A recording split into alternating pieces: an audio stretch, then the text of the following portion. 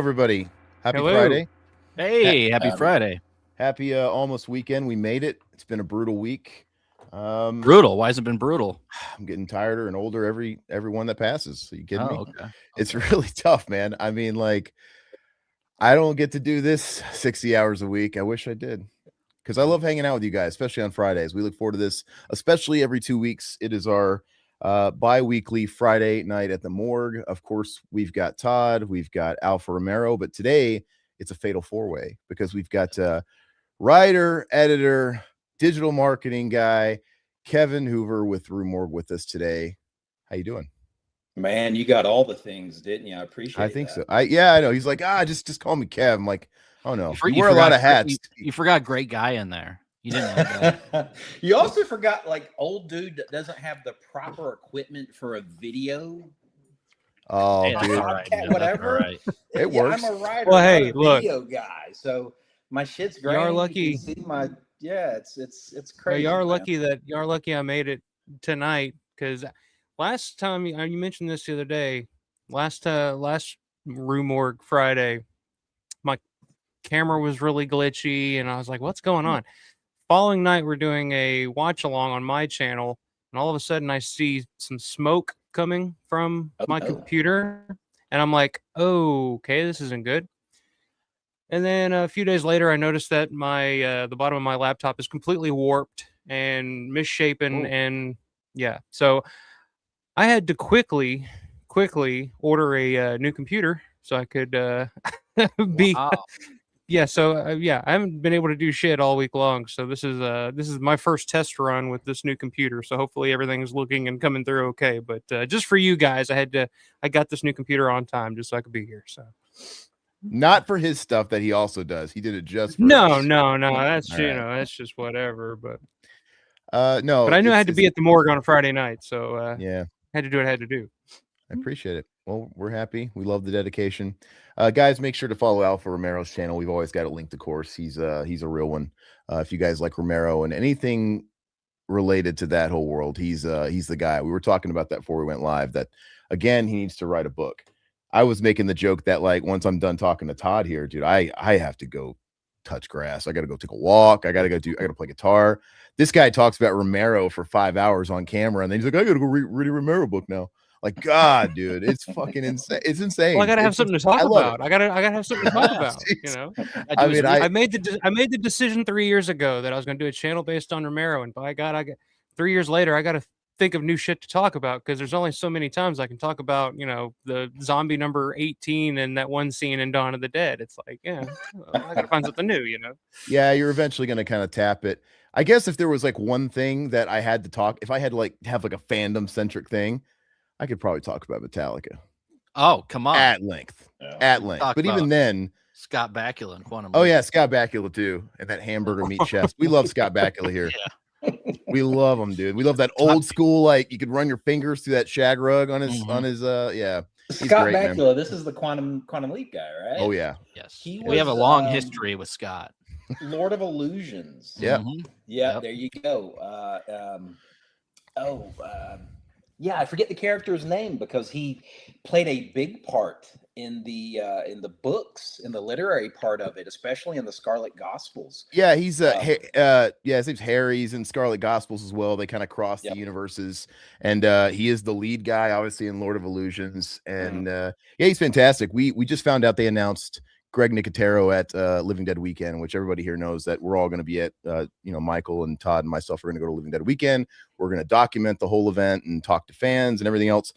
If we get a chance somehow to gain courtship with him, we just want to hear about Scott Bakula. He worked on that movie. Yeah. I'm like Todd's number. He already submitted his question to me. He's like, you got to ask him, man.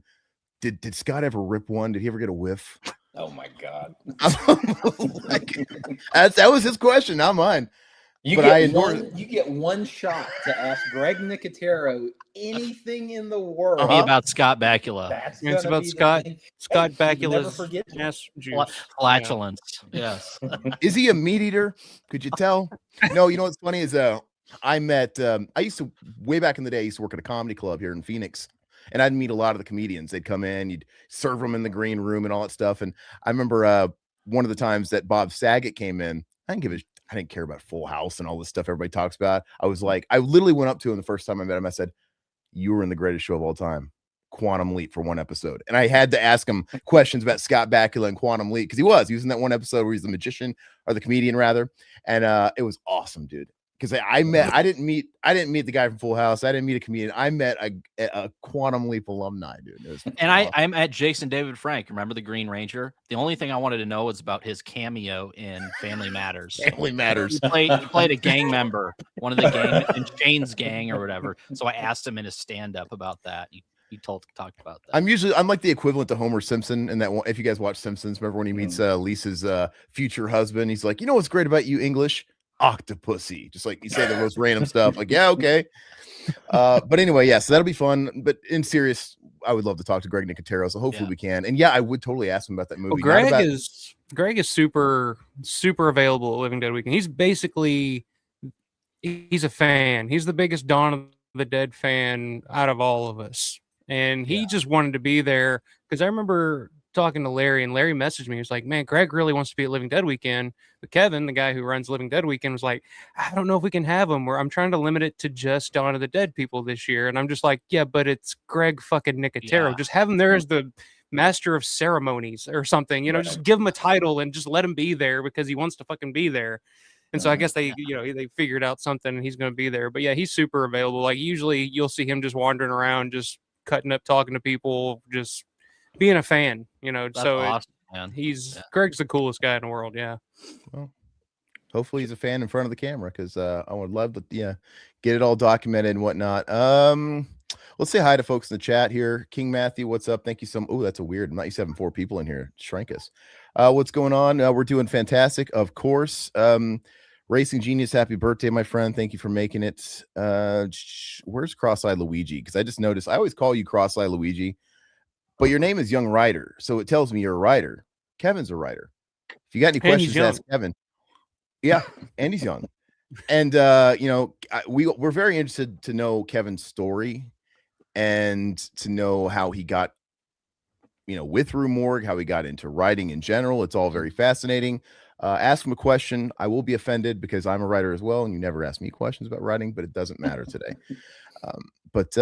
Yeah. What is that? What is that story? How did you get involved with those guys? Yeah. So Rue Morgue, I remember the day I discovered Rue Morgue like it was yesterday. I have a friend. His name's Perry. And, like everybody, a horror fan since I was young, and read the publications at the time. And this was let's just call it 20 years ago. And we had met. We were both working in the same shopping complex. And he's like, "Hey, you're the guy that likes the scary movies." I said, "Yeah." He said, "Do you know this magazine called Rue Morgue?" And I didn't. And he introduced it to me, and I got a chance to read through it. And one of the things that I just absolutely loved was that Rue was very honest in their opinions on things. So, like, you would see an advertisement for something, a film, whatever at the time, and then you would read a review of that same film in the magazine, and it wouldn't necessarily be very glowing, right? They would take the director, they would take the film to task. And I'm like, man, how do they do this? Why would they do this? And as I got more into the magazine and understood the history of it, it was like, oh, they're maintaining journalistic integrity. And before we get too much deeper into this, you guys have been doing this show for a couple of months now. And on behalf of our folks at Rue Morgue, we're so appreciative of this. We love this show, and we love this opportunity to partner with you guys, because you're actually taking, our magazine's been out almost 30 years now. And every other week, you're taking an issue and you're going through it page by page and showing people this record of horror that our brand and our writers have established over the last near 3 decades. And what we're so appreciative of is the fact that you're not handling this with kid gloves. You're not sugarcoating anything. If you don't like something, you don't like it, and you call it out. And you're embodying that same thing that is such an important part of Rue Morgue, right? Is just calling things for what they are. And so we're so thankful for that. And everybody on our side loves to see that your viewers are interacting. We love to see those comments where people are saying, we've come back to Rue Morgue, or, hey, this is something worth checking out again. Everybody likes to talk about physical media is going through a renaissance. It's going through a resurgence. Horror fans know that it never went away. Rue Morgue never went away. We've been around 28 uninterrupted years. And so when people are just now going, hey, look, I can buy discs and this stuff is coming back, it's like, yeah, but for horror fans, it's always been there. And Rue Morgue has always been there. And so kind of getting back to your question, the very first article I wrote was for a company called Bloodbound Books. I got to interview a tattoo artist who had made a coloring book. I got put in touch with Andrea Subasati, who's our editor at the magazine. We moved that interview to our website. This was about 5 years ago. And then from there, it just kind of steamrolled. My very second article was an interview with Pamela Pierce, who's the daughter of Charles B. Pierce, who did Legend of Boggy Creek and The Town That Dreaded Sundown. Oh, yeah. So we did a deep dive on Boggy Creek. I've covered that a few times over the years. Interviewed Joe Bob many times. Actually did a 5-year, when The Last Drive-In was on Shudder, we did a roundtable interview with him, Darcy, John Brennan, and Yuki, the main cast. One of my Grail pieces was Darren Lynn Bousman, who did some of the Saw films. He did Repo. I chased him for about 2 years and finally got an interview and got to meet him in person last year at an event. So, and with us here tonight, one of your viewers I know had mentioned they're a writer. People ask all the time, how do I get into this? How do I get into this? Well, for the next couple of hours, let me break that down for you. Let me demystify this process for you, okay? Ask those questions. I may not have an answer for every one, but I can probably point you in the right direction. For the people that are going to be watching this the days and weeks after this, my email is kevin@rue-morgue.com. Just email me. You don't have to have something specific, or just, hey man, how do I get into this? Or who do I pitch? What do I do? Send me an email, right? If you're honest in your approach, I respond to those emails. I really do. So I tell people all the time, if you need a contact in the industry, let me be your contact. That's very cool, man. And we should know, I mean, Kevin's been our contact, and I reached out to him. He got back to me right away. So yeah, it's been great, man. And thanks for yeah. Thank you for all the nice things you said. I believe in conservation. You said, physical media is coming back. That's great. Hopefully that's a niche that never really dies. But I just feel like if time allows it, people will even forget about the Beatles. I think there will be a day where people even can forget about the Beatles. There's kids that don't know who the Beatles are. Like in my 10 years ago, that was not a thing. Everybody knew the Beatles, like 3-4 generation. And now it's starting to show the frayed edges on that. And that's scary. Now, if something like that, I think, can be forgotten, Legend of Boggy Creek can be forgotten, right? And nobody wants that. And so I think it's important that we make as much of a digital footprint on this stuff. We keep talking about this stuff. The more people talk about it, the better. I mean, everything's algorithm dominated anyway. Keep it out there, keep it alive, and it shouldn't die. I mean, I love the fact that people still buy magazines out there. I think it's great. You were talking about, dude, you can't, reading an article on your phone in the toilet just doesn't hit the same. Nope, not at all. Nope, you got to have a stack of Maxims on that tank. Stack of Rue Morgue. Yeah. Magazine. That's a throwback. But it's a special thing. And yeah, there is this weird little resurgence going on right now where, vinyl's been kicking for a little while now, so that's not new. There's people buying CDs again. Like there's people interested in the next generation. It's like what's old is new, and that's awesome. Let's keep the flame stoked on that, because who knows what's coming down the pike, man. I mean, I think CDs, look at cassettes. Cassettes are a new thing. I know so many new bands They don't do vinyl anymore. They don't do CDs. But if you go to their shows, they have cassettes. And I'm just like, okay, like that's new. VHS is another one. I know there are certain people out there that that's all they care about is VHS. They just want it on VHS. So I think there's always going to be like a nostalgia to this stuff.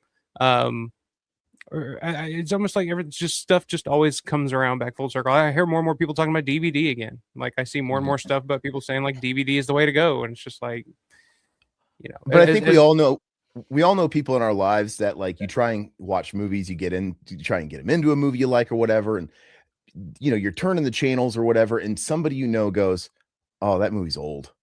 Instantly disinterested, right? Maybe it's black and white, or maybe it's Technicolor and it just looks really, really old, 60s or whatever. And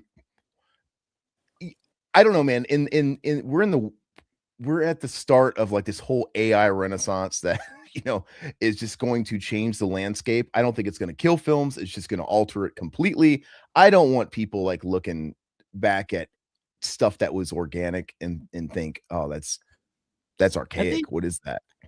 To be an optimist a little bit, I think a lot of the AI stuff will get more people interested in the older stuff because they're going to be like, oh my God, that seems like real. That seems like a real human being saying that. There will be, of course, younger generations who grew up on, like, I know just certain generations that grew up with just CGI. Like, they're just so used to it. It's like it doesn't like, for me, when I see a Marvel movie or something, it looks like I'm watching a video game cut sequence a lot of the time. But for some like younger people, they look at that, it's like, oh, that's just what movies look like. But when you show them something older, at first their brain doesn't quite compute what it is, but there is that little bit of curiosity of just like, oh, you mean they actually did that? They actually built a model and like blew up the house. So you try to explain it to them a little bit. But I mean, I just think technology goes, there's always going to be that pushback where there's going to be that generation that says like, oh, well, check this out. This is what they used to do back in the day. I think there will always be that aspect of it as well. Alpha, I think your internet connection's on fire today. It's like your connection's a little wonky. There's already starting to be a pushback, though. I mean, you got people that are like, look at conventions. Conventions are so hot, especially now. It's like people want that sense of community when it comes to their certain niches. I mean, they're listening to YouTube podcast, video podcasts. It's like there's already a market for that, and it seems like the bigger AI gets, you're going to have a fraction, if not like a lot of people that come back to like the old analog stuff. So I don't think it'll ever completely die. It's just going to be different, and people have to adapt to it. I guess I'm just going to be nihilistic, Aaron. I mean, you guys are so positive. I'm like, hey. I think you're right. I think it's going to create a bit of an attraction to that organic stuff, but it's going to be so niche, dude. And the question is, are people going to be able to make a living off that niche show that people? I think the younger generation is, because they're going to look back on Gen Alpha is going to look back on this stuff. They're already doing it with DVDs. It's crazy what they're spending on DVDs nowadays. So it's like, yeah, I think they're looking for that simpler time. Let's just say that. Well, anyway, on that note, we can talk about an old movie, because this issue of Rue Morgue, Todd, if you want to, or actually Kevin might be able to brief us better. I know the cover story it's the 40th anniversary, 40 years of Freddie and Nancy. That's kind of that's the cover story. And I don't like to reread any of the stuff before this. Todd does. I kind of like to go into it with fresh eyes and, be like, ooh. And I'm assuming this is an interview with both those guys, which is right. To piggyback off of you, I haven't reread this issue probably since it came out. When I do probably half a dozen conventions every year myself. And a lot of our team, throughout the year, we're probably at 18, 20 different events. And so when I carry this magazine, I always talk it up because I have one of the cover stories in it, which is this on Magic the Gathering, the dark art of Magic the Gathering. And I was at a show last year, and Heather Langenkamp was one of the guests. And I actually got to present her with this issue of the magazine. And I said, do you have this? She's like, no, I remember doing the interviews in here. But she, I gave her the magazine and she kind of sat there and flipped through it. But yeah, this kind of revisits the 40 years. There's always big milestones, right? We talked about today is the 45th anniversary of Friday the 13th, Part 2. Nightmare on Elm Street 40 years was something worth celebrating. And I love that they chose this image. Our art director is a guy named Shane Mills, and his covers, his layouts are phenomenal. In fact, the Rondo Hatton Classic Horror Awards, we were up for best cover for an issue that we have that's just purple and black, and it has Alice Cooper on the front. Oh yeah, that one's Great awesome. cover. I love that one. Yeah. Yes, and Shane does some great work. This cover, I remember when it came out and I was looking at it, I was like, what is that so reminiscent of? And I read a comment somewhere and somebody said, it makes you think of like an old Teen Beat magazine. It looks like exactly what it is. Mhm. Yeah, you would see at the grocery store, 17, Teen Beat, whatever. And so I love this look. I love this cover. But going through it page by page with you guys will probably be the first time I've done it in a year. No, very cool. Yeah, I see it's advertised right there. The Shadow Side of Magic the Gathering. That's the article that Kevin here wrote. So he'll. I'm excited to get to. We'll wait till we get to that point, but I'm excited to because that's not a world that I'm like akin to. You know, obviously I'm very much aware of Magic the Gathering. I'm very much I'm aware of like D&D. I'm aware of Cyberpunk. I'm all these things. What was the other one? Gosh, Shadowrun. There's all these games that people would play and card game. It's not my world, but it can't be that different than like role-playing video games. I grew up playing, you know, Final Fantasy and Dragon Quest, and I'm like, it's the same thing. Like it really is, right? It's leveling up. It's using this to do this, and then Magic the Gathering isn't. I don't know. I'm probably sound like an asshole. I don't know anything about it. It's kind of because I'm like you. I grew up playing those SNES RPGs, Dragon Quest, Final Fantasy, Secret of Mana. I love those games. Oh yeah. And then when we get to the Magic story, but I had never touched a Magic card. It always existed on the periphery of my nerddom. Like I was always aware of it, and I always had friends that were in it, but I had never played it. And so when this article was coming together, one of our family friends, her daughter is a big Magic player. And so she came over and then just one evening was trying to explain things to me. And I'm like, God, damn, this is complicated. Like, it's cool. I can appreciate it. But yeah, there was a learning curve to that game. Yeah. I'm looking forward to it. I've went to many hobby shops. You know, I've like looked for like local comic stores or like game stores where I want to find like retro games and collectibles. And then I get there and I'd be like, oh, this is a different kind of game store. And you'd walk in and it's all the guys like at tables, you know, playing their games. And I'm like, and I just feel instantly out of place because I'm like, I'm out of my league here. But no, and I have a lot of buddies that play Magic. They play D&D. It's one of those things. Like I have so many hobbies. It's like I can't afford to pick up another hobby, that sort of thing. Right. It's I don't have the time. Every time he says D&D, I think I used to masturbate constantly. I play D&D too. Airheads. Yeah. All right, so let's go. What else we got on the cover before we open it up? Down here, I can't help but notice. Is that Amityville 2, The Possession? I see. What are we gonna? Because I love that movie. Everybody knows I love that movie. I think it's like I'm almost excited to read Sex with Monsters.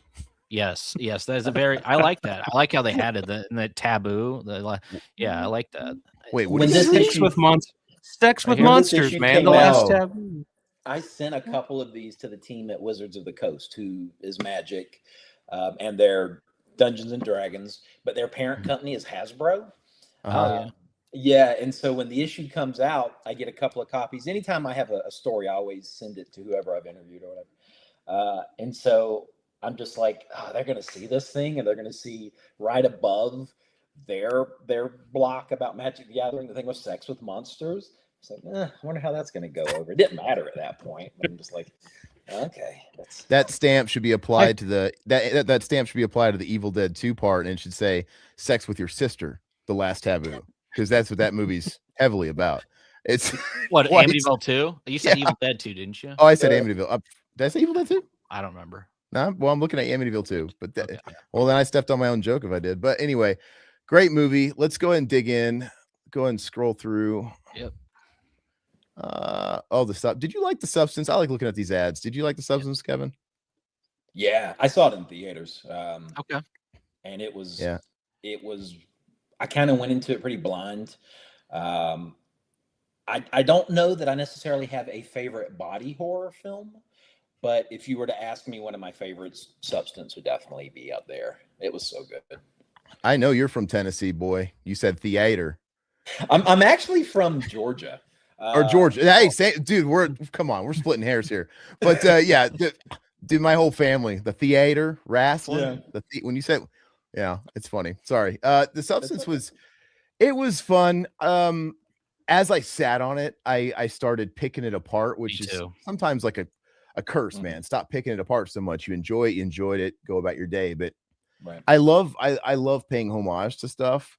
Obviously, all sorts of filmmakers rip shots and stuff like that, and that's totally fair game.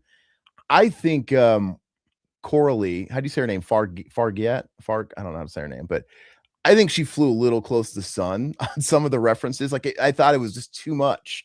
Like, I think it should be kind of subtle, like for certain people to catch it. But when, by the time I got my 5th Shining frame, I'm like, all right, this is kind of heavy handed, man. Yeah. I thought it was ballsy. Like, oh, you can take shots, but you're taking some of the most iconic shots in the game, dude. Like, the upward angle at the door and all that stuff. And they had the bathroom thing. I'm like, this is ballsy. But it was fun. The third act was a total blast. Just when it went off the rails and stuff at the end, it was great. No, and I'm with you. Like, I really like this. I did have my issues with a few of them. I like Demi Moore. I thought was fantastic. And Margaret Qualley, I thought was really good in it as well. So I had fun with it. It's a good movie. William Blasco, welcome. Hold on. I didn't get it. Well, I got it. How did you not get it? It was just kind of a. Yeah. It was kind of a. I didn't get why people were losing their fucking minds over it. I was just like, it's like 3 movies thrown into a blender. Like, I mean, you kind of get like, okay, it's this movie with this movie and this movie, right? It was a fun time. Alpha, why you got shit on everything? No, everything new, Alpha. Come on. I will say, even when there's a movie that I'll criticize, if people like it, dude, it's great for horror. It's great for the genre. Yeah. And the fact of the matter is this thing was up for Oscars, dude. What the heck is that about? Yeah. I don't think that stuff matters. I think it's so stupid. That doesn't mean shit these days. It doesn't mean anything. But you know what it does? These days. It doesn't mean anything. But you have like these mainstream publications platforming a horror film. I don't think it means anything. They don't make any other kind of movies anymore, though. Name another great action movie or comedy or anything that comes out in theater that gets any.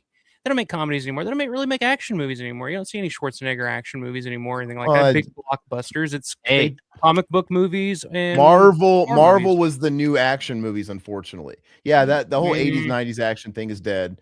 They killed the Western. Well, horror's not dead. Horror has been hot this past year, man. It is horror is always going to be alive and thriving because it's indie horror scene is ridiculous right now. It's proven time, not even just indie, it's proven time and time again that hey, these are films that we can get away with a shoestring budget and we don't need marquee talent because horror is the talent. Horror is the thing that puts people in the seats. You don't need Tom Cruise at the top of that bill.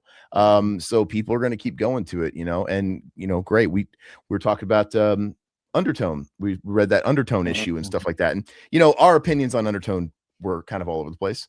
But man, good for that guy. Good for that filmmaker because he kind of hit the jackpot. He made a film. He used the resources he had, even filming it in the house that his own parents died. It's like, and then it made like $1 squillion by comparison to the budget. The guy's already like set, doing the next Paranormal Activity and all that great stuff.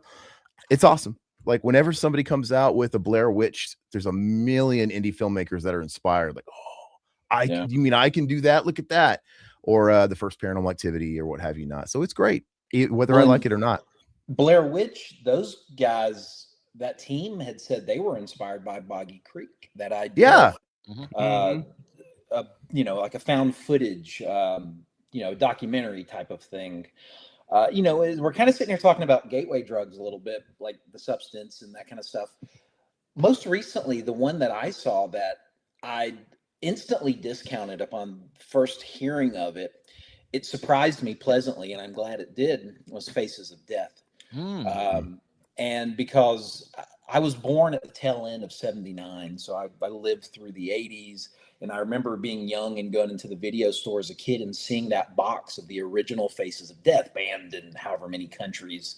And in the years since, I was fascinated with that genre of film, Mondo. So you had the Faces of Death films, Shocking Asia, Mondo Kane, which Faces of Death was inspired by. So when I saw they were going to do a new film, it's like, how do you do this anymore? And I think they did it in a creative way that in 2026, when this thing hits Shudder, and Shudder is currently streaming Faces of Death, the original Faces of Death, I'm curious to see how many people will follow through from that original or from that new film to the original and seek out just that genre of, or that, you know, kind of that area of film that is essentially dead at this point. You can't make a Mondo film these days. Called Twitter now. Yeah. Well, yeah. It's called Twitter now. I swear to God, Yeah. every time I go on Twitter, I just stumble across some video of somebody getting shot or something. I'm just like, God, why am I like, no, I don't want to see that. Like, Yeah. You know what's funny though is they now sell Faces of Death at Walmart, which is so odd. The original. I heard about that. Yeah, They do I saw actually. that too. Yeah, I think it was like starting like last year, and I saw it for myself. I'm like, this is absolutely insane. Like, I'm trying to think of the equivalent, but like, I don't know. Yeah, like this was just a bad movie. You can't watch this, and it's at Walmart. So Is this it like going into Walmart and buying Serbian film or something? Yeah. Yeah, okay, that's a great one. Exactly, and it's just, Yeah. which we don't talk about that movie. We don't say that movie. That's Okay, a terrible. I don't talk about that movie either. It's a terrible movie. You don't like that movie, do you? Do you? I mean, it's okay if you do. I don't. Serbian film? Yeah. No. When I saw It's fun for the whole family.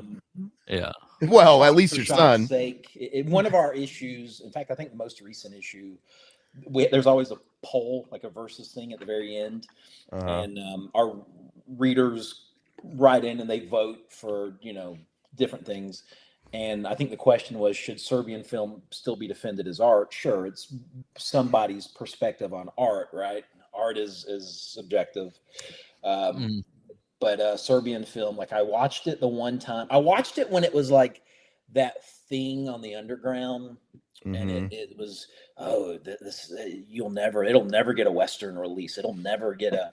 And then I watched it and I was like, this isn't me. You know, this isn't me. So yeah, I didn't. And I also think I'd be more concerned if you watched it and then you were like, "This is me. This is my thing." Like, in fact, I didn't.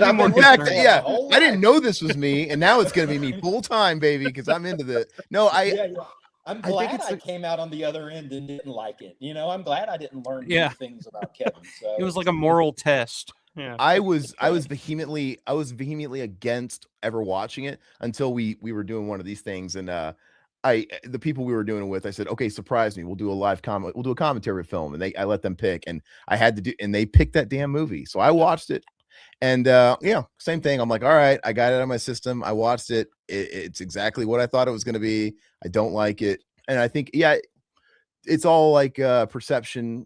Sure. It's art to that guy. I think it's a gray line, a very thin line of, is this really art? Are you really saying something, or are you just being edgy for the sake of being edgy? And is it just exploitation?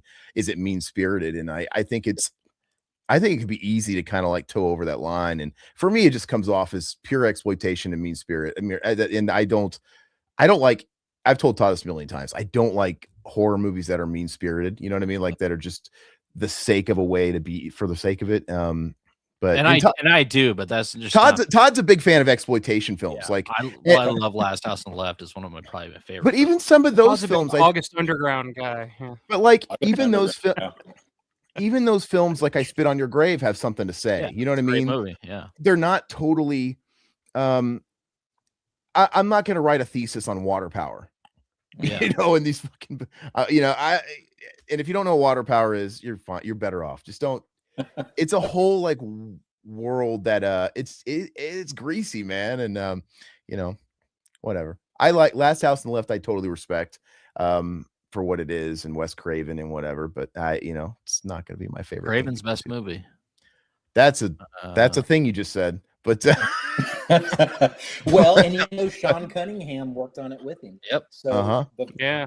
creator of Friday the 13th, the creator of Nightmare on Elm Street, came together to do Last House on the Left. Well, they're supposed to do part 2, but that got shelved for Friday 13 stuff. So I hate that censorship is such a big thing on Google because I hate telling this little story without being able to say the word because it's context. But the guy that used to do the Exploited Cinema podcast back in the day, because for those of you guys who don't know, we've been around a long time. We started early 2011 in the audio space, and back then it was these guys like Exploited Cinema, and of course Dead Pit. They're still around. It was kind of like all us and a pile of these nerds that were just like doing it out of your basement and whatever, and on Skype or whatever. Rue Morgue Radio. Rue Morgue Radio was around back then. So one of the dudes from Exploited Cinema, he told us the story. It cracks me up to this day. He's a sleazy dude, man. He was doing the right podcast because this guy lived it, like lived the sleaze life. And he went to a convention and he wanted to meet David Hess. And he goes up to David Hess like all clammy and nervous because that's like his god. And he goes up to him and he says, "Oh my God, you're the king of grape." The guy, I can't say the word. Gotcha. And he said he looked at me like, "What the fuck have I done with my life?"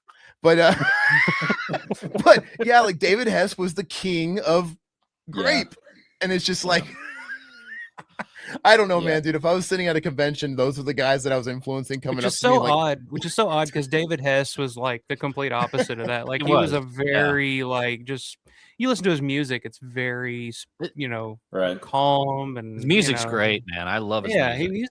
He's a great musician. There's actually like a bonus feature on the Last House on the Left. I think it was on the original DVD where he's just sitting there playing some of his songs, and and it's just like. You kind of forget that, like, oh, that's the guy that that's Krug. You kind of forget when you're watching. You're like, okay. Well, his music's got to be mellow, dude. He's got to be able to get down to it. Do what he does best. Well, I guess I don't know. David Hess. Anyway, that story always cracked me up. But we have somebody's asking. Let's see, where's the thing? Oh, William Blasco wants to know where in Georgia are you originally from? Savannah, so Southeast Georgia. Savannah's big, but I'm 46. I lived there until I was about 32. And then I tell people I live in Nashville now. I actually live about an hour south of Nashville. But Savannah, Georgia. So Midnight in the Garden of Good and Evil, big tourist place. Terror Vision, the boutique label. We were talking about cassettes and things. They're based out of Savannah. They have the Grave Face Museum, which houses, I think, the world's largest collection of letters from Gacy or artwork from Gacy. So my town got a lot cooler after I moved away. That's for certain. Like I go back and visit, and I'm just like, "What was all this shit when it was this cool? Would I have left? Yeah, I still would have left, but it just got a lot cooler after I left." So, speaking of theater, my grandmother, Savannah, Georgia, from Savannah. So the line's all blurred for me. Hey, Todd, you know who else lives about an hour outside of Nashville now? Fred Durst. Oh, he moved to? Speaking of like your Lord and Savior, your deity. Hey, he hosted Dolly. It always comes back to Durst. Yep. Dolly, he hosted a screening I saw of Dolly at one of the theaters in Nashville. And I found out about it like a week later. You guys know what Dolly is, right? Yeah, we reviewed it. Yeah. And he hosted a screening of it. So, and I was like, he must live around here. I thought that was kind of cool. I hated that I missed that thing.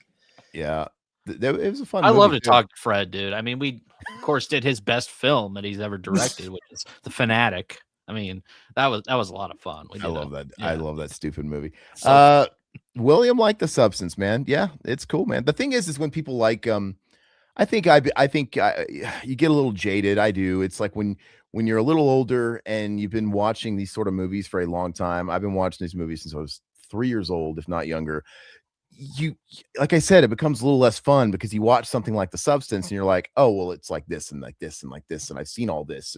But a lot of people, this is their gateway, and those are important. Everybody hops on the train at a certain point, and we need these big gateways to kind of open the door. So for example, if you were somebody that just got into the substance and you liked it, you're like, oh, and you don't know like Cronenberg stuff, or or The Shining, or if that's possible, Suspiria, you go back and you dig, and you get to relive all this archive stuff that I wish I could watch again for the first time. So it's very good. It's very important. Let's go. Tony, the Lone Rider Smiths, what's up? How you doing, brother? Good to see you. What director's a hack? Me? Am I the hack director? Yeah, well, everybody knows Piece that. of shit. I know. No, it's okay. Coralie Fargiot? I don't know. Let's go ahead. What We director stayed is a he long talking time. We've been on an ad for a long time. We should probably pick up the pace. I know we went from the substance to Faces of Death to Last House on the Left to Fred. Fred Durst. Let's go to let's read the key here. Rue Morgue. Go and zoom in. Let's see. We got Freddy at 40. He's going to be on. He's early in. He's page 12. Oh. Whoa, Todd, you son of a bitch. I do this. Every Spoilers. 2 weeks. Okay. Because you can actually, which is nice, you can actually click on them and go to the page. But yeah, so a celebration of the 40 years. That's great. This one's by Ernie Magnata. And is this the Andrea? Andrea, she's our editor-in-chief. Yeah. Yeah, so we'll have her on hopefully next month. Yeah, that's cool. So go down a little bit, Todd. I just want to see what we're in for. The Dark Side of Mana. I wonder who wrote this. Probably a guy with a beard. Yes. Magic the Gathering has been delighting players and collectors with an ever-growing gallery of terrifying ghouls, goblins for over 3 decades. Now Rue Morgue looks at the tabletop RPG's Horror Hall of Fame. So that'll be it. I'm interested, man. If anybody out there plays that stuff, Satan, I know you fuck with it. all Come right, on. we can start now. Satan's here. Satan's here. I'm not going to bother with my Satan soundboard, but No, it's fine. do you play that stuff? I feel like you're into like tarot, dude, or something weird. That is the Satan, by the way. Yeah. He works night shift somewhere, and he comes on his lunch breaks. He's like, I got to go back to work. I got to go back to my. Oh wow, dude, you can't stand Robert Englund. What did he do to you, man? Well, Todd and I have a Robert Englund story, but it's not personal. It's all water under the bridge, right? But no, I think he always seems like a cool dude. Why can't you stand Robert? I think Robert, if I could give a little bit of advice to Robert Englund, because I know he loves my advice. I know he's at a certain age and he does these conventions and he's a big deal. He just announced another show and they're not doing like the pre-sale thing. They're not doing like the pre-sale thing because he's a little older. He has his arthritis. He kind of like goes for as long as he can go and he stops. And they're just doing that thing again where it's like, we can't guarantee he's going to see you line up. And like, that's why you do like a pre-sale. And they're not doing it. I saw it. I'm like, oh my God, that was mine and Todd's experience. It's kind of what happened to us. Yeah. Todd flew all the way from the Midwest out here and went, and he bought like a really nice replica glove and everything. And I don't usually like, I'm a big con guy, but I like the vendors. I'm not really huge into like paying $1 squillion for autograph. It's not really my thing. God bless people that like it. I think the bubble on that needs to burst personally here soon. But I was gonna break that for Robert because I'm a huge Freddy fan. Obviously, kids of my age, Todd's age, we grew up on that stuff. I'm like, all right, I'll go with my best friend, and I will pay probably $600 to get a photo with my best friend with Robert. And he came all the way out there, and we're waiting. And like these big marquee guests, they usually put them in their own like hall room. You can't like just kind of like do a drive-by and look at them. They're tucked away in their own room and they're lining up outside of a door. And we literally got like all the way to the end, and it was like vacation. What's this concerning, Mr. Gribble? It's like John Candy. And like, what? And I was like, yeah, Robert's gonna stop for the day. His hand's hurting a little Sorry, bit. folks, the park's closed. Yeah, exactly. And I was like, I just couldn't help but laugh. I'm like, are you fucking kidding? I'm like, wait a second. He's right there. He's behind this wall. He's here. Like, but you're saying he's not going to sign. Like for the rest of the people that are in this line, it's not that big. Like, come on, like what? And I get it. You're older and you probably have like your certain agreements and whatnot. But I'm like, come on, man. Like, you know what the cool thing would be? And I said this to Todd. If you're going to do that and you're not going to have reservations, listen, yeah, and your hand's really hurting. He said that was the excuse, the arthritis. I'm like, okay, well, that's where I would be like, I feel real bad. Tell you what, I'm so sorry. I can't really sign anything, but guys, come in. I'll take pictures. You know, I'll do something to compensate. And dude, that would have went a long way with the people in line.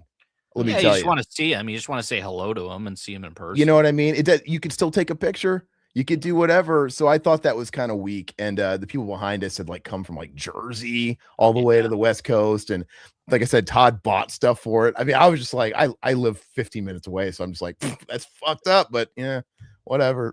Anyway, that was a derail. So hopefully they fix that stuff. But slasher for the season.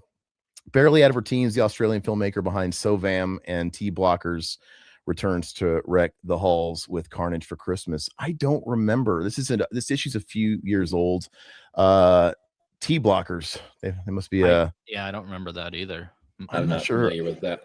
The writer on this, Rocco Thompson, one of our long tenured writers, he used to be our editor for our website, our online editor now. A great guy. His name's Will. And his wife Olivia is actually the assistant online editor. Rocco, if you've ever seen the movie The Sadness, that batshit. Oh, I love that movie. It's so good. Yeah. Rocco wrote as you guys are going through these, you'll find a Rue Morgue. The cover is The Sadness. Okay. Rocco covered that for the magazine, but he is blurbed on the actual movie's poster and everything. And I forget the wording on it, and it just says Rue Morgue, right? It doesn't say Rocco Thompson from Rue Morgue, but it's his words blurbed on The Sadness. So, and that's an awesome movie to be on, man, because I watched that not expecting anything, and man, I was like, I went out and bought it like that weekend. I thought it was the Vinegar Syndrome release. No, I think it was a Canadian company, I believe, that put that out. But yeah, I did pick that up. It's a wild ride. Oh, that's so funny. So Alpha, I think he was having issues. If you guys can notice, his connection was acting wonky. His connection was. So when you came in, Satan, he probably wasn't here. He's like, Alpha looks different. So, yeah, I mean, he shaved his head and he grew a big old beard. Kevin from Rue Morgue, and we're going through the issue with him. So yeah, Satan, if you have any questions for Kevin Ryder, he wrote the article about the dark side of mana. We're going to be talking about Magic the Gathering here. I'm sure Alpha will pop back in. It's funny. He said he bought a new PC. I'm like, there's a gremlin still in there, dude. I don't know what's going on. No. It's all good. So let's go ahead and let's move on. All right. Okay, Notes from the Underground. Who wrote this one? Is it always? That's always Andrea. It's always gonna be Andrea. Okay. Yeah. That's all right. Andrea. You want me to zoom in more? I'll read kind of the first paragraph. It just kind of sets us up a little bit. Those among us who can remember seeing A Nightmare on Elm Street in the cinema during the first theatrical run might feel a little pang of something in the old bones to hear that the film turned 40 this year. For me, an elder millennial who rarely sees horror movies in the theater, much less during their initial run of engagement, I feel like A Nightmare on Elm Street has always existed. I'm older than the film, so it was there when I came of age to peruse the VHS racks at the video store. It was there at sleepovers I attended, although I was usually the only one paying attention to it. And as I continued with my horror fandom scholarship and career, it was always there. It occurs to me now with the new opportunity to contemplate it. Thanks to the new interview material with its stars, that this was a film that set an important standard for me in terms of what horror should offer its audience.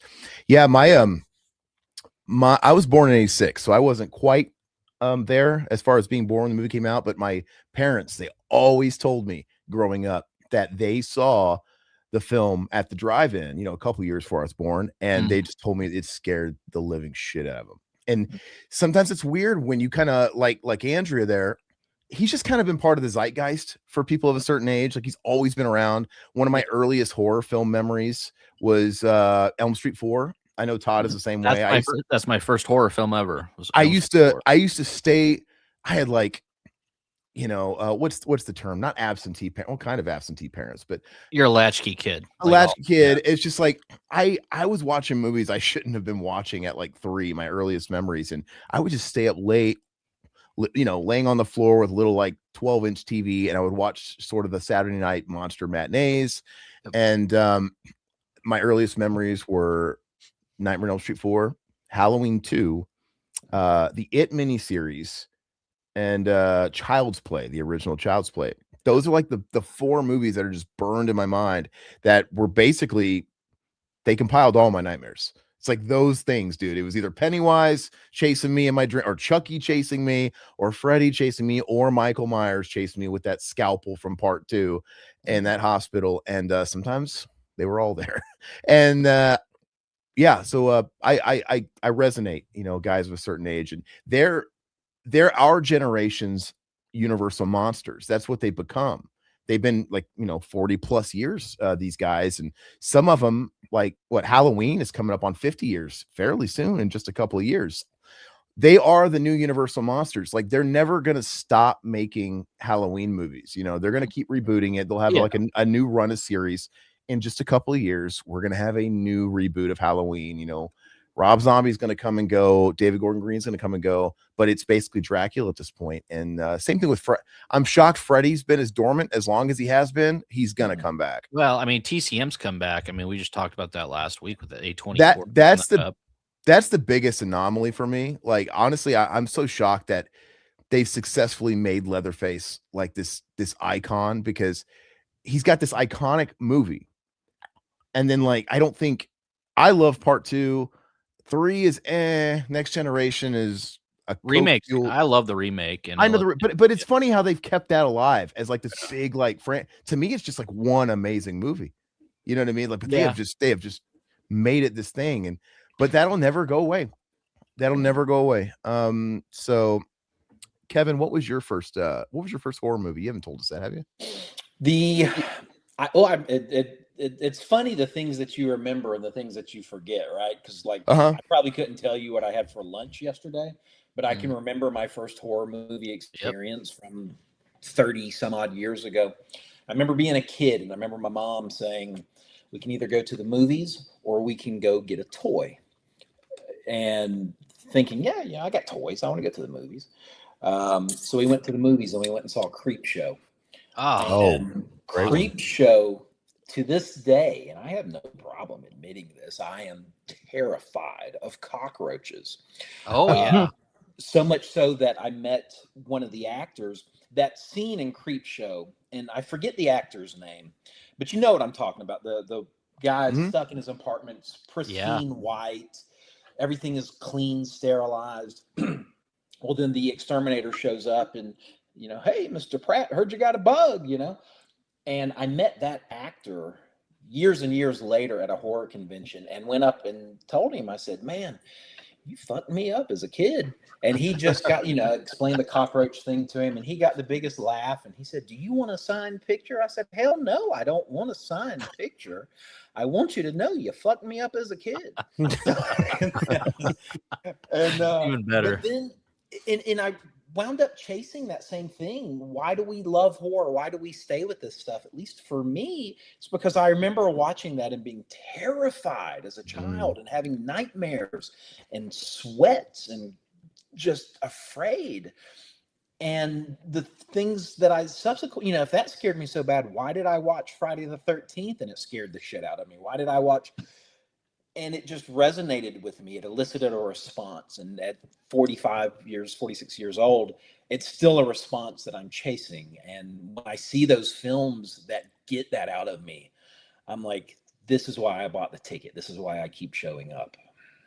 No, I straight up, I felt like I was matured kind of fast just because of the upbringing I had. And I straight up just related to that stuff a little more. And I had a firm grasp on what was fiction, what was reality. Like I was never that kid. Like, I get it. Like, this is all make believe, but I loved films that kind of dealt with the stuff that I felt like I knew a little bit. It's like, dude, I'm not going to watch the Care Bears. My life isn't the Care Bears. Right. You know, you can watch the Cosby Show or, you know, Full House or whatever. It's like, dude, this isn't the family life I knew. Like, my life was more like The Stepfather, except it's my real dad. So not like Stepfather, a movie called The Father, but you know what I mean? Like, it's just, so I, as a young kid, I'm like, you know what? Like, this is real stuff, man. I didn't But get off on that. Do you think it's something that's just like inherent? Because like when I was a kid, like I remember watching one of the first, and I hope I'm coming in okay. Sorry, my internet. Hey, you sound great now. You sound okay. My great. internet went completely out, so I had to like reboot everything and all that. But But I remember sitting there, like my dad would work nights and he would get home late. And I remember watching, I got up in the middle of the night. I was probably 4, 3, something like that. Get up in the middle of the night and going and sitting with my dad. And we watched, because he had recorded Hellraiser 2. And I remember watching Hellraiser 2 with my dad at like 3 or 4. And it freaked me the fuck out. But like, I just couldn't stop watching. I couldn't stop thinking about it. I was just like, this is the coolest thing I've ever seen. But man, this is really freaking me out.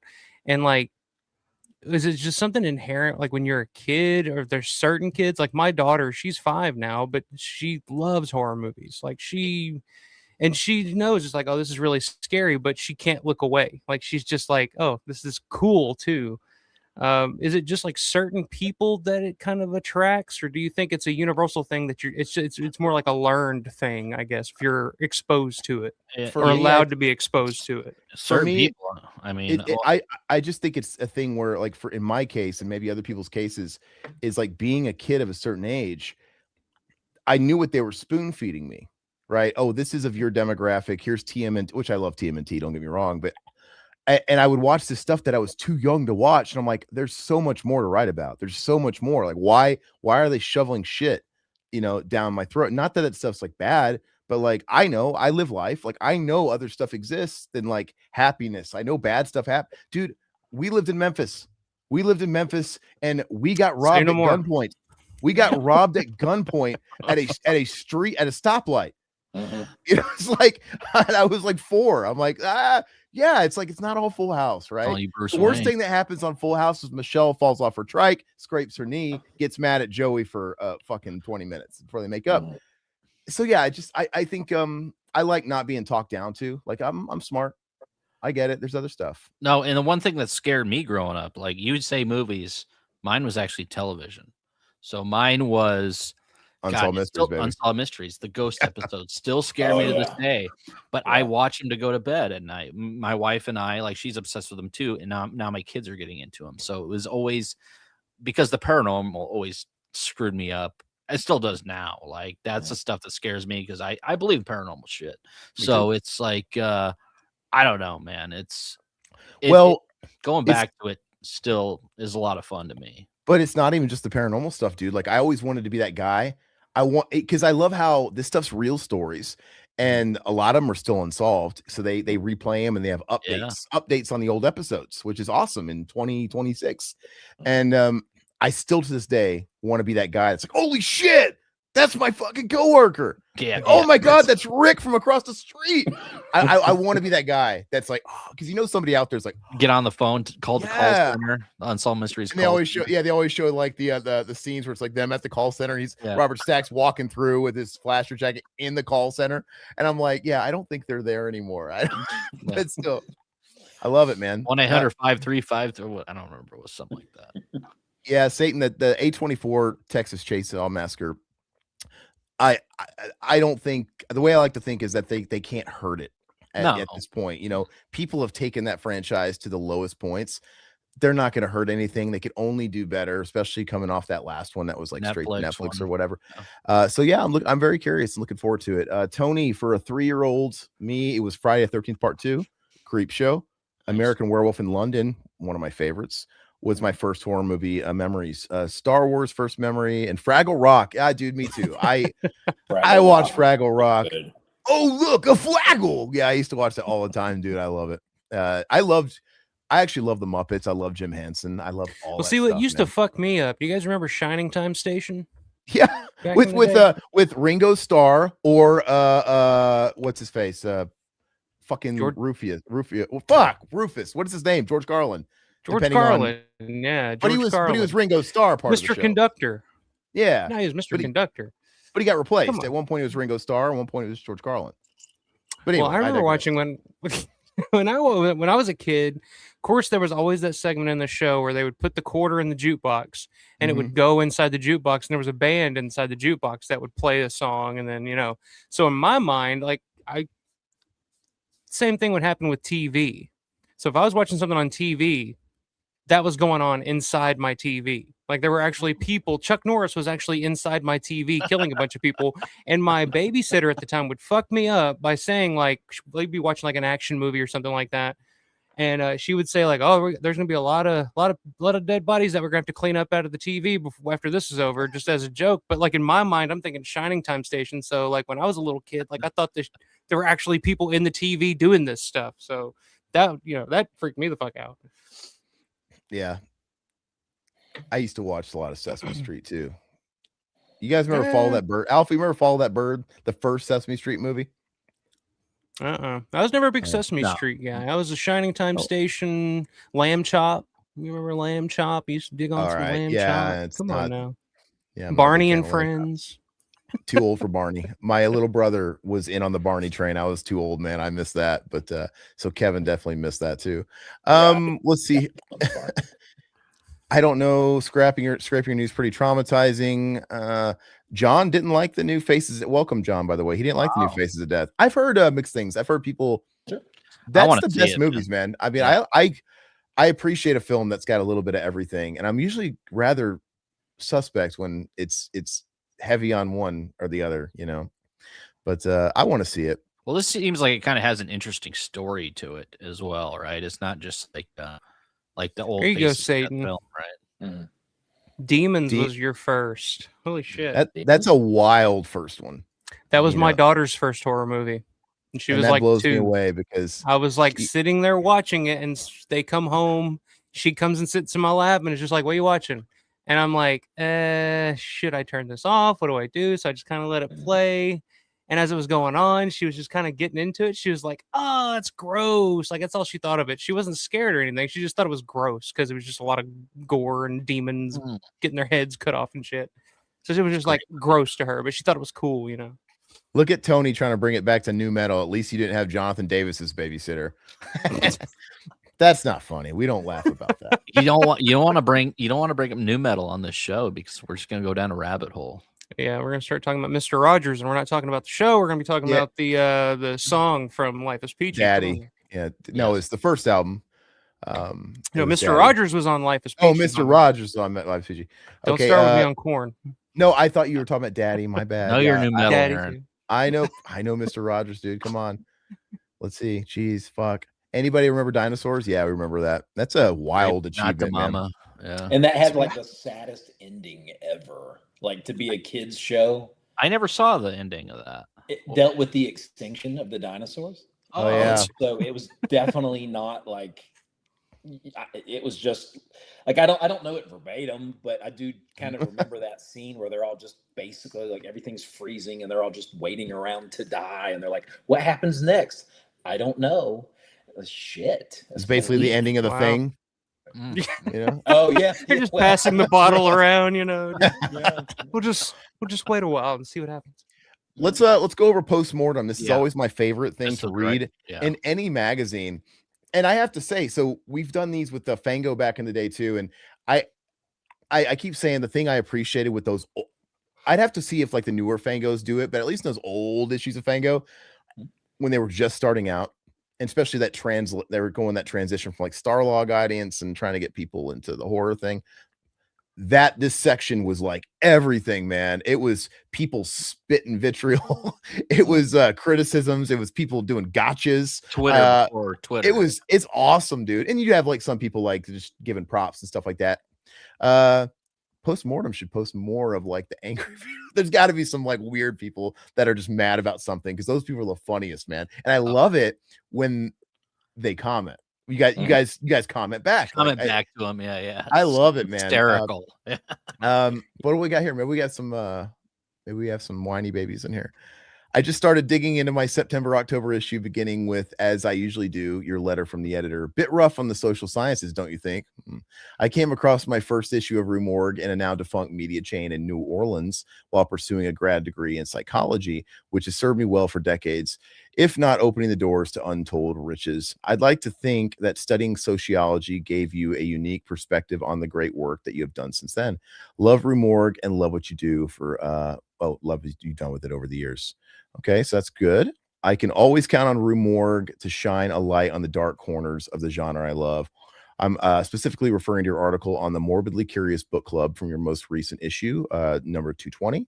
Most people think horror is all about Jasons and Freddys, but that article really showed how they are just the tip of the iceberg to a very broad and multi-layered subject. I've got the issue bookmarked for when family members come over. Now, it's very important. Yep.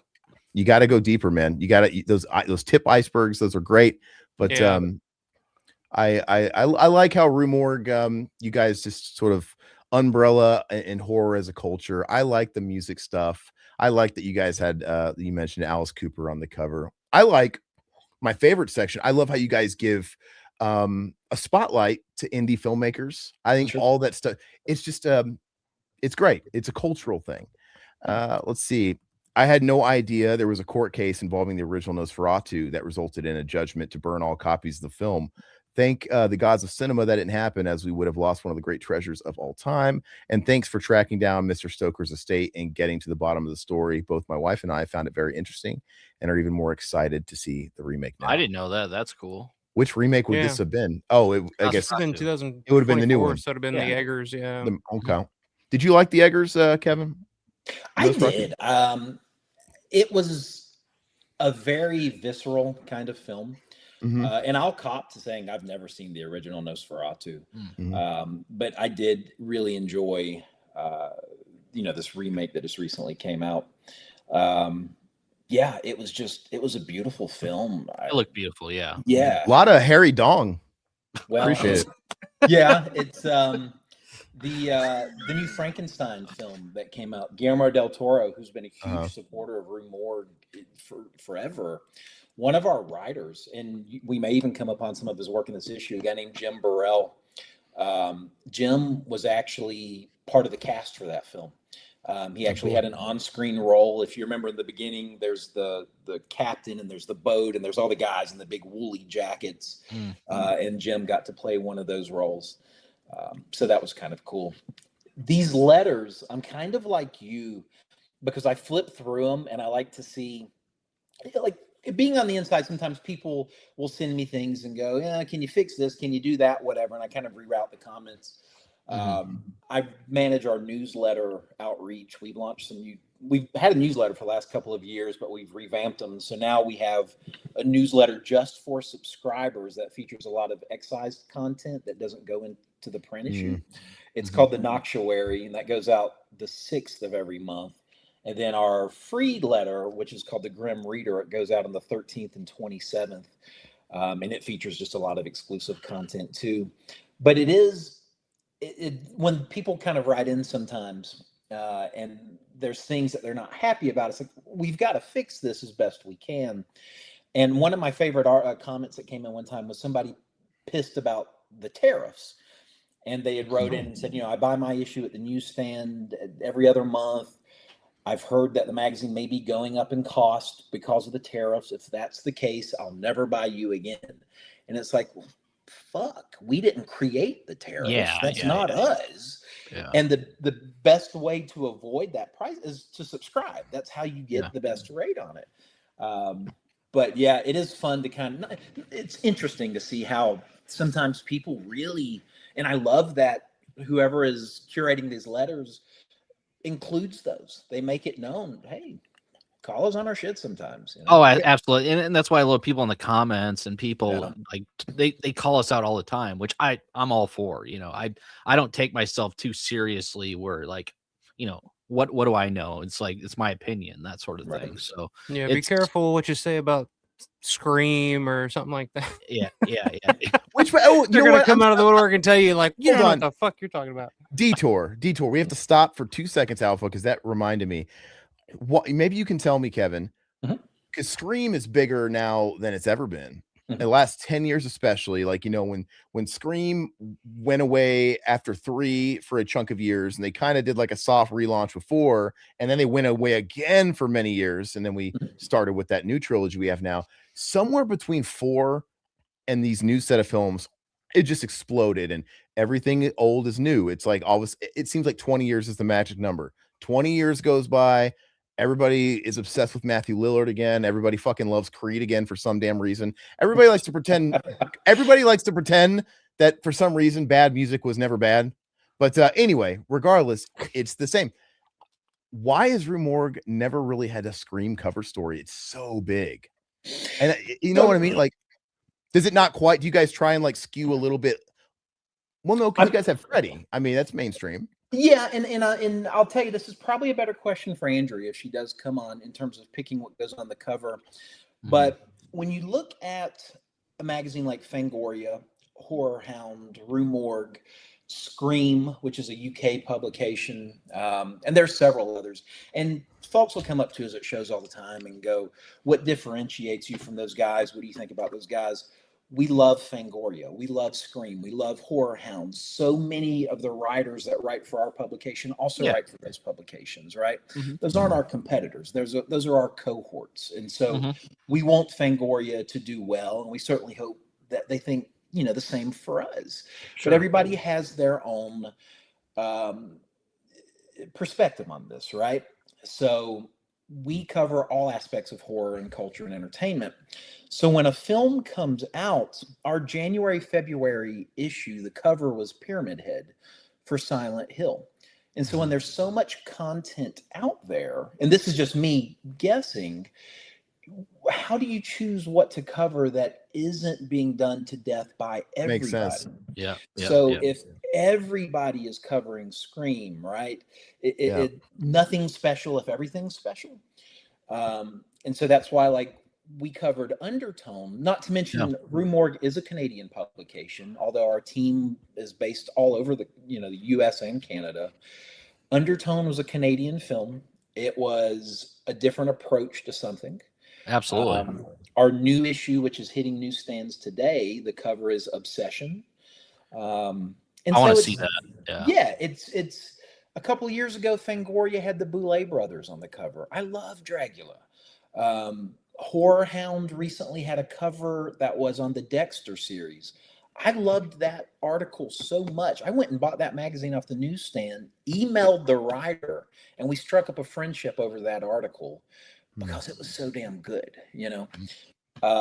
But to speak to Scream specifically, I don't know. But that's a great answer because it makes sense. It was just an observation. It's not like I'm not like in love with Scream, but I'm like, this is nobody's talking about anything more than Scream. It's so big. It's like I was just curious. I'm like, I wonder why they didn't do that. And I looked through the archives. I'm like, I've never. Well, you guys came out. Rue Morgue was birthed in the Scream era, right? 96, and then Rue Morgue came after. It's like I would have thought, but I'm like, I don't know if Rue Morgue's ever. It was just an observation. But go ahead, sorry, man. Well, so you guys, and maybe even to your viewers, if you were going to pitch an article and you knew it was going to get accepted 100%, it was going to get accepted, and it was going to be the feature for the cover of the magazine, what would you pitch? Anything, right? Because we cover films, new, old, everything. What would be your ideal cover story? Well, you're right. So if it was guaranteed, like no matter what I picked, I wouldn't want to hear about Scream. Exactly, because your exact same reason, because it's like it's everywhere. But like I said, I was coming out from a business standpoint because I was curious because because Scream is like a safe thing. But you're right, 100%. Like if that's all out the window, I don't want to. I'm getting Scream thrown at me every way from fucking Wednesday right now. Believe me, that's a passionate fan base. I was so ready to get out of Scream month. You have no idea. It's like 2 months because it was like I never got so much just like indirect hate because we didn't like this or I like this killer. My God, we were called every name in the book, especially Alpha. It's like, how could anybody? I never knew so many Scream 3 fans existed. Apparently, it's a cult. But they're the Swifties of horror. They're the Swifties of horror. It really is what it feels like. If you talk about it, it's like, what did you say about Scream? What did you say? I was talking to my cousin. His daughter is 9 or so. Huge Scream fan. Like she probably knows more about the franchise than I do. And I'm sitting there, and it was for Easter, our family guy. I'm sitting there, we're talking about Scream, and she's listening in the other room, and I'm giving my pitch about the whole like New Nightmare thing that they need to do with it, and she's just looking at me. Like it was like the physical embodiment of all the comments that I got on that fucking Instagram thing. She's looking at me from the other room, just peering at me, just like, you don't know what the fuck you're talking about, old man. Shut up. And I'm just like, I keep looking at her. I'm like, okay, I should just get out of my, So yeah, it's a thing out there for sure. Did you know about 50,000 people hate you, Alpha? I guess every time, I swear to God, I still get fucking notifications on that thing, and I'll looking at some guy being like, "What a stupid idea! Who's this fucking guy? Fuck him!" And I'm just like, "Jesus Christ! I'm sorry. It was just No. bullshit, To be dude." fair, first of all, it's 55,000, and to be fair, half the people love it, but those other half are like, "Oh my God, you stole my idea." I'm like, "What? No, we already said it's New Nightmare. We already said it's not a new idea. New Nightmare did it." Anyway, that was off the beaten path. Years ago, Rue had a pretty good poltergeist write up. Mm-hmm. He didn't move the bodies. Where was a question from Satan here? Satan had a good question. This is a good question. How exactly do you curate and choose the letters? Do you happen to know in a given month? You probably want to mix it up a little bit, I imagine, right? I don't, because you'll notice, and I think in this issue here, some of them are emailed, some of them are they all emailed? Because I think some of them actually do get snail mailed in. We always try to feature somebody, like you can see this person holding the copy of the magazine here, and that's something that we do in the Grim Reader newsletter as well. Rue Morgue on the Road, just pictures of people. That's cool. Yeah, posing with their magazine. Yeah, it says it says via. Yeah, it mentions via Instagram here. I was wanting to ask you because I think this is something we kind of touched on going through one of these. Because you look at like some of the older magazines, I'm sure you guys got tons more letters, emails back then than you do now because of the advent of social media. Social media now, you can just chime in at the drop of a dime and speak your piece and move on, whereas back in the day, you actually had to like write in and actually thoughtfully formulate your thought or your critique or whatever. Whereas now you can just go on Twitter and say, fuck you. You're like, what are you talking about? You suck. Now, so I was wondering, like, do you think like you get far less, actual write-ins, snail mail, email, stuff like that than you do back in the day? Because I'm sure, social media is kind of opened it up for everybody at the drop of a hat to chime in when they want. Right. And with no particular insight into it, what I would venture to say, and I love that you bring up that idea, if I'm going to write a letter into Rue or Fango or whatever at the time, I've got to put thought, I've got to pull out a sheet of paper, buy a damn stamp, get an ink pen. And so it's going to be a thoughtful letter or something I put some thinking into. Whereas if I'm just tweeting, Instagram, Facebook, commenting, whatever, I can do that sitting at a red light. You shouldn't, but people can do that without really putting a lot of thought into it. So in terms of sheer volume, I don't know, but I would almost probably bet that the letters back in the day, may have been, a little more thinking to them. Not to say that the ones that come in email aren't, right? People email me all the time with some great. I had a guy email me the other day and goes, I wish you guys would write an article on Alice, Sweet Alice. One of our writers, Dr. Benny Graves, the guy's a legitimate doctor, and he's one of our writers that covers a lot of retrospectives, wrote a great piece on Alice, Sweet Alice. So we get just a lot of comment that comes in through email, and I would just say that, you probably get more today, but perhaps maybe lengthier or perhaps a little more detailed back in the day. I wonder if like, the people that do actually do the snail mail and put in that effort get an automatic, well, I'm definitely going to like give these extra consideration because the effort, it's like, when I used to work at a call center and on the weekends, the lonely weekends where you only have a few people on the floor and you'd have that guy calling in, heavy breathing, masturbating on the phone.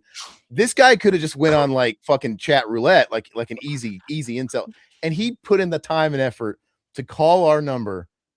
Might as well let him finish. I mean, he put in the work. Oh boy. No, that's a joke. That really would happen though, by the way. There'd be like 3 people on the floor and you'd hang up on them. And then like somebody like, I got him now. Like, oh God. All right. Like, don't just let him finish because he's going to come back to me. Real quick before we move on to this, I was kind of curious, Kevin, when do you start working on the October issue? Because it's a double issue, right? Yeah. So is that like, do you have to start working on that here within the next month or so, or when is that? Well, so the lead times in print are definitely, they're there, right? So our magazine comes out 6 times a year. our Halloween issue, which is Rue's birthday every year. So that's a September-October issue. And back when they used to publish 11 issues a year, the reason they did that is because that Halloween issue was a double issue. Well, it's still a double issue, but you get 6 issues a year now. I submitted an article this morning. I work for Rue, but I still have to pitch topics and articles, and they don't always get signed off on. And Gotcha. you know, some do, some don't. And so I have an article coming up in our July-August issue that I submitted this morning. Today's May the 1st. That issue will start going out the end of June. So, yeah. Wow. Yeah, so it gives the editors time to work with it, our art director, you know, everybody a chance to do the layout. Yeah, so it's, and, you know, they got to get it out to the printer and get it out to the newsstand. So, you know, that's probably around about July, I would say, is probably what if you want to be in September, October. It's hard to line things up sometimes because, like, PR people will reach out and go, "Hey, man, this movie's coming out in February," and they reach out in January, and it's like, "Well, our January, February issue's already out." Yeah, And sure. there's kind of this thinking of the PR people want coverage within about 2 weeks, no later than about 2 weeks after their film comes out. Yeah, you can't. I don't know that it's a hard rule, but it's just hard to line it up sometimes. You know, print is awesome. There's benefits to the website. They both complement one another. Absolutely. Okay. Hey, Satan, I'm sorry. At first I thought you were talking about Kevin. I was trying to like stare at his fingers like a creep, but now I realize you're talking about the person holding up the Rue Morgue magazine has That's a pulse. pretty sweet, dude. They got a gene. They probably have. I imagine it's all 4 members. We can't see There's it. the tongue right here. Yeah. That's pretty good. Dude, I love. By the way, you got like Gene Simmons and Peter Criss making the rounds on conventions now. Oh my god! I'm a Kiss fan, and I think it's cool that we're getting more of these like musicians doing horror conventions, which is a kind of wild. We'll and get weird, into conventions later because I have some questions for Kevin about conventions later. Let's move up here. I want to I'm gonna kind of like skip a few, but cool article about rat movies. Bowen's Basement, issue 219. I remember being teased like crazy when Willard came out because I had a similar name. Hopefully Bowen can help a friend of mine and I out with a killer rodent flick. It was back in the early days of the show Entertainment Tonight. They were doing an interview with an actress as she was filming a movie in which they showed her in the mouth of a giant rat and being flung around. I was wondering if Bowen had seen that episode. If he did, does he remember the actress in the movie she was filming with the giant rat? Did this giant rat movie ever come out? What is this? I don't know. I don't know this one. I liked Willard though. Willard is he talking about the Crispin Glover remake? You think? We don't know how old they are. Too. Yeah. Anyway, not enough rat movies. All I know is what is it? God, what's the Stephen King Graveyard Shift? Is that the rat one? Yeah. It's not a good movie. We need a good rat movie because that's not one of them. I've been reading Rue Morgue since the beginning, but I don't think I've ever seen the band Monster A Go-Go mentioned. That band is fucking rad. You should cover them. I don't know who that is either. Yeah, that is one thing about Rue Morgue though. Like when I was younger in high school, we talked about this, listening to Rue Morgue radio, I discovered a lot of music listening to Rue Morgue radio because they would play a lot of different. The Creep Show, of course, did like the theme song for them and stuff. Like that's how I first discovered them. So it was like the first horror podcast, man. So yeah, no, it's timeless, man. It's great stuff. With Tomb Dragomir. Yeah. Rue Morgue Radio. People ask about that still a lot, and those episodes drop pretty consistently on our Patreon. Rue Morgue Radio. There was a Rue Morgue podcast as well, but Rue Morgue Radio is the one that people always ask one of my stuff. As a Romero fan, one of my all-time favorite Romero interviews is the interview that Stuart Feedback. What was his name? You know what I'm talking about? Feedback. Stuart Andrews. Stuart Feedback Andrews. That he did with Romero. It was like a 2-parter, and it's literally it's just him hanging out with George at his house, and you can hear like George's birds chirping in the background and shit. And it just feels like you're hanging out with George, and they're having this really relaxed conversation. Like I have that like an MP3 of that interview still that I'll just go back and listen. Because we've talked about I'm completely insane, so I'll go back and just listen to that interview every now and then just to revisit. And hear Romero's birds. What are they saying? Hey, Michael, have you ever called an ex-girlfriend George by mistake in the sack, and it totally just got you in hot water? I love you too, George. No comment. Oh, No comment. No comment. okay. No, I let's see. People are talking about Kiss now. Looks like the Misfits, dude. Yeah, horror rock, dude. I mean, they're the kings, man. I love Misfits. Let's move on up. Oh, geez. Symphony of Sequel. All right, sympathy for the sequel on Rue Morgue TV. Sorry, folks, I can just never get to your enjoyment of Alien 3. They don't get it. The writer disrespected the profoundly beautiful new family bond that resulted from the ending of Aliens. It was too much. I became physically affected by the anger each time that movie opens, and I simply cannot watch the rest of the dreary movie. Although I admit, for what it is, Fincher did well. Assembly cut or not, it's so funny that this issue's a few years old, and they're talking about the assembly cut because there's all this renewed interest in the Alien 3 assembly cut because it's like on HBO Max or something, and everybody's losing their collective shit like it's brand new. I'm like, dude, I've had the assembly cut ever since the DVD quadrilogy. Well, some people don't have the physical media, that's why. Yeah. So I'm saying, like, get on board with physical media because this stuff existed and it's awesome. And I'm a bit of an Alien 3. Do you like Alien, Kevin? I'm a big Alien guy. Better or worse than an Alien guy? Yeah, I don't care a whole lot for sci-fi. When I love that, just like Alpha. Yeah, he got hard. You got a boner. It's showing. You didn't immediately just go, oh, I love Alien. I was just like, oh, I'm listening. You know what? I like. Got you on my side tonight.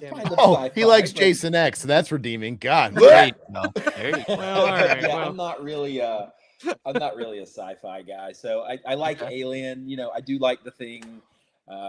But once it starts getting out into outer space, we watched Project Hail Mary at the theaters the other day, and my girlfriend was like, "Oh, it was so good! It was such a great movie." And she's like, "What'd you think?" And I'm like, "It's 2.5 hours long, and it was on a spaceship." And I tuned out after about. I'm sure it was great. Everybody seems happy. Wow. I'm sure it was great. I'm gonna have to Wikipedia this to see what I just watched. So yeah, I don't. It's not really bringing me to go to the theater. I don't know. It's not. I love Alien. It's okay if you don't. That's fine. But Jason X, we have a problem. Jason X is that is like the only movie we've told the story. But yeah, Todd and I, we don't. When I go to the cinema, I really like to. When I commit, I'm gonna watch. Even if it's a bad movie, I'm like, I'm gonna. I feel like I can't give a movie a complete, honest review until I've seen the whole thing. Like maybe it probably doesn't redeem itself by the end, but I'm going to do it. The older I get, the more I'm like, you know what? If a movie doesn't respect my time in the first hour, fuck you. No. But we went to go see Jason X. And while we didn't walk out, I thought about it the whole time. And I'm like, yeah, you know what? I think I might actually have to pull it on this one. But I'm like, my buddy, I don't want to be rude. My Todd's here. Like, maybe he's enjoying it. And we're leaving the movie. And Todd goes, I wanted to walk out of that thing the whole time, but I didn't want to like ruin your time. Like, fuck, dude. We're like in sync. I wish I knew. Give him the little nudge and just give him the look. I wish I could have read your mind. It came out in like 2001 or something. So it's like back in you can't really walk out. I mean, what are you gonna do if you leave the theater? It's like, what are you gonna go home and hang out? It's like being in the theater was an experience. It was a lot of fun. So. Yeah, but that's my favorite memory of that movie. And I've tried rewatching it over the years, of course, and I'm like, yeah, it's still a lot of people love it, man. I know. Yeah. Well, there's that 20-year thing I was talking about, but like I said, dude, I knew Creed sucked back in 1998. I'm not gonna fucking turn. You'll come around. I'm not gonna turn face on it now. It's like once you hit 60, you're kind of come around. No, but anyway, the assembly cut. If I could just comment, you don't have to scroll up or anything. I like Alien 3. It's a flawed movie. Obviously, it's well documented. David Fincher tried to get his name scrubbed from the film. It was his first movie he did, coming off music videos. And you could tell none of this was his fault. When they put out that awesome quadrilogy set, that is also came to Blu-ray as well, which, by the way, that thing is still one of my favorite possessions. You could get that thing for $10. I know. I should have gotten it. Nothing is more robust than that hard shell 4-film Alien set, because it's just out the wazoo with special features that you just don't get today on releases. And everything down to every giant making of featurettes. Every film had a brand new introduction from its respective director, including Cameron, except for Fincher. Fincher wanted nothing to do with it. I'm like, oh, I'll be a team player, because it sounds like it was the kind of film that almost made him retire early, because it's like, I can't do this. And in all fairness, if I made Alien 3, I wouldn't want to talk about it either. But if you watch the assembly cut, I don't give a shit what cut it was. I don't It ain't mind good Alien 3. The assembly cut is better, everybody, to those in the back, because the theatrical cut, Ripley, it's kind of cold. The whole movie's a little cold. You go in, you're coming off Aliens. There's such great characters, very colorful characters in Aliens, very quotable characters. You liked all these characters. Same thing with the first one. You know, when they die and get picked off, you feel bad, man, because you like all these guys. And 3, it's like she lands on this prison colony, and they all kind of like are like monks or whatever, but you don't really get anything. They don't really dive into who these people are. They don't really get into the religious aspect to them. The assembly cut does. Like, they're more fleshed out. Their whole religion thing is fleshed out. It's better. Obviously, famously, it's no longer a dog that the xenomorph, inhabit. It's an ox. So there's like little things in there. It's changed. Yeah, they still kill off Hicks and Newt. So get over it. I know that's kind of shitty, but whatever, man. I'm an apologist. You know me. I even like Resurrection. I'm sick. I'm making fun of you about Jason X, and I like Alien Resurrection. That's how you know I'm just ribbing, because it's like, that ain't much better, dude. I mean, let's go ahead and bad movies. Sorry. Face of Horror contest. I want to win this contest. I wanted to tell you how awesome it is to be a part of it. I would have never have found your magazine. My little guy River is 12 and loves Creep Show. Not only will you and your team bring us closer, hopefully my little guy will be spooky for life. Thank you. That's cool. Rue Morgue bringing people together. I tell you what, horror in general, dude, it's a community. It's a community like no other community in any films. I love comedy movies, but there's not like conventions for comedy films.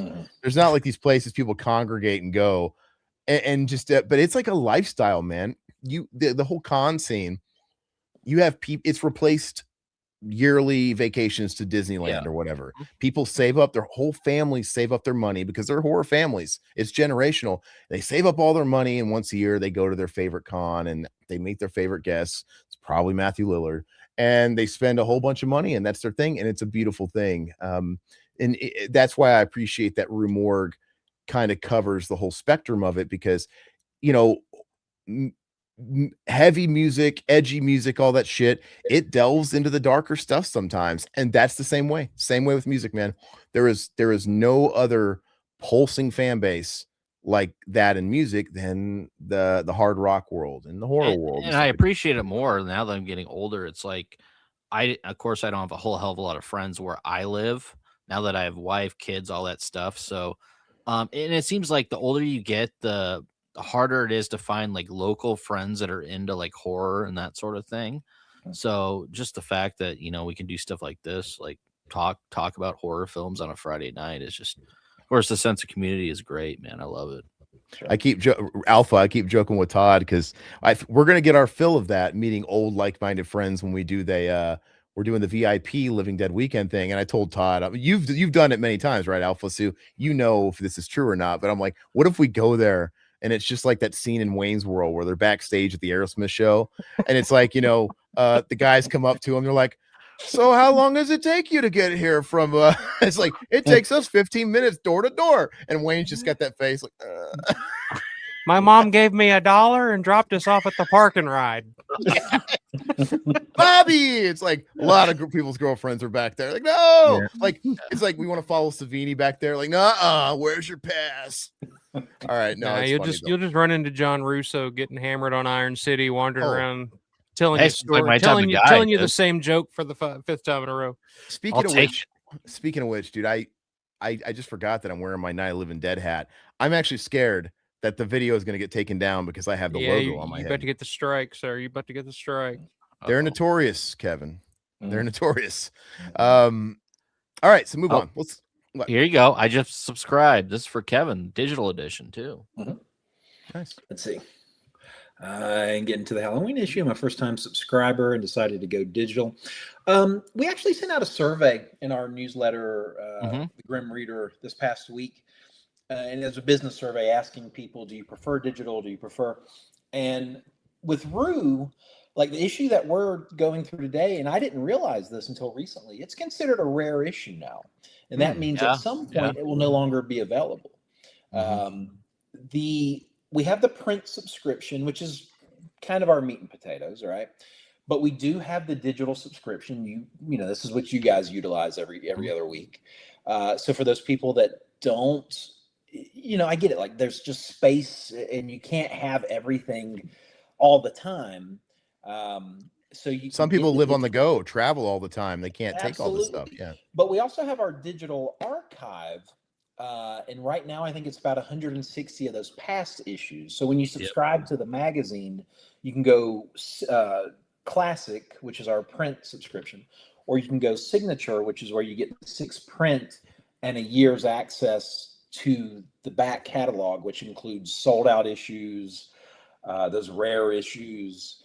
And you know, I get it. I mean, I understand why people go digital. It's I'm sitting in an office full of, like, my walls are covered with artwork, and I go to conventions and I love artwork, but I'm like, fuck, I'm out of space. Where am I going to put this stuff? You know? And the thought of having to move someday gives you the shakes. You're like, I'm staying here forever. And Yeah. I never thought I'd be into the digital copies, but man, since, you know, we've been doing this, like I sit on my couch on my iPad, you know, my kids are running around, my wife's sitting there watching TV, sit there and I'm, you know, reading Rue Morgue on my iPad, and it's great, dude, because I can go back to the old issues and that sort of thing. So it gave me a new appreciation for the digital, man. I love it. It's really good. Satan says physical. I hate digital Who are you to physical all the argue way. who are you to argue with Satan? Damn it. But here's the thing.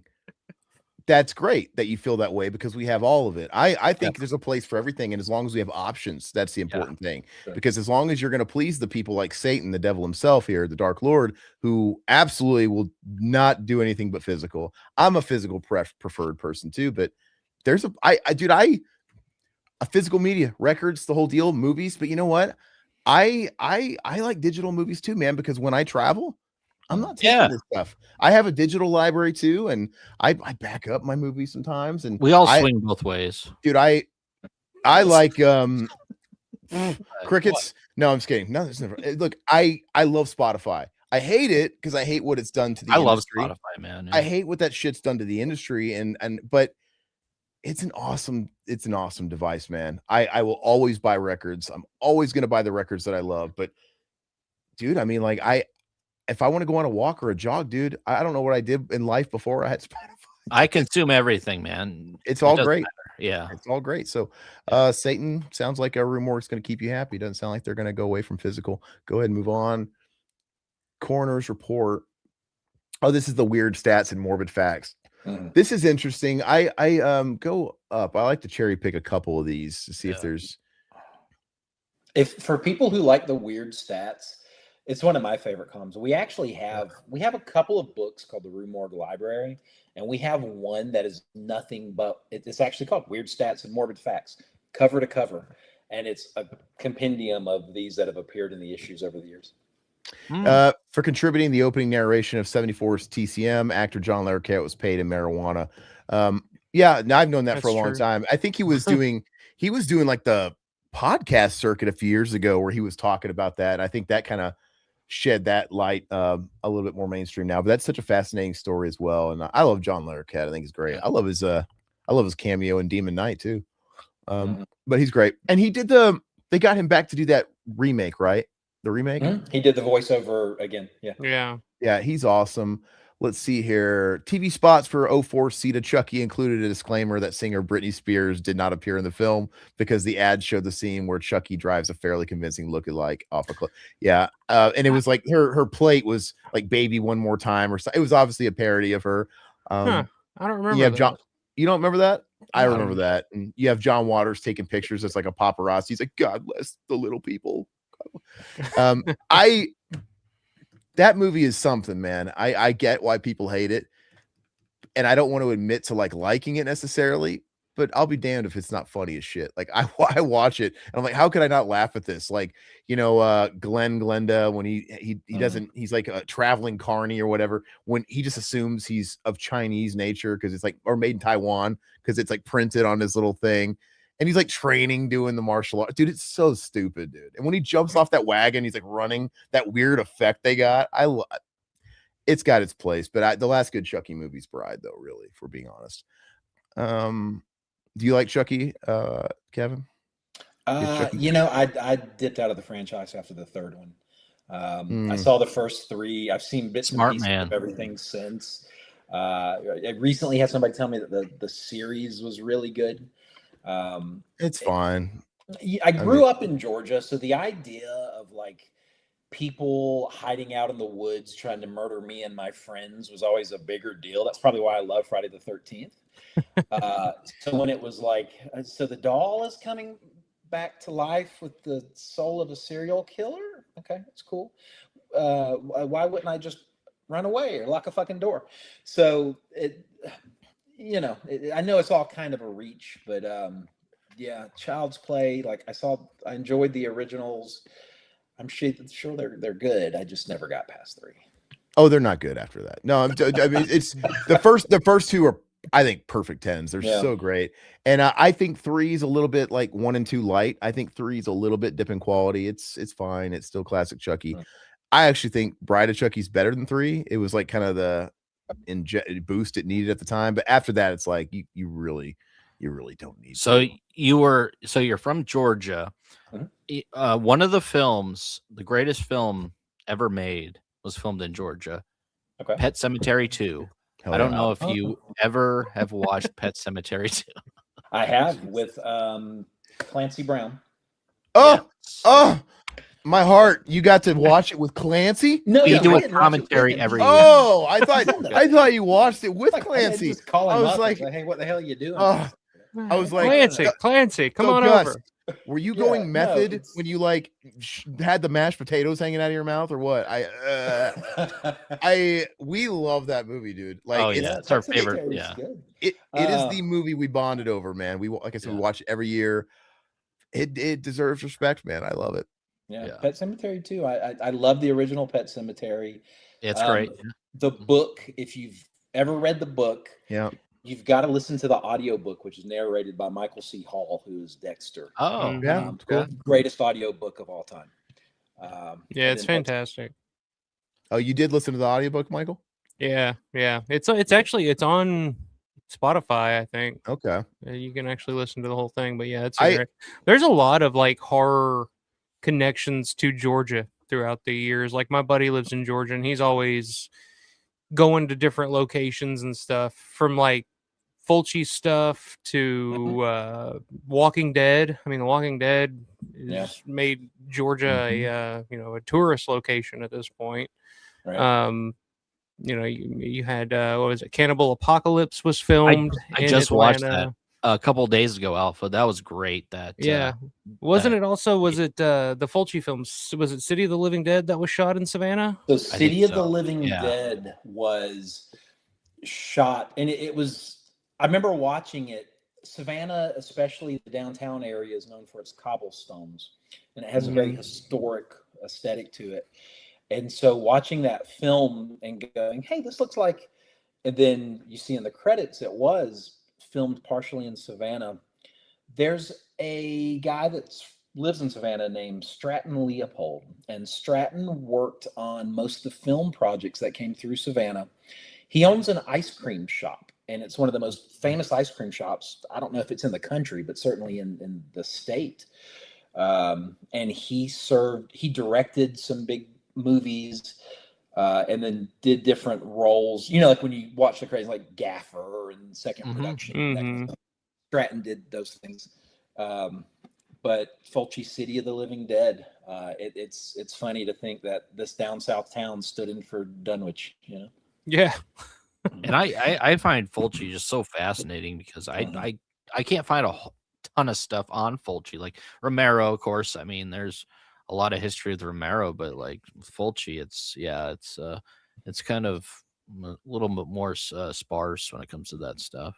Alpha Fulci incoming, dude. You should switch gears. He liked to shoot a lot of his stuff down south. I know he did New Orleans. He shot a lot of the Beyond in New Orleans, and I always thought that was interesting that when Fulci would come to the U.S. to shoot, it was either New York City or somewhere down south. It's like New York, it's all East Coast. Well, New Orleans has a certain aesthetic about it. Itself. Let's go to the next page. I think we're about to approach the cover story here on page 12. What's this next page again? Oh shit! I don't think we have all night for me to talk about alien abductions. I love this stuff. Whatever happened to Wilford Brimley, Blair from The Thing? Well, we know it's funny. It's Diabetes. so funny. It's so funny. Yep. We talked about this a couple weeks ago. Mhm. For so many people of our age, he is just the diabetes guy. Mhm. He's not the guy from Cocoon. He's not the guy from Thing. He is the diabetes guy. Check your blood. Check it often. Mhm. He would say that in all these commercials. And even Alfie, you said something funny. Like, what did you say? He said that you thought was kind of like, oh, What now? you said something about him. Like, I don't know, but I bet you if he was alive today and doing conventions, he would be signing diabetes like fucking paraphernalia. Well, there was Probably- always the story. I remember who told it, but he was at I don't know if it was a Yeah. convention or a screening or something where somebody asked him what his favorite candy was. There you go. What was your favorite was candy it. bar? And he looked at him and was just like, I don't eat candy. I have the diabetes. or Yeah, whatever." And it's just- He's like, well, you've walked right into my trap. I just wanted you to say it. Yeah. You know what I mean? It's Each amazing. time my baby Ruth, yeah. All right, let's get to the cover story. God, I wish I could talk we about got it. needful things. Yeah, this is cool how they actually. Oh, I want that shirt, dude. That shirt's cool, dude. You can have it. A bowling shirt, dude. You can have it. My wife would love it. That's a the color Western not everybody shirt, can pull man. off. I used to have a friggin' wardrobe of Western wear back in the day when I was in a band that was like our look, and I used to have some fucking wacky shit. But Do you- I would do you have have it- rocked that. Do you have any of those old MP3s of you singing, Alpha? Because I'd love to use some of this stuff for. somewhere probably. You got to or upload old- it. Man. Upload it Yeah. on your members only stuff, dude. That'd be awesome. Hey, I'm kind of old sorry. videos. I'm kind of into that Goosebumps wrapping paper, man. Look at the Haunted Mask 2 on there. I see the little masks. That's cool. Yeah.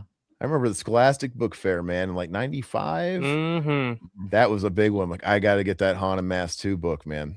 Orland, yeah. Night of the Living Dummy. That was the one that always Mine freaked me the too. fuck out when I was a kid. And Kevin, you're a few years older than us, so you're probably like, God, that was nerd shit. That was baby stuff. No, man. Like I remember the Scholastic book fairs because they were so badass. But I actually never read the Goosebump books. And then when they started doing the Fear Street stuff, Fear Street, Mhm. yeah, for like Netflix and things.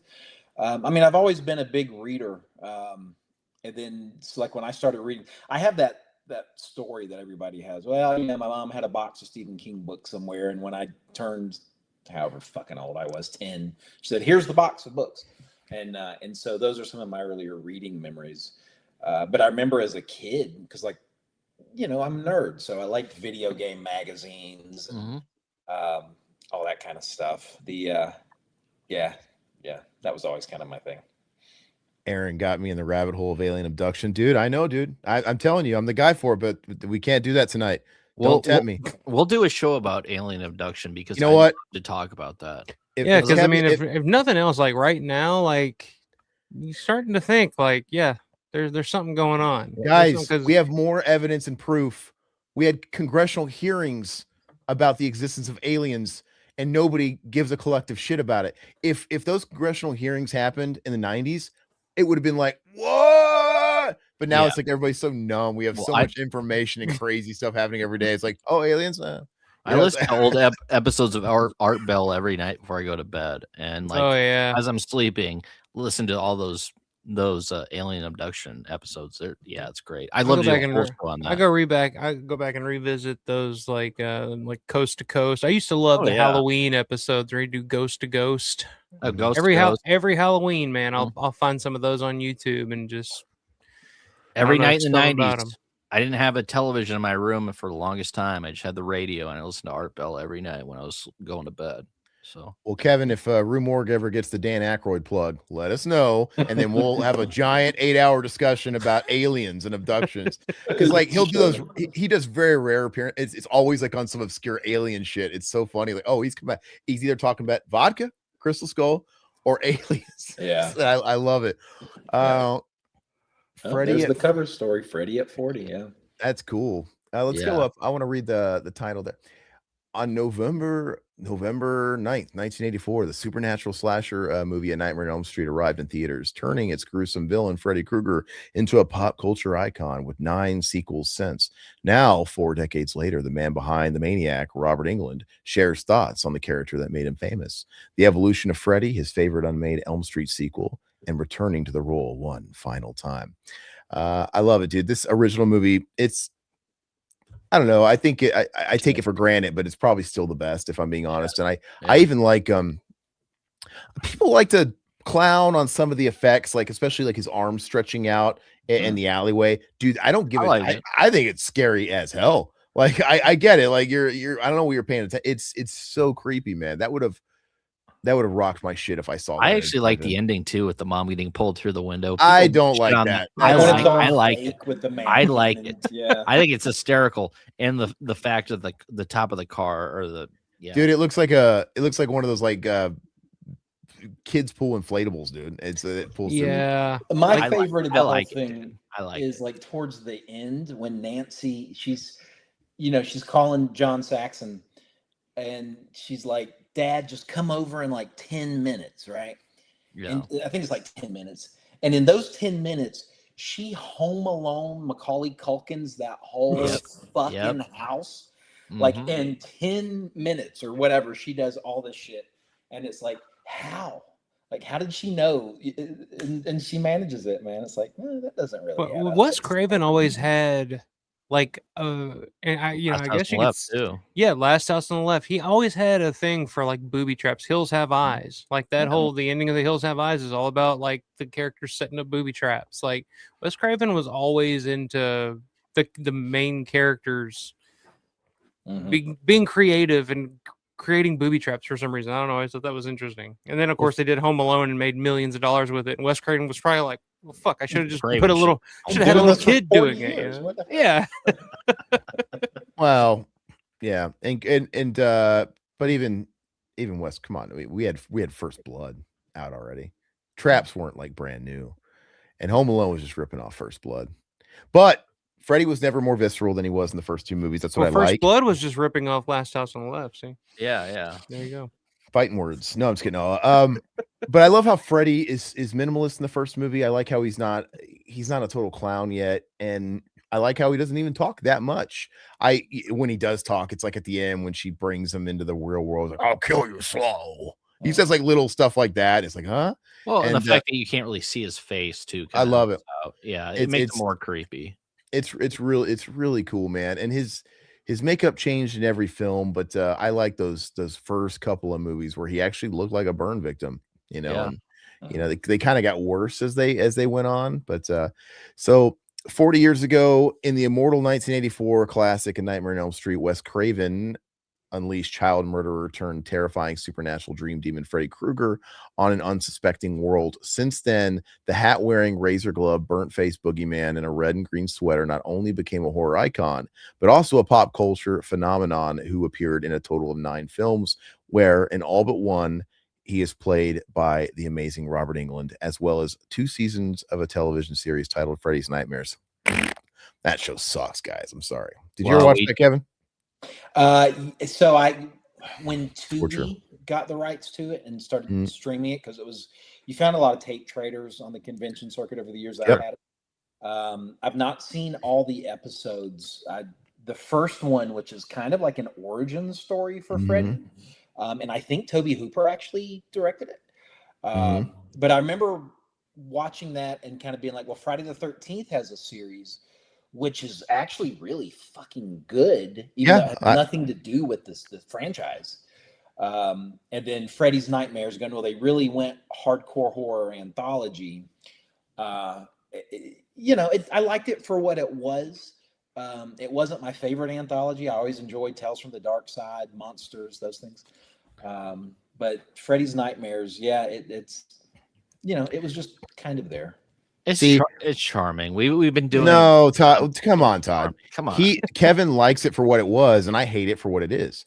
A steaming pile of shit. It's 80s and it's fun, dude. I like it, dude. So yeah, we've been going through them, and we'll like do these commentaries of them. And the first episode, it kind of baits you, like, oh, it's actually about Freddy, and it gives you the origin story. Which, by the way, we don't need it. Like, I don't know why people feel like they need to like see the origin story, but and it's cheesy, dude. He's like, I'm free, I'm free. Yeah, he gets set They on sa- fire and he says, "I'm free." So, I don't know if that's how that went. I'm pretty sure you were screaming in agony at the time. You hadn't had the, but anyway, the first episode is what it is. But then it's just too long. Whereas Friday 13th, as you mentioned, which is great. I got that DVD set of that too. Tales from the Crypt, Tales of the Dark Side. These are half-hour block shows. 22 minutes, 24 minutes with commercials or whatever. The Freddy was an hour block. And it was the biggest mistake they could have made with that show because they have 2 episodes within one universe and it awkwardly shifts in the middle of each one. It's like, they'll be focusing on, Lori Petty they always have these guest stars who weren't like huge at the time. In the first episode, it's all about Lori Petty and she wants to run. She's taking like Jesse Spano's sleeping spill. She's got to run and win the race. And then it'll end. It'll have a natural ending point where she gets like her campfire tale ending, right? She loses her head. Like that's usually where the campfire tale ends and whatever. And then all of a sudden, the next scene, it's like the friend that she talked to for like a second, at the lockers. And they don't really, there's not like a natural breaking point. It's just like, it confuses you. It's like, oh, wait, now we're following her now? Like, what's going on? So they just need to make it half as long. Maybe it would have been all right, but it's not still good. I would tell Rob to his face. Well, the thing is, like, too, they mentioned, 9 films, which seems crazy to me. But yeah, I guess when you think of it, they have done 9 films since the original. But the remake, Jason? Yeah, I think so. But the remake, it makes you wonder, and I want to get you guys' opinion on this: is Freddy Krueger a character that you can ever replicate? Can you do it again with another actor, or is that just Robert Englund's thing? Or is it one of those things like The Dark Knight, where you hear, oh, Heath Ledger's playing the Joker? Well, he can't fucking outdo Jack Nicholson. There's Jack Nicholson is the Joker, and then all of a sudden we see Heath Ledger's Dark Knight. We're like, oh, that's a different Joker, but it's his own thing, and it's better in ways, and it's its own thing. Is the Freddy Krueger character something like that, where a different actor would have to come in and completely revamp it and do something completely different with it? Or no? If Robert was, if he went on to, star in other films where it made him more memorable, I can't see anybody else other than Robert as Freddy. The problem is Cesar Romero only played the Joker for a couple of years in the 60s, and we had all this time passed, and we had Burton's Batman like 20 years later. He played Freddy for too long. There's just too much Freddy memorabilia out there. He was Freddy, and I don't. They shot himself in the foot. Victim. So it is Robert Englund. They shot themselves in the foot, man. It's like the Jason. It's like, God dang it, we can keep making Jason. Nobody really cares who's behind the mask. We can keep doing the Michael Myers, but Freddy, it's like you can't. And I don't know how you feel about this, Kevin. My opinion on the Nightmare on Elm Street series is, I know he keeps talking about how, I'm too old. I get it. He's getting up there. In my opinion, I know there's people that want to take the property and reboot it. They should soft reboot it. One last movie. I know that's the thing that stops all this, is because they don't want one last movie. They want a new franchise. But they should do one last movie with Robert. They should soft reboot it. Like, don't connect it to the old movies, and literally have the Freddy Krueger in this universe be old, right? An older guy, because he could have still been an older, child killer. Do you really want that though? Because then you'll have a situation like Halloween Ends, where Michael Myers by the end of Halloween Ends is just this old man who's getting beat up in the sewer. And people are like, oh, fuck this. Like, who wants to see this? You rewrite it. You tell the story differently. That's the only way you're going to make Freddy work, is you still have the actor. Make him be an older deviant. Twist it like that. And then, you know what? I get it. He doesn't like to get in the makeup. Dude, get stunt guys. Get stand-ins. Get people to do like... You don't have to. No, fuck. Oh, you can use AI, and you can replicate Freddy Krueger. You don't have to have. He doesn't in this new imagining. Look, this new script. They should go back to basics. No funny Freddy. Be like the first movie. Less is more. You don't even have to have him that much in the makeup. But a couple of establishing shots or whatever. If there is any action going on, get a double to do it. But like, I would love a Freddy movie where he's not even in it that much. and he's that presence. And I think they could do it and make a really scary, dark Freddy again, like the first movie. Enough time has passed. I was on board for New Nightmare, and that was like a new spin, you know, and it's like, and the new But take that was on 30 years ago. and this is 30 years later. So what's your point? That was like 10 years after the first Have you movie. seen The Irishman? I have. Oh, come on now. Have you seen Robert With- De Niro with Herb, the you know, kicking digital some- de-aging and him like and struggling kicking. to kick somebody and Kicking you're just somebody, like, and he "Oh, looks like an geez, old what the guy. I fuck?" know. But you're missing the point, though. I don't want them to do that to him. He's a burn victim, right? I think they could do it. That's all I'm So saying. you're saying make a Nightmare on Elm Street without Freddy Krueger in it, really? Just have him like in the shadows every now and then, and people will be like, "Oh." You don't have to have him in the movie. People that will much. shit all over that, dude. People will shit all over that movie. You don't have to have him in the movie that much. You don't have to see the monster lurking in the shadows that much. I mean, I just don't. You never saw fucking Pamela Voorhees until the end of the first Friday the 13th movie. You don't have to see a lot. That's different, though. That's the beginning of a franchise. That was one movie that started a franchise, and after that, it's like, okay, well, you can never have a Friday the 13th movie without Jason. Just look at Friday the 13th Part 5. As soon as that mask popped up and we saw Roy, people were like, "Oh, fuck this movie! I hate this movie." And it's like, well, what's the fucking difference? It was a guy in a hockey mask. It's a Friday the 13th movie. If you compile all the footage in the first movie of Freddy, well, let's do even New Nightmare. How much screen time does he really have? Enough. He doesn't. It's very little, yeah. It's very little. And then when he became like the one-liner guy, it's a lot, dude. He's all over. There's so many dream sequences, and they're great, but there's just so much. He is the star of the movie, but he's not in the first movie that much screen time wise, and he's not in New Nightmare that much. I mean, what do you see him in New Nightmare? You see him when he finally comes out, and he rips the sheet, and you see him at the hospital, and that hospital scene in New Nightmare is so effective because you don't see him that much in the movie. All you see is like the claws kill her husband, right? You don't see him. You don't, and then so when he's in the hospital, and you know, you ever play Skin the Cat, that scene's awesome because he actually says something like because you don't hear him or any of that stuff. And then of course we get him at the very end, which is lame. But my point still stands. I think they could do it personally, but they won't because they want some guy. What about the kid from Part 5? They can bring him back, right? Oh, that kid looks like he belonged on the Duck. We need a direct sequel to fucking Dream Child. Damn it! Doesn't he look like does he look like a Duckman cartoon that came out of the screen? That kid. Oh, it's the same kid from Jurassic Park, right? Yeah, that isn't very scary. Yeah, that kid. I think one of the unrealized scripts because Freddy versus Jason underwent many scripts. Yeah. And one of them had introduced the idea of a group of like Fred heads. I don't know. Yeah, what all the other stuff was, the cult of Freddy. Group of, like basically groupies that were, kind of carrying, because Freddy wasn't strong enough to come into our world, come into the real world. So I think he was going to get into the minds of these other kids that were going to kind of do his bidding.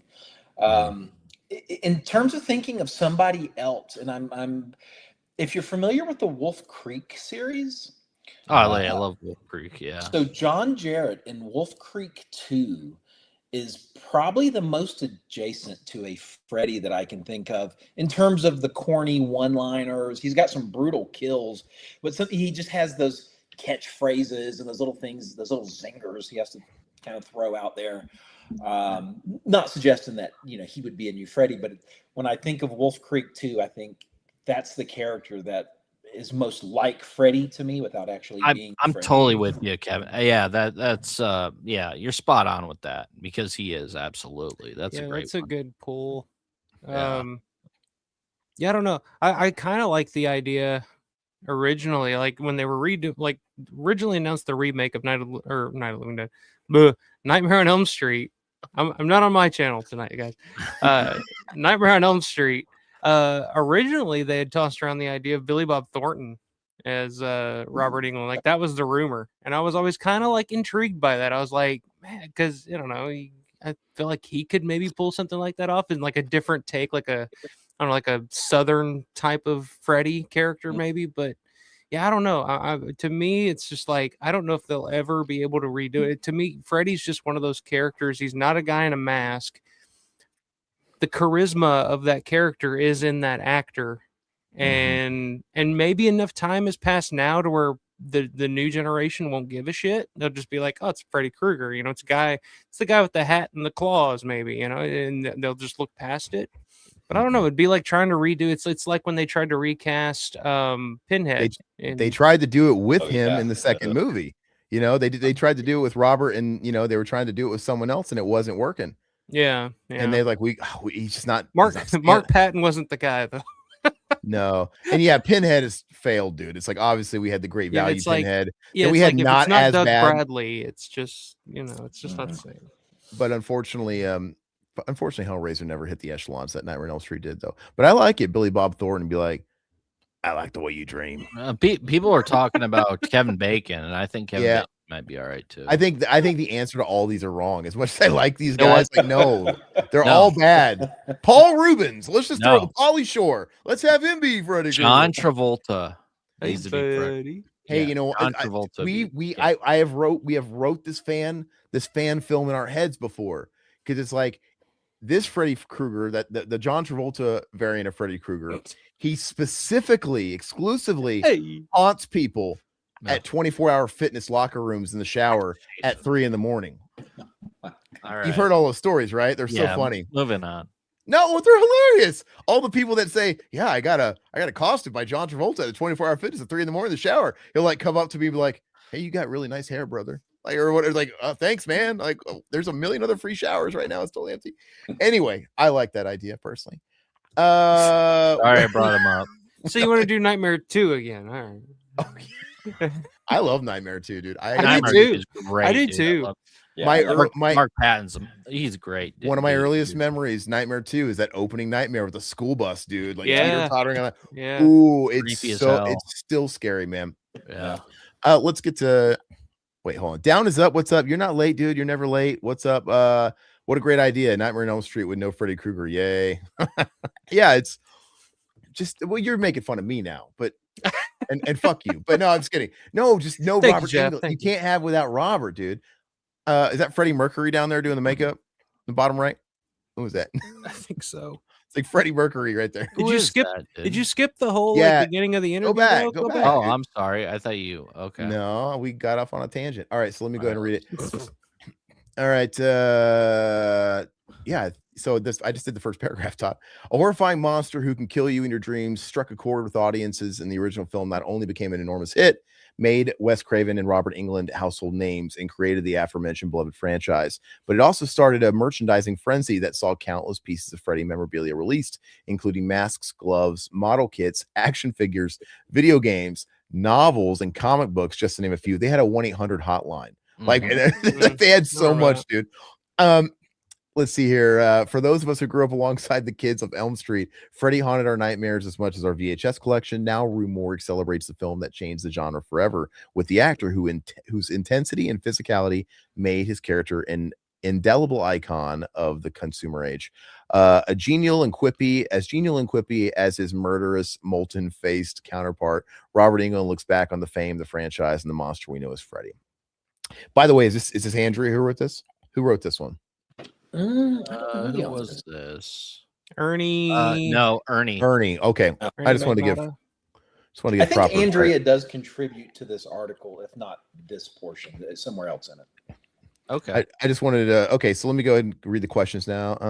Let it come back into focus. Back in the 80s, I remember reading about how during your audition for the original Nightmare film, you freaked out Wes Craven because you were so intense and convincing. Was there ever anything you planned on doing with Freddy that you either abandoned or that didn't make it into the film?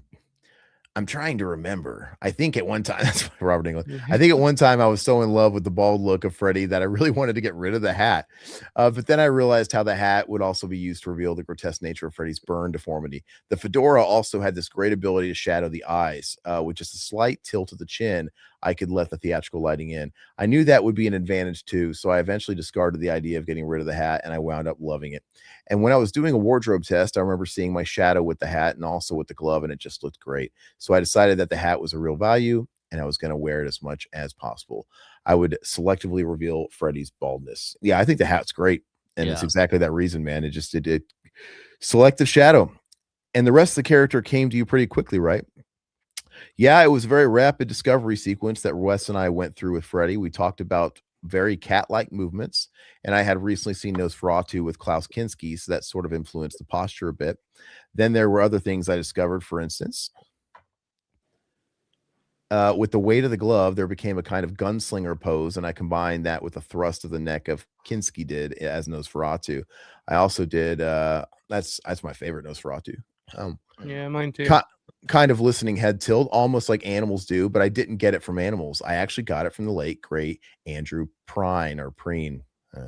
I had worked with Andrew on the television series V, and I also did a TV movie with him called Mind Over Murder, where he played a telepathic serial killer. I never did see V. I hear him talking about that all the time. V's great. I love V. I have that on Blu-ray. Yeah, if you're not into sci-fi, you probably won't like it, but it's alien film or television series. Is that the one he shaved his head for? Yes. Deborah Raffin and Bruce Davidson were in it too. I remember watching Andrew work, and he did this great thing with his head tilt. To be honest, and to be fair to Andrew and his talent, I think I borrowed that. Andrew was a wonderful actor. I remember seeing him in the original Broadway production of The Miracle Worker with Patty Duke, and he was phenomenal. Such a talent. Oh yeah? Well, I remember seeing Patty Duke in the wonderful Amityville Horror 4. That's the evil escapes. I love Amityville 4. The evil escapes about the haunted lamp. It's great, dude. I love that one. It's like, all right. John Carpenter has said that Michael Myers is a metaphor for whatever evil in the world frightens you. You can project your fears onto that white mask. We all know that Freddy became a supernatural dream killer who targeted children, but I always wanted to know what the character represents to you. You can zoom in just a little bit, Todd. Yeah. Just a little bit. Okay. Wes Craven had the best line, and it always made perfect sense to me. He used to call Freddy the bastard father of us all. But he's also symbolic of the loss of innocence in culture. Young kids are happy-go-lucky, and then they encounter Freddy, and they start learning the sins of their elders. Holy shit, my dad was Freddy. There you go. That's why I resonate. Freddy is kind of emblematic of that. It's like those David Lynch movies where the camera goes down into the manicured, beautiful green lawn, and underneath you see all the maggots and the worms and everything. Freddy's sort of at that loss of innocence, and you begin to see what's really going on. And Elm Street is an all-American street like Oak Street or Main Street, but it's also the street where John F. Kennedy was assassinated in Dallas, Texas. Wes is very smart, part of that symbolism of the loss of innocence for America. After the death of Kennedy, morality changed. Kids started drinking more in high school and smoking more marijuana, and divorce escalated. In 1963, it was a real moment in time. It was the beginning of a loss of innocence, and we're still feeling the repercussions of all of that after the assassinations of JFK, Martin Luther King, Bobby Kennedy, and all of the Vietnam War. Things are crazy now, but it was worse back then. So Wes is sort of expressing with that with Freddy and Elm Street. A Nightmare on Elm Street is also the loss of innocence in America. That makes sense. I always felt that Carpenter, it's blurry. Give me a second. It's not focused. I always felt that Carpenter set Halloween's past events in 1963 for similar reasons. Yeah, you're right. And also with both of them, there's that nihilism. But like Jamie Lee Curtis is a final girl, a survivor, and so is Sigourney Weaver an alien. You burning inside, Alpha? Alien.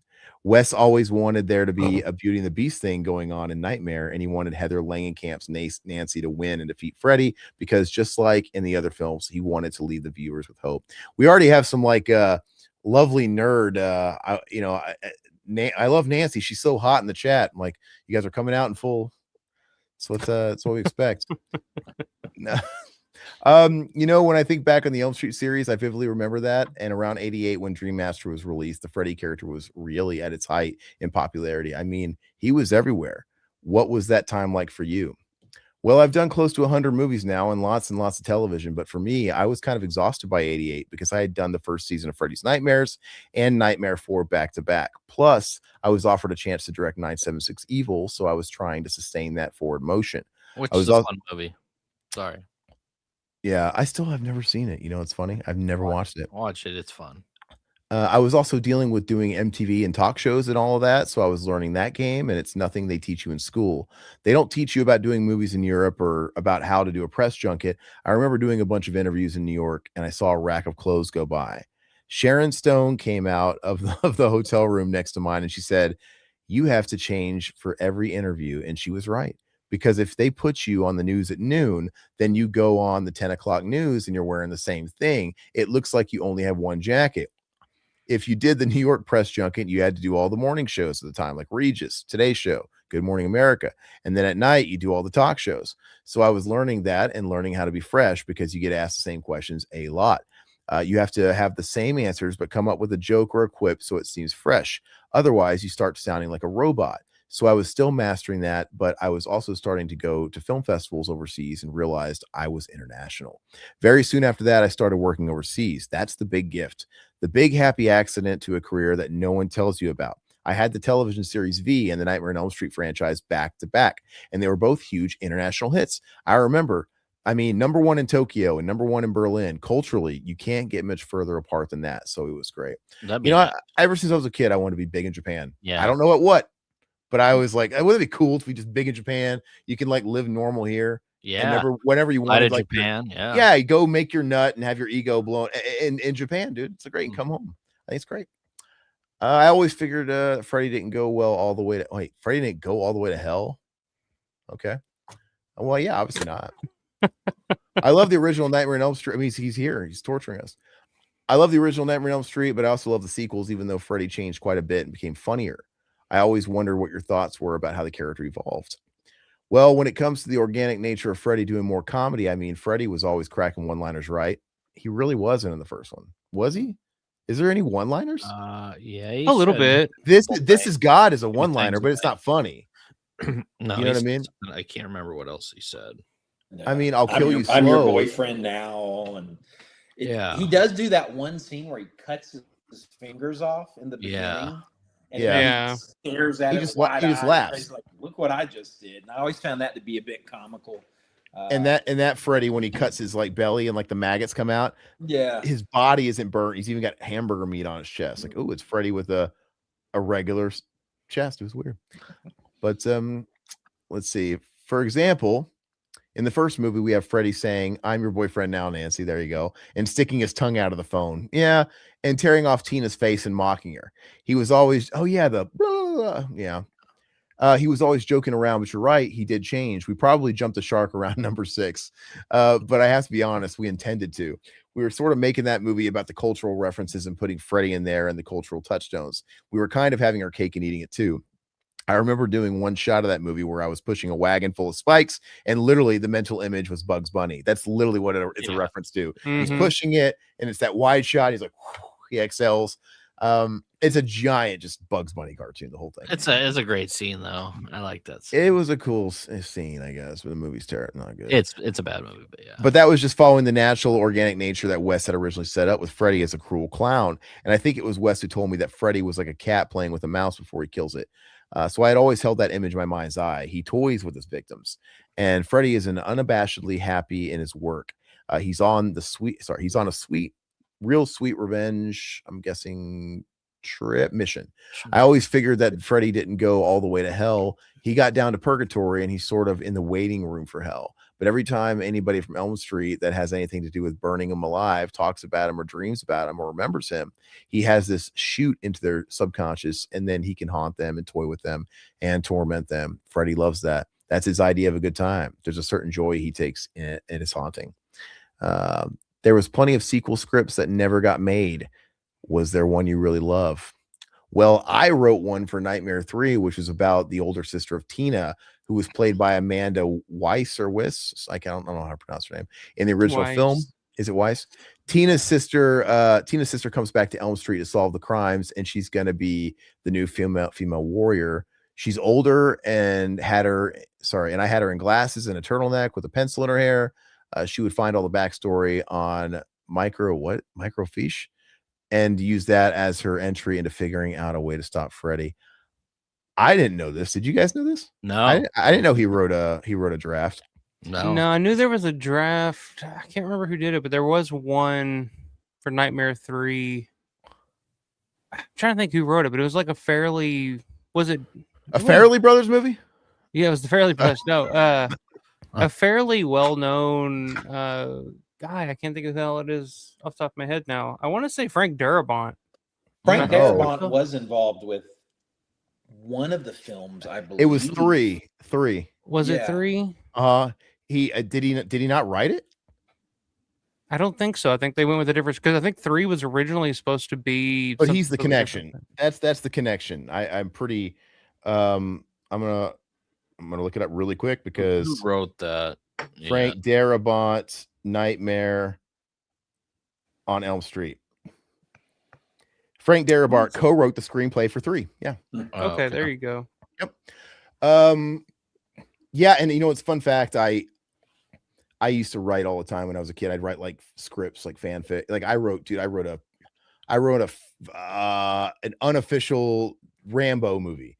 I wrote a Freddy movie when I was like in the 4th grade. I wrote my own Freddy sequel. And at the time, this would have been the sequel to Freddy's Dead. There was no New Nightmare at the time. And I wrote my own Freddy movie, and it primarily took place at a hospital, real original, right? But I remember being so proud of it. And I remember I literally had to like burn it and get rid of it because I felt it was responsible for a haunting because I was like bringing bad juju writing a horror movie.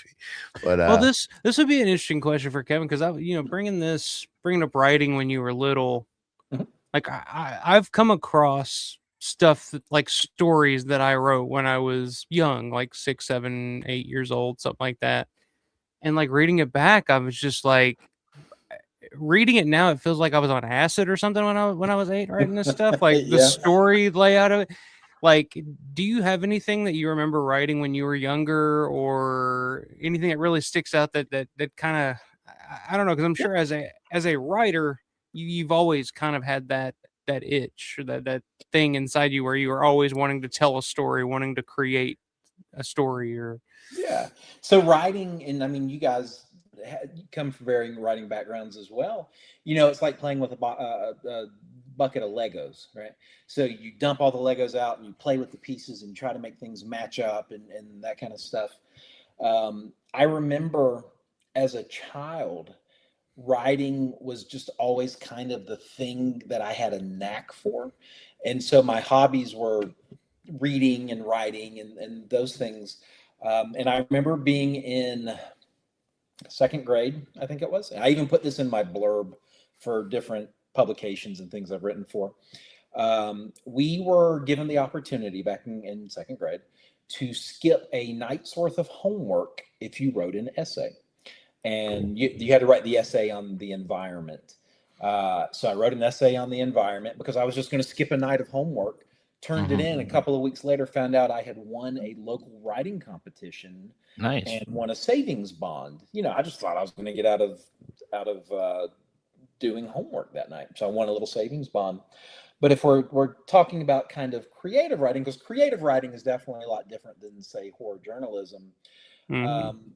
Writing is a muscle like anything else. So there's days that I just will find prompts online, or I have one of these like word a day calendars, and I'll get a word and I'll go, well, what kind of sentences can I come up with? My grandfather was a bluegrass musician. He toured the country. He released CDs, cassettes. But I remember many times coming home and he would just be sitting there playing music that never led to anything. It was just training the muscle. And so that's how I kind of treat my writing practice. And it is kind of fun to go back through something you wrote even a year or 2 years ago when you're consistent with it and go, my stuff got a lot better and my voice perhaps changed a little bit. But did I ever write anything crazy as a kid? Yeah, I don't know. I didn't do any like fanfic. I don't even know fan fiction. I'm sure it was a thing. I just don't remember it being a big thing when I was younger. It had to have been because I had Rambo breaking into the North Korean regime and take down the Kim dynasty because he had to. That was the only place at the time Rambo hadn't been. It's like there's only one man for the job that's going to get in there unnoticed. John Rambo. Colonel Troutman was still alive. He was still with us, RIP. And of course, once again. So yeah, it was definitely a thing. And I love it too. I like going back and reading my old stuff too. And you definitely get better. I mean, it's a muscle you flex, of course. And it's the scary thing is when you look back and you realize you haven't gotten any better, and then you start to be like, oh shit, like what have I been doing with my life? Story of my life. I got the idea from watching De Palma's I peaked in high school. Yes. Sorry. Well, that's the story of all of them. No, I'm just kidding. Yeah. Never got made though, but a couple of my ideas from that script showed up in other projects. One of them showed up in Freddy's Nightmares, and one of the two things that showed up in other movies. But I'll tell you a great story. A couple of years ago, Heather Langenkamp did a big charity event at the old Whiskey A Go Go Rock Bar on Sunset Boulevard. It was the cast of Nightmare on Elm Street 3 Dream Warriors reading the script, but it wasn't the shooting script. Heather got the original draft, which I had never read. I only read the final draft, and we went with what we shot. It was amazing, and I wish I'd volunteered to read the stage directions, because the writing between the dialogue, the setting up a scene or describing a sequence, etc., was as good as any Stephen King short story. It was really great. If you're ever at a convention and anybody's selling scripts, keep your eyes out for the first draft of Dream Warriors. It's a really good read. So I think my favorite unmade script was the first draft of Elm Street. You know what? And there's so many scripts out there, people too. If you guys like writing screenplays, they're available online, and it's so cool. And you know, one of the things that I think helps you get better at writing is reading scripts. I think it's great, man. And you see how everybody has, I know there's like rules, quote unquote, but all these industry people, they break them. They're all different. Some of your favorite movies are not written in any traditional format. And then you can go back and read like, you know, Sam Raimi, Evil Dead, the original Evil Dead. Obviously they weren't professionals at the time. Go read Evil Dead. That's like the equivalent of like what I used to write in middle school, you know, just like free forming on loose leaf paper. And, you know, you go read stuff like Alien, you know, stuff like that. And, but it's really fun when you read these early drafts, because they are wild. There was a time where I once considered doing a video series of talking about just this, like the evolution of movies that you love and their scripts and how they changed and stuff, because it's fascinating when you kind of go down that rabbit hole. I just looked it up because they just brought it up. And while, yes, Frank Darabont was one of the co-writers for Nightmare 3, the one that I'm thinking of was the original screenplay that Wes Craven himself wrote for it.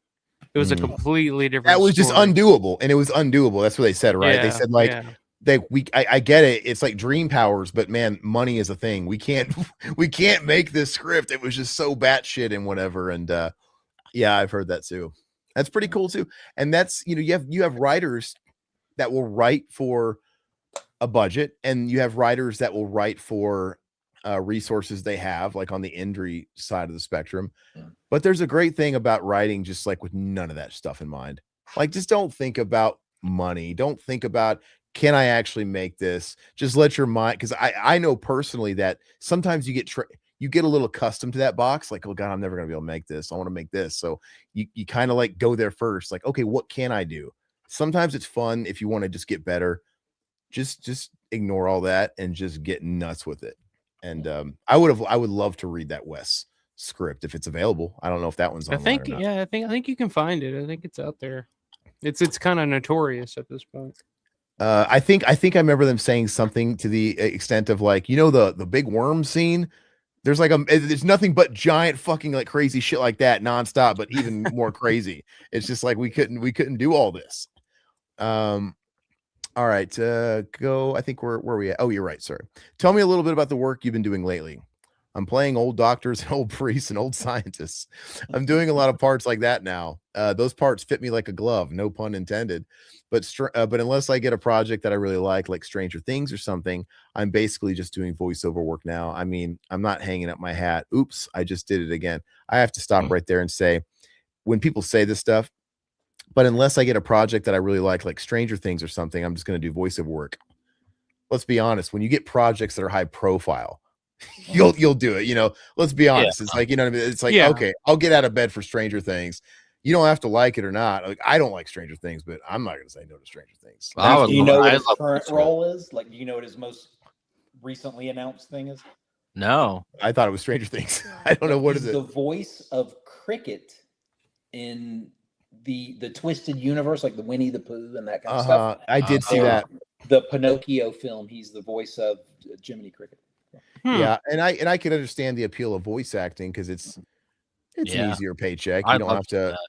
Oh yeah, I mean, yeah, me too. But but yeah, I was just calling it like it is. It's like, yeah, it's like you're retired. But if James Cameron called Freddy up and said, "Hey, I want you for," you're gonna make it happen. Oh yeah, absolutely. And I don't blame you. But I'm not seeking out roles like I used to this year because it's the 40th anniversary. I had to keep my schedule free because I'm doing a half a dozen big Comic Cons and film festivals. Those contracts are in concrete, so I wouldn't be able to just cancel in order to do a guest spot on Law and Order. This year, I had to turn down a movie in Barcelona, a movie in Rome, and I just had to turn down another film overseas. And you know me, I love working over there. Because I will definitely be back something because obviously people want to work with me. I used to be able to fly in for a day and do something and then get back on a plane and go somewhere else. I think he's been on record of saying things like, yeah, I love those certain European desks because it's like a vacation. Yeah, I can take my wife and go hang out. It's like, of course I'll do your movie over there. That's famously Eric Roberts' thing. Eric Roberts never says no to a film. He's like, That's why I love him, man. That's why he did Sharktopus. He's like, oh, you're filming it like where? The Bahamas? All right. Like, I'll do your shitty movie, but my whole family's got to come. You got to fly them out. 3. That's the number one thing you wanted to do. I love Eric Roberts, dude. He's one of my heroes. Growing up on Elm Street. Let's zoom in. No, this one, Eric Roberts for Freddy. I mean, he's old too, but he'll do it because he says he never says no. In 84, it ain't about who will do it. It's about who could do it. No. Eric Roberts. I just answer your question again. Dude, what he cannot do, he does no wrong. In 84, the roots of the archetypal final girl had been laid down by such films as Texas Chainsaw Massacre, Halloween, and Friday the 13th. But as the figure became more readily understood by its audiences, one final girl stood out among the rest. A teen scream queen who's tough but vulnerable, good but not inaccessibly pure, a loyal friend, a devoted girlfriend, and a true heroine with the courage to face one of horror's vilest villains 3 times over. That crown belongs to Nancy Thompson, a role inevitably tied to actress Heather Langenkamp, who not only portrayed her twice, but also played herself inhabiting that lifetime role in a groundbreaking meta installment that paved the way for Scream. As usually is the case with this sort of thing, Langenkamp had no idea she was about to make history when she auditioned for the role of Nancy Thompson at the tender age of 20. Having landed a lead role in the indie drama Nickel Mountain, she was tipped off about Elm Street auditions by casting director Annette Benson, who had brought her in to read Night of the Comet that same year. That role eventually went to Catherine Mary Stewart. We were just talking about Catherine Mary Stewart in Night of the Comet Wednesday. I like Heather Langenkamp, but man, I wouldn't want to change the casting in Night of the Comet because I love that casting. Catherine Mary Stewart's great, and it's so funny how they mention, she was 20 when she did that, and it always reminds me this was the days when obviously you were casting adults as teenagers, but you were still depicting like teenagers getting naked. Isn't that kind of like an odd phenomena? You think about it now. Just like it's huge back then. Yeah, back then, it's always teenagers in like the streaking scenes, the skinny dipping scenes. In this, they had, I think they had a stunt person, where they're pulling Nancy in the bathtub and you see her naked. I always think about The Stepfather. I love that movie, but like the daughter is 16 in that, and she's got a full frontal naked showering scene that's just gratuitous. It's just the fact that they got away with portraying underage girls in those scenes. It was a different time, man. It's wild. I was gonna ask too, Kevin, what's your thoughts about New Nightmare? Because I always felt it's almost like a great movie. Like I do like New Nightmare a lot, but it's just like almost a great movie. Like I wish there was another cut of it somewhere. Like I wish they went harder with the concept, and I wish they would have went darker. And there's like little things in the movie, like I like the idea that Freddy's like a demon inhabiting the embodiment of Freddy, but then like they kind of abandon it at the end where he gets silly again. I'm like, you didn't commit. Yeah, it's I love the original Nightmare. Nightmare 2, I absolutely love, and then all of them kind of have a special spot for me. But I feel like when New Nightmare came out, it was kind of like Wes's way of going, kind of reclaiming the series and bringing it back to its darker, more serious roots, even though it's very meta in the sense that it's showing them making a film. I liked it. I felt like it was kind of a good way to cap off those original series of films, because it had just gotten kind of corny and by like the third and fourth, I mean, the stories are still kind of the same thing, but Freddy's just all of his one-liners, and when you get to New Nightmare and he's just dark and the makeup's updated a little bit, I just felt like it was a good way. Like, we're sitting here talking about Wes Craven couldn't sell a Nightmare on Elm Street script in the franchise that he created. Mm-hmm. So, New Nightmare was his way of saying, this is my thing. You guys wouldn't have it without me. And then he brings it on back, Obviously, it paved the way for Scream, as everybody knows, and with the whole meta angle. But it's just, and obviously, and Scream did it better. But I really wish, man, like if only, I don't know if it just needed another year or two. Like, what if like it was executed as good in Scream in that movie? And there's just something about it. Like it's almost an amazing movie, and I still love it. But like, I love the concept of that me movie, too. but I just don't think it ever really quite worked because the Freddy character is so it's so fantastical that it's hard to bring that into the real world. And so like that's why it never, even watching it now, like every few years I'll go back and rewatch it. And I'm like, all right, maybe this is when it's really gonna like really I do connect. the same. And it's still just like it's just something that doesn't quite work for me because then it starts out in reality and then it kind of goes off into Freddy Krueger land, and then you're just like, okay, well, this is not, this doesn't match. Like it just doesn't sync up for some reason. And he's wearing leather pants for some reason. Yeah, really... and the glove is less a glove and more the bone. It's kind of glove and everything. So it just could have been. It should just went darker. There's just something about it. They just didn't quite stick it. I don't like the subtext story of Hansel and Gretel. Like that didn't do it for me either, and all that wrap That's around. where I kind of fell out. Yeah. I don't like that. I also it's the prime example of adults not knowing how to write kids, because they got Miko Hughes, who's about 5 years too old to be acting the ways he's acting in that movie. He's like wearing fucking onesie PJs and he's got a dino and he's like, "Daddy, blood." I'm like, this kid's like fucking 9, dude. Like it's just and even if he was 3, he wouldn't talk like this. Like, he's my guard. Yeah. Like, dude, are you touched? What's wrong with this kid? Yeah. Hang on, you guys have seen Burial Ground, right?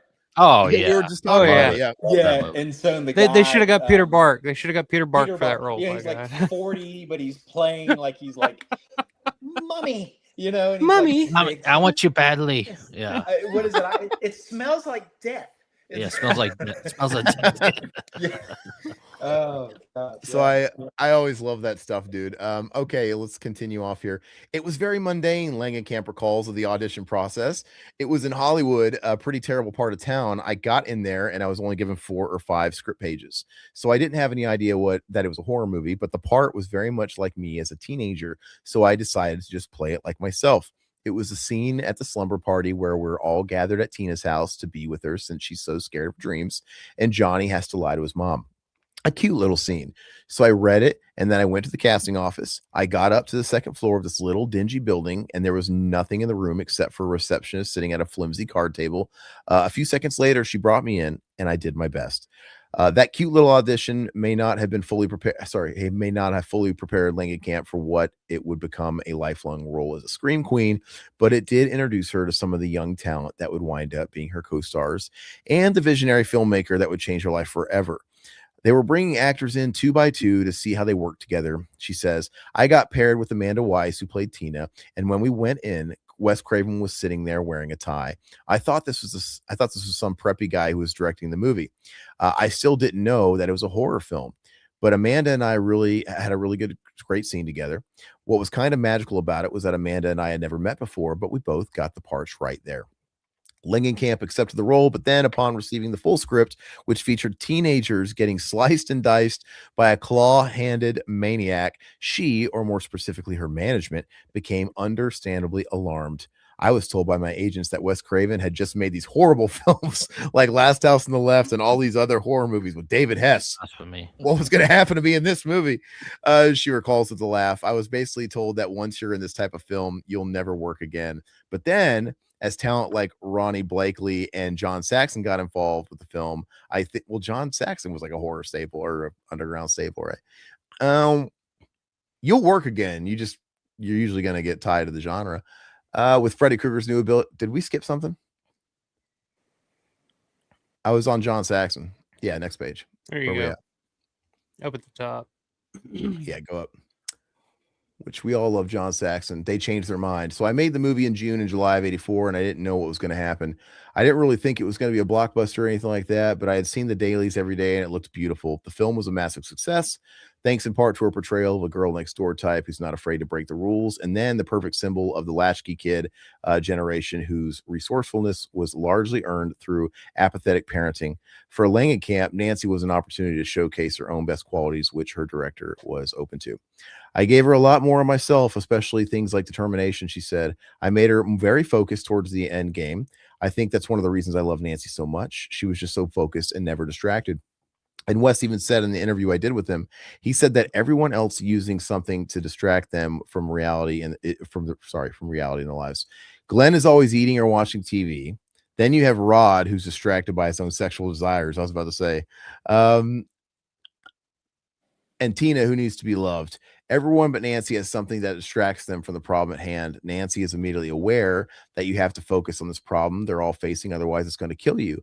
The way she tries to stay awake is the best representation of that, and it's a perfect metaphor. I did always used to think that Glenn was not trying very damn hard. No. To stay, after all of the friends got sliced up, and he has one job, like stay awake, like pull me out. And he's like, yeah, I'll just sit here with music on and lay down in this chair. I drank some 5-hour energy, some Red Like, Bull. what the hell are you doing? Like, go. That's when you like run around the block. You know what I mean? Just don't lay down. The other half of the film's success, of course, was Robert Englund's iconic Freddy Krueger, whose menace didn't exactly spring from the written page for a young actor. I never thought about it as Freddy being this character that was going to be larger than life, Langenkamp reflects. In the script, he's not written as scary or as fearsome as Robert Englund turned out to be. In fact, you can think of a sad, homeless child murderer who haunts people. You'll get why my vision of him was a lot less magnificent and in my imagination.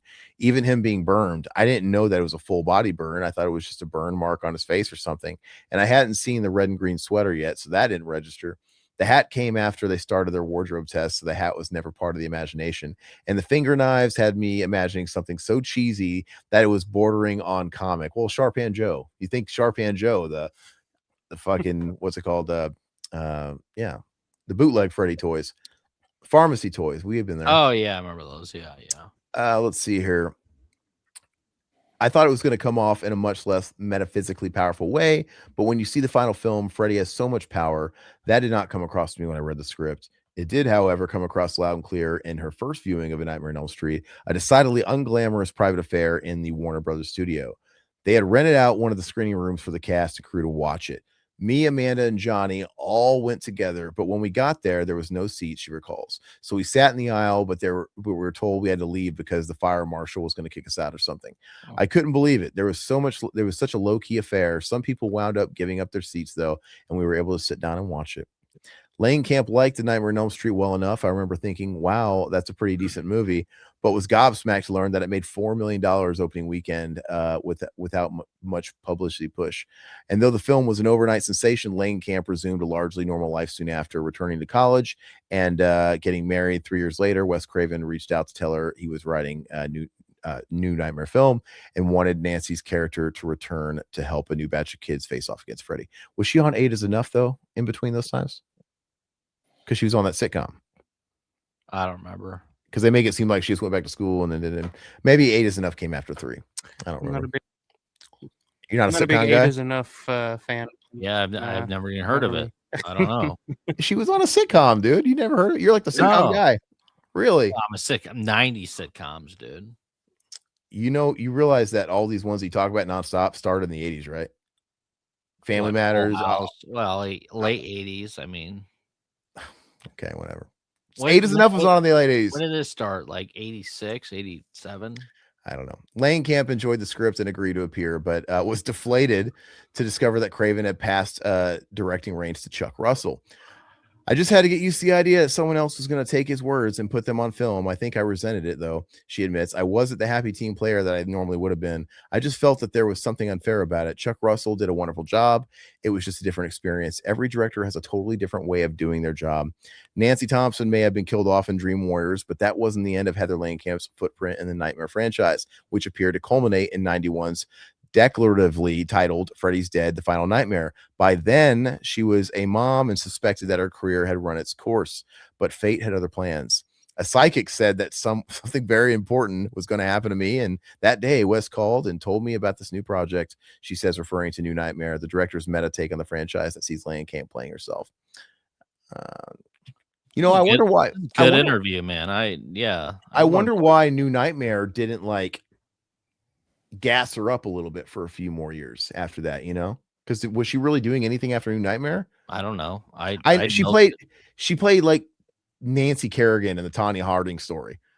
I remember a TV movie. Yeah. Or Lifetime or something like that. I mean, I know her husband's like in makeup effects and she like will work on like the stuff he does. Let's see. We need to stay awake. Go zoom in a little bit. I'm sorry. With Freddy's new ability to transcend formats as well as planes of consciousness, Craven had been trying several years to come up with an idea that wasn't derivative of the other Nightmare films, and he finally got it. So, okay, yeah. So he sent me the script, and I read it, and I immediately had some reservations about it. First, because I had to play Heather Langenkamp, and also because I wasn't happy with some of the things she says about her family. If I'm playing me and I'm talking about, say, my mother, then people are going to think that this is how my mom really is. I was uncomfortable talking that way about my husband, my son, my parents, etc. But I spoke with Wes again, and I really wanted to make it work. So I said yes. I just crossed my fingers and jumped in. I think people are smart enough to know that it's not really you. It's a heightened version of you. You mean this isn't a documentary? You know what I mean? Like that's kind of a weird take. If I got to be honest, I'm like, you're an actor. Like all these things I'm hearing are like, oh, I wasn't a team player because Chuck was directing. I'm like, did you get paid to act or not? Like, I'd be excited if I was there. Come on, man. I would relish in the fact if I somehow got to play a heightened version of myself. That's what you kind of always do with these types of movies. It's like not. When they did This Is the End, do I really think Danny McBride keeps like a gimp Channing Tatum? It's like all this stuff, all that crazy stuff. Great movie. Yeah. Now 40 years after her breakout role, Langenkamp can reflect fondly on the men, the movies, and the monsters that define much of her acting career. Craven passed in 2015, but no universe is as indelible as the one he created can stay dead for long.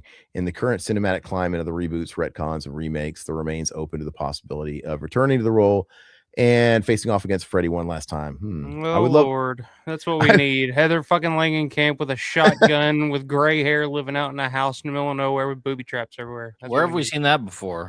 Well, to be fair, we're not like the biggest Jamie Lee Curtis fans here. Not personal. Just like the Laurie Strode character. We haven't seen that much of Heather Langenkamp. I would groan a little less because there's a reason why I'm so forgiving to Halloween Kills, because Laurie spends the whole damn movie bedridden in a hospital. It's great. It's her best role. If it brings Robert Englund out of it, I'd be like, sure, whatever, just give it to us. Give us New Nightmare 2, whatever. Even at our age, where I'm 60 and Robert's an aging Freddy, that's really interesting. It's a lifetime of battling a demon that's been after you, and I think so many people would relate to that. Nancy and Freddy are two sides of the same coin, are they? Langenkamp remains active in the film industry, working as a makeup coordinator with husband David Leroy Anderson for their company AFX Studio, while still finding time for the occasional gig. Look for her in Spider-One's Little Bites and Mike Flanagan's The Life of Chuck. I did hear she appeared in Life of Chuck. She's in Life of Chuck. She has a very small role. It's a couple of minutes, but she plays like a neighbor who's on an oxygen tank the whole time. Okay. And it's a bit comical. Like it's fun. Like, yeah, it's fun. Is that movie as good as most people say it is? I've heard it's really good. I mean, it's Flanagan doing King, and it's kind of a dramedy. I like it. I enjoyed it. It's probably not everybody's thing, but it's easy to forget that Stephen King didn't just write horror films. Yeah. But Life of Chuck, it's got some tear-jerking scenes to it. So it's wild that we lived in a time where Mark Hamill got nominated for an Oscar. Yeah. Yeah. You know what I mean? Like, it was wild, but anyway, I got to see it one of these days. Query's Plea, a movie called Wesley Mallet stalked, but she never strayed far from the role so near to her heart and remains proud of the legacy as Elm Street's preeminent final girl. When I look back at the last 40 years, I feel really good about it. She says, not only the original film, but Dream Warriors and Wes Craven's New Nightmares 2. There's a few opportunities in our lives to look back on and have a huge smile on your face. You look back and think, wow, that was a great experience. I wouldn't have given that up for the world. Okay, Okay. what do you think about Heather Langenkamp? Do you like her as a final girl? See, I would take Kim Myers any day over Heather Langenkamp. Well, that's what I was gonna ask. It's like you kind of wonder like what happened with her career because she really never broke out of that role of the Nancy role. And I hear Yeah. people sometimes talk about they don't like her performance as Nancy in the original. They never She's fine. She's just not like you know, they never did. She doesn't quite light up the screen for some people. I always liked her in Nightmare on Elm Street, but it she does seem to be like it. She never quite escaped that character. She never really had a career beyond that. I mean, even as the star, she didn't have the Jamie Lee Curtis trajectory. Oh, How many She- people did look. though? Like she was like the archetype, and she was the Yeah, one. but that how probably, many? But how many of those style of horror films became as successful and became as popular as A Nightmare on Elm Street or Halloween? Or you know, I mean, you would think like she would get some other work outside of it in some other horror movies, if nothing else. Like she'd be the final girl in, you know, Return of the Living Dead or something that came out a year later. But it was just like she never did much else outside of just being Nancy. From I just No, think Nightmare on Elm I just Street. think we're in a different era now. Now we're in an era where horror is a little bit more respected. You know, we talked about like Oscar nominations, and you know now you can have a movie like The Vavitch, and you know the girl that's in that, you know, Anna Taylor-Joy, right?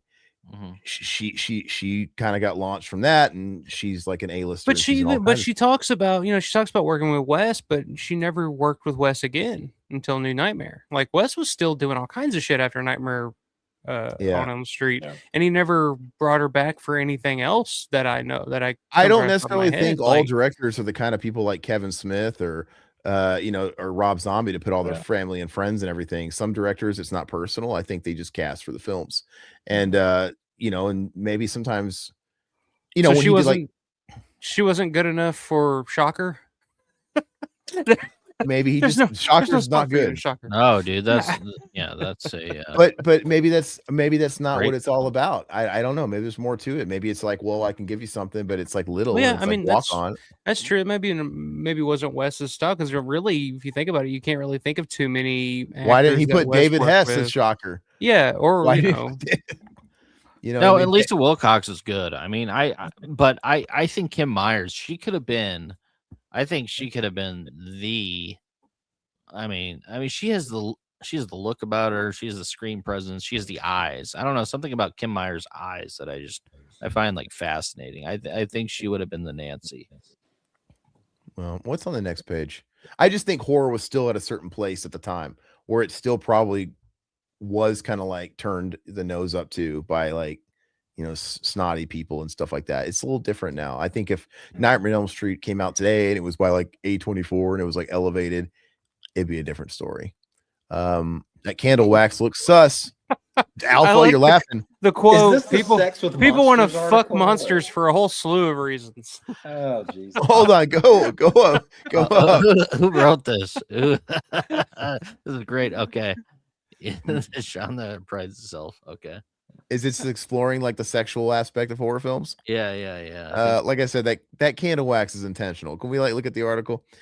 Yeah, who I'm wrote gonna this run one? to the bathroom. I'll be right Go back. run to the bathroom. I have to as well. Oh wait, Oh this my is God. Sean Plummer. He's a staff writer that's been with the magazine for.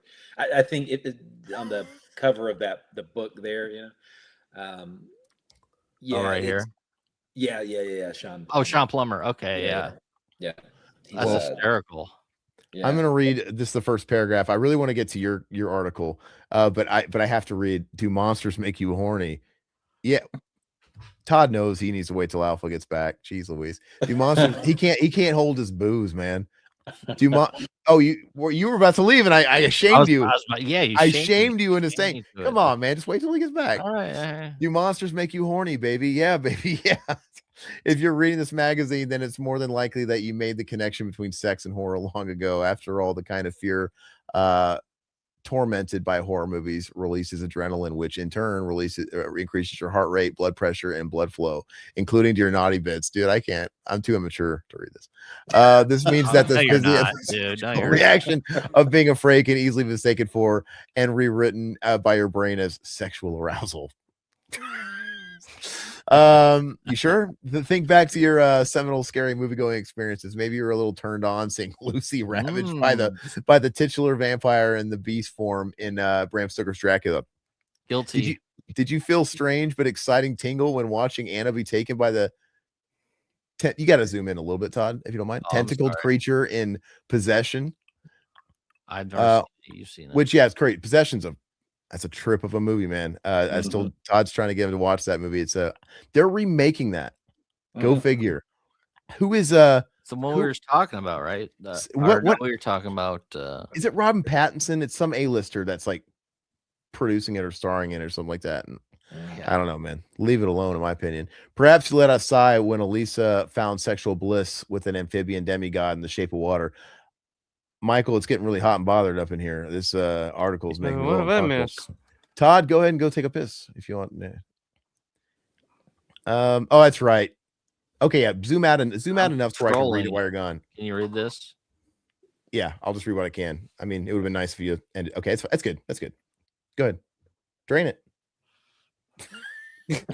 All right. He's like, you got up to go piss, and he left too. I'm like, one at a time, boys. Like, what's going on here? Someone's got to scroll through this shit. Let's see. Oh, here we go. And maybe you're a little more than curious to see Bill Skarsgård's take on the vampiric Count Orlok in director Robert Eggers' upcoming Nosferatu remake. A creature Skarsgård recently described as being both gross and highly sexualized. Was it ever? And yeah, so the film wasn't out at this time, but you were going to see a lot of Count Orlok. That's for sure. For American academic Ella Gallego, it was 2019 viewing of Eggers' film The Lighthouse, in which Robert Pattinson's lighthouse keeper dreams, or are they wet nightmares, about having sex with a mermaid that inspired her to take her scholarly interest in so-called monster fucking and quantify its presence in the culture at large. This article is going to get me demonetized. Let's kidding. It was one of the first movies that really, really unsettled me, she says. I think the best way to describe The Lighthouse is a quote that I'm going to have to pretend I know what that says. Gallego's research the topic of sex with monsters led to the monstrous theory reader. What am I reading? People want to fight. I'm going to skim a little bit. Depictions of people being sexually attracted to monsters, a preference dubbed teratophilia, is nothing new nor even limited to modern media. Take, for instance, the succubi, a female presenting demon who drain men sexually in their dreams, who appear in both Jewish and Arab. I can't help but think of Young Frankenstein with Madeline Kahn. Oh. The art and French painter and lithographer Eugene infamous Les Diables showcases a wide variety of taboo subjects, including humans gleefully. It's covered up. Fornicating with demons. I do see that though. Turn to erotic imaginations of many. Good Lord. Actors Tim Curry from Legend, Rocky Horror, and Ron Perlman were most referenced in the first monster attraction category. Ron Perlman, really? That's a handsome man, I guess. I don't know, man. He's got an intimidating skull. I don't know. I don't know if like it screams sex appeal, but people want to fuck monsters for a whole for some it was I just love that quote. People want to fuck monsters for a whole slew of reasons. Well, you missed the lead in. Do monsters make you horny? If you're reading this magazine, it's talking about all kinds of stuff up there. For some reason, it was about just more dirty stuff. For some, it was about how they found the power dynamics to be really sexy. Some people found that monstrosity allowed them to enter a realm of fantasy in which they could escape social structures they find confined. Is this why people like furries and go to those parties too? Because they feel constrained by society. All right. That's what you like about being a furry? The fuck? All right. Let's I want to get to Kevin's article. This is gonna be about a lot of sexy stuff. I wonder how many people bought this magazine on the newsstand because of this article. Like if they're just like, this whole time I've been waiting for somebody to write something that really spoke to me, and here it fucking is. And then they were just like, It's this- good, man. That's what I love about Rue Morgue. You get a The little one and mixture only of everything. One and only Yeah, I like article it. on You're not- sex with monsters. There Yeah. you They go. they don't Listen to it. talk about Nightmare 2, dude. All the sexual tension up in that Oh, movie. Go Yeah. ahead and let's move on past this. Oh, there we go. Oh, There you go. well, we The hell passed. Yeah, he went too far. That's all right. We gotta. Oh, I'm sorry. No, it's fine. I feel like we got. I want to get to the art, but is that I don't know Yeah. where you're going now, Todd. Dark Side of No. Mana. Is this it? This is That's it. it. Oh, here we go. Yes. All right. So Magic the Gathering has been delighting players and collectors with an ever-growing gallery of terrifying ghouls and goblins for over 3 decades. Now, Rue Morgue looks at a tabletop's RPG's horror Hall of Fame. All right. Is it weird if I read what you wrote, or do you want to? No, well, I tell you what. So I'll kind of tell you the story of how it came to be, and then Okay. some context Yeah. of the whole interview. So I've been writing for Rue for years, and I'm a gamer. So I do a lot of video game coverage for the website. Mhm. And so every year there's a big event out in Los Angeles. It's like a press only kind of thing. And it's called Summer Game Fest. Yeah, I know it. And so one year I went out there, and I figured, I'll get to see some new things that are coming out. And if anything, just get some new industry contacts. And so when you go, you have to book appointments with all the different companies. And so the first one I booked was with Wizards of the Coast. So even though I wasn't terribly familiar, I knew it, like we talked, I knew what Magic was. I wasn't a Magic player. I was always familiar with the artwork just being really kick-ass, And I went and sat with the Wizards of the Coast people, and they played a couple of rounds of the game with us. And so when I get done, they say, well, who are you with? And I said, well, I'm with this horror publication, Rue Morgue. And this was in June of 24, because this issue that we're going through is the November-December issue of 24. And they said, you're somebody we want to stay in touch with because we're releasing a new expansion called Duskmourn, House of Horror. And I'm like, great. So we exchange numbers. I get home a couple of weeks later. The PR company that is working with Wizards on this new release, they reach out to me and they say, well, we're going to do a press day, and we're going to fly a bunch of journalists up to Wizards offices in Seattle, and you're going to spend a couple of days hanging out, and we're going to give you first details on this game. And I'm like, okay, but I'm not really the card game guy. Like, no, that's why we want you. You're the horror guy. Yeah. So I get up there, there's 10 journalists, 9 of them are from gaming magazines, IGN, if you know IGN. Oh yeah, absolutely. Yeah. Yeah. And I'm the only horror guy. And so people are like, oh, that's kind of cool. I'm taking copies of the magazine. And we get into these meetings with their team, and everybody was so cool. I mean, it was like they rolled out the red carpet for us. Just a really great bunch of people. And so everybody's asking their questions and they're presenting things to us. And so then it becomes my time to start picking their brains a little bit. And so when everybody else is asking about gameplay mechanics, I'm asking, like, why did you guys try to create a new IP when you could have just licensed something, else? And they actually had previously. They had done these one-off tie-ins with like Evil Dead, Child's Play.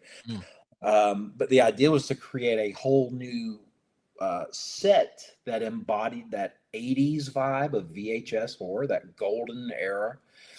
And sitting in their offices and just watching, like, I remember them telling us when they picked the font for the cards, and you can kind of see some of the cards here too, there were dozens. Like, they have a team of people that they signed to NDAs, and they just let them go through and they pass these sheets out to them, and looking over dozens and dozens of just the font, the typeset, before they could all agree upon it. I'm like, the attention to detail here, they are meticulous.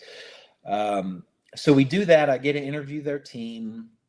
I come home, and we've already kind of talked about the long lead times in print. So if this went in the November, December issue, I likely filed the article probably September or October. And I think the Duskmorn game released in September of that year.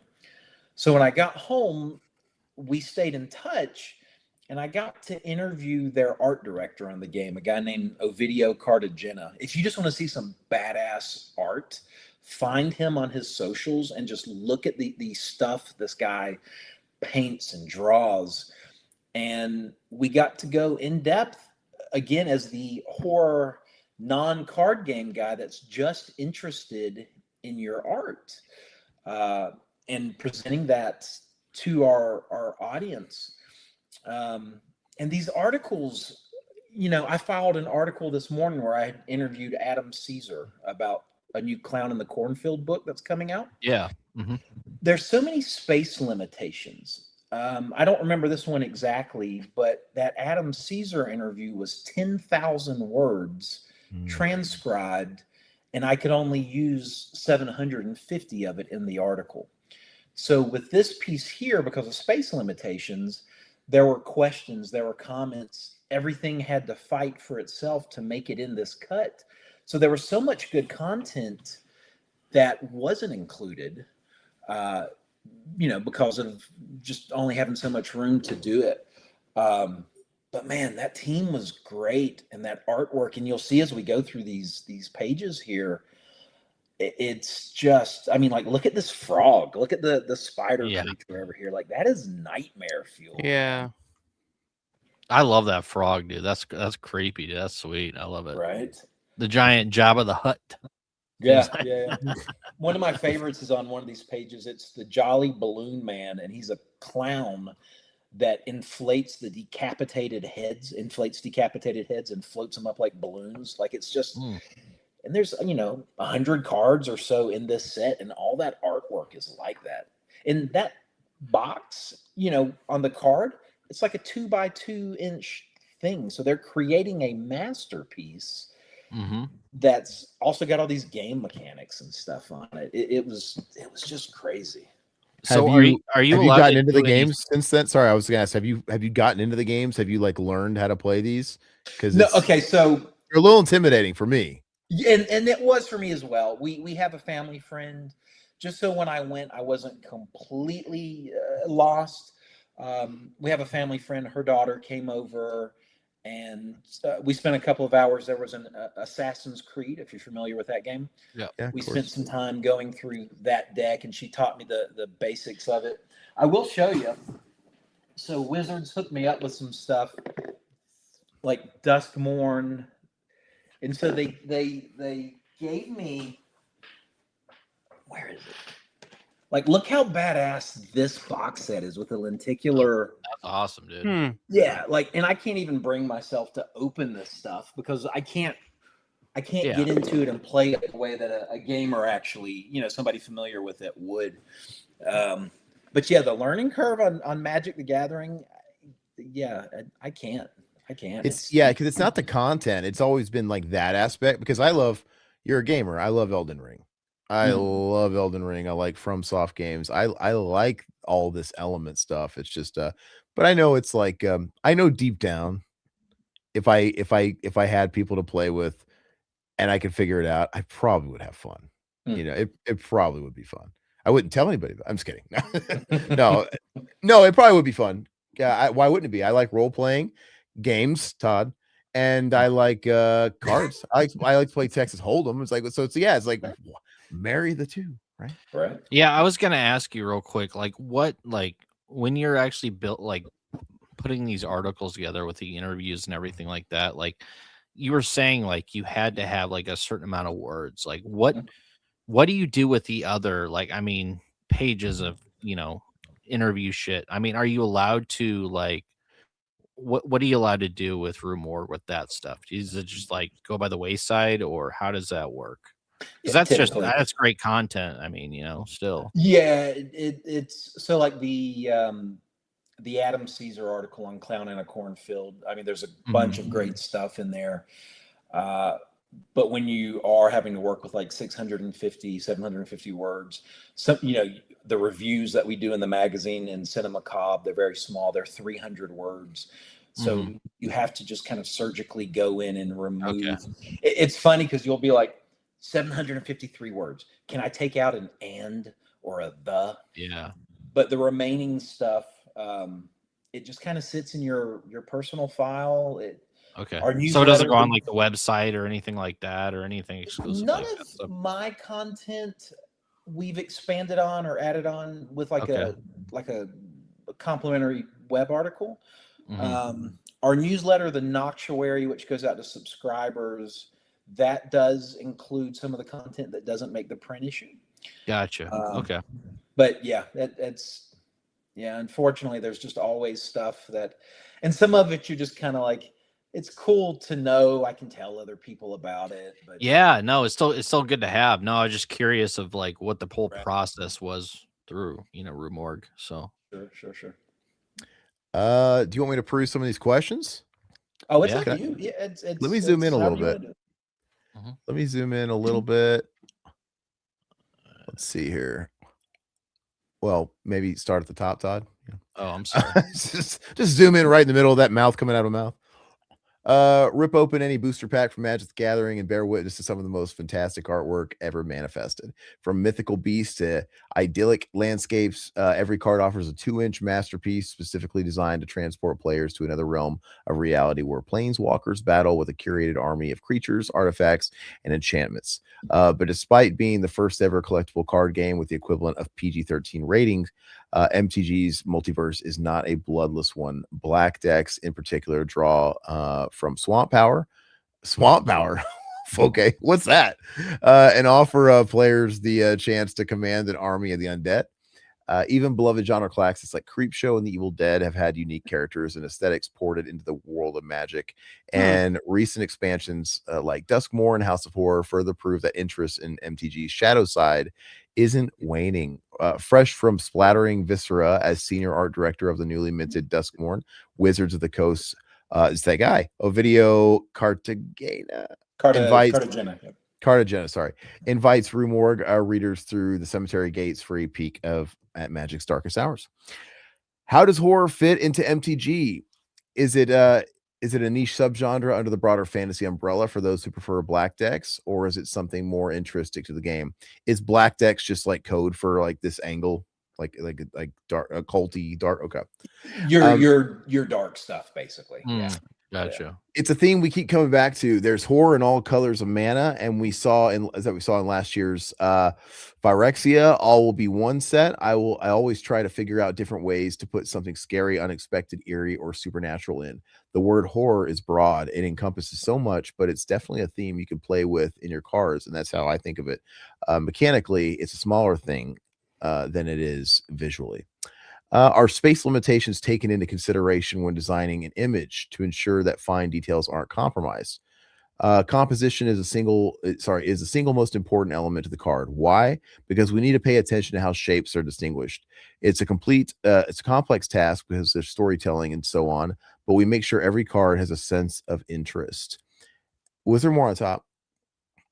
I just can't remember. I think it's all pictures. Okay. Those images, yeah. How do you go about instilling a feeling of dread through the spells, lands, enchantments, and other non-creature cards? Enchantments create a mood. We don't have sound. We don't have movement. The way to create impending doom or any other mood we want is a big reason why enchantments have an effect on the battlefield. They're our fog machine, basically. The card Manifest Dread, designed by the great Diana Franco Campos in her debut at the Magic the Gathering artist, could be a monster or it could be something good. Exactly how in a horror movie you would see a shape at the end of the hallway. You're initially scared because it's already scary out there, but the art could reveal a glimmer or a friendly survivor that really gives you a sense of dynamism. Collectors are always on the look. What? We were saying big words. I was just going to ask Kevin, we've talked about this every issue. They say the word spate. How you come up with them big words? Yeah, no, you maybe it's not like it. It's when I see dynamism, I want to say another dyna word, and it's like it rolls your tongue. Okay, Alpha always brings up spate, right? Spate. Yes, we've done 2 issues where the word spate has come up in the first sentence. It always trips us up. We're like, God damn! Like, what is? I never heard that word before. It was in the last 2 issues. In the first sentence, of the cover article. It's like spate. It's like rings spate. And I had never heard it before. I'm like, now I got a new word I got a new word. Sorry, It's, I've been editing videos and that keeps coming up. So I'm like, I think about spate. Yeah, it's like, okay. Sorry to derail it. Collectors. Collectors are always on the lookout for variants, foils, borderless cards, etc. released with each expansion. What goes into deciding what images get the alt treatment? The process takes a while because that's a difficult balance. You look at the theme and the art from collectability standpoint, then try to think of how to make it cooler. You have to know how people pick us. You have to know how to pick the cards. You want cards that people are going to want, and that question is part science, part art. Yeah, I'm sure the collector's market for these are just huge. Card collecting is it's nuts, dude. Huge. My brother's still into it. It's so well big. This stuff too, man. People go and they clear the aisles at Target and Magic the Gathering and Pokemon and all that stuff, dude. Pokemon, yeah. Well, see, like the only like I don't know anything about Magic the Gathering or anything, but when I was a kid, of course, the big thing that everybody fucking loved, and everybody was all about, and I was like, this looks fucking goofy as shit to me. It's Pokemon, fucking Pokemon cards. And so like all these kids in my class be like, Pokemon. And me being the kid who liked horror and liked weird shit and had no interest in, Squirtle and Squaddle and all these other goofy ass cards, I found a pack of fucking Magic the Gathering cards when I was a kid and started pulling out these fucking awesome artworks like this. And this was my thing. I was like, oh, you guys are fucking Pikachu my ass, like check this out, like, and like that was like I didn't know how to play it, I didn't know anything about it, but for me as like the ultimate like contrarian as a kid was just like, fuck Pokemon, check these out, so that's the only experience I've ever had with Magic the Gathering. But yeah, seeing these like this artwork on these cards and shit, it's pretty amazing. I pretty awesome, actually. Especially these dark packs, these dark yeah that's a good shit. A guy literally shot a guy dead a few weeks ago, not far from my house outside of a grocery store, because they're both middle-aged men and resellers. They go in and they just clear the shelves of they get there first thing in the morning saying get all the Pokemon cards. And you had a situation where you had two resellers going head to head, and one guy bought everything and the other guy shot him in the chest. It's terrible. And I'm like, it's insane, dude. People make their living. People bring in their scales all the time around here. Like they weigh the card packs to see if it has an insert in it. It's crazy, the card market, man. Man. It's nuts. The recent Duskmourn House of Horror expansion is one of the game's darkest. How often does the game embrace horror themes? Within 2 years, in any release schedule, we're going to put something scary in there. We're probably going to have at least one faction that's horror, and by faction I mean a subdivision of assets. It depends too on what the other assets are around. Innistrad, Midnight Hunt, and Innistrad something or other. Go ahead and turn pages. Whoa, look at that. That's awesome. That's like some Hellraiser stuff. Yeah, I love that. Go ahead and zoom in a little bit. You want the top? No, I just want to give me some text. And Crimson Vow were close by, and both come with vampire spirits, werewolves, and other stuff like the monstrous Gitrog frog monster. There we go. That was the thing on the front. If you think about the releases we've had in the last 4 years, 3 sets are downright horror with different levels of humanity inserted in. Slasher films of the 80s were clearly the launch pad for Duskmourn's horror aesthetic. What else inspired it? There's definitely an influence from Giallo. The 90s had some good stuff that I wanted to see in there. The 70s too. Something beautiful happened in the 60s within this genre where people started prodding the monsters. That's in horror. They were pushing the envelope artistically. That's what I wanted to do there. A lot of references and ideas come from the 80s slasher, but I was also influenced by literature because I'm an avid horror reader. That's interesting. One of Duskmourn's earliest reveals was also one of the most disturbing art cards, the Jolly Balloon Man. Here we go. Oh, there he is. Yeah. This is the guy. Oh, look at the face on that, dude. That's awesome. Like Charlie Kirk, dude. Oh, too soon. I didn't say anything about anything else. I just said it looked like Charlie Kirk. That's all I said. Or a Cabbage Patch Kid or a Garbage Pail Kid. Yeah. You said it, and I fucking immediately saw it. I was like, "Oh my God." No, I agree. I see it. I was expecting like a big, fat, grotesque clown. He's got this. That's crazy looking. Yeah. Oh my gosh. Okay. Yeah, I can't unsee it.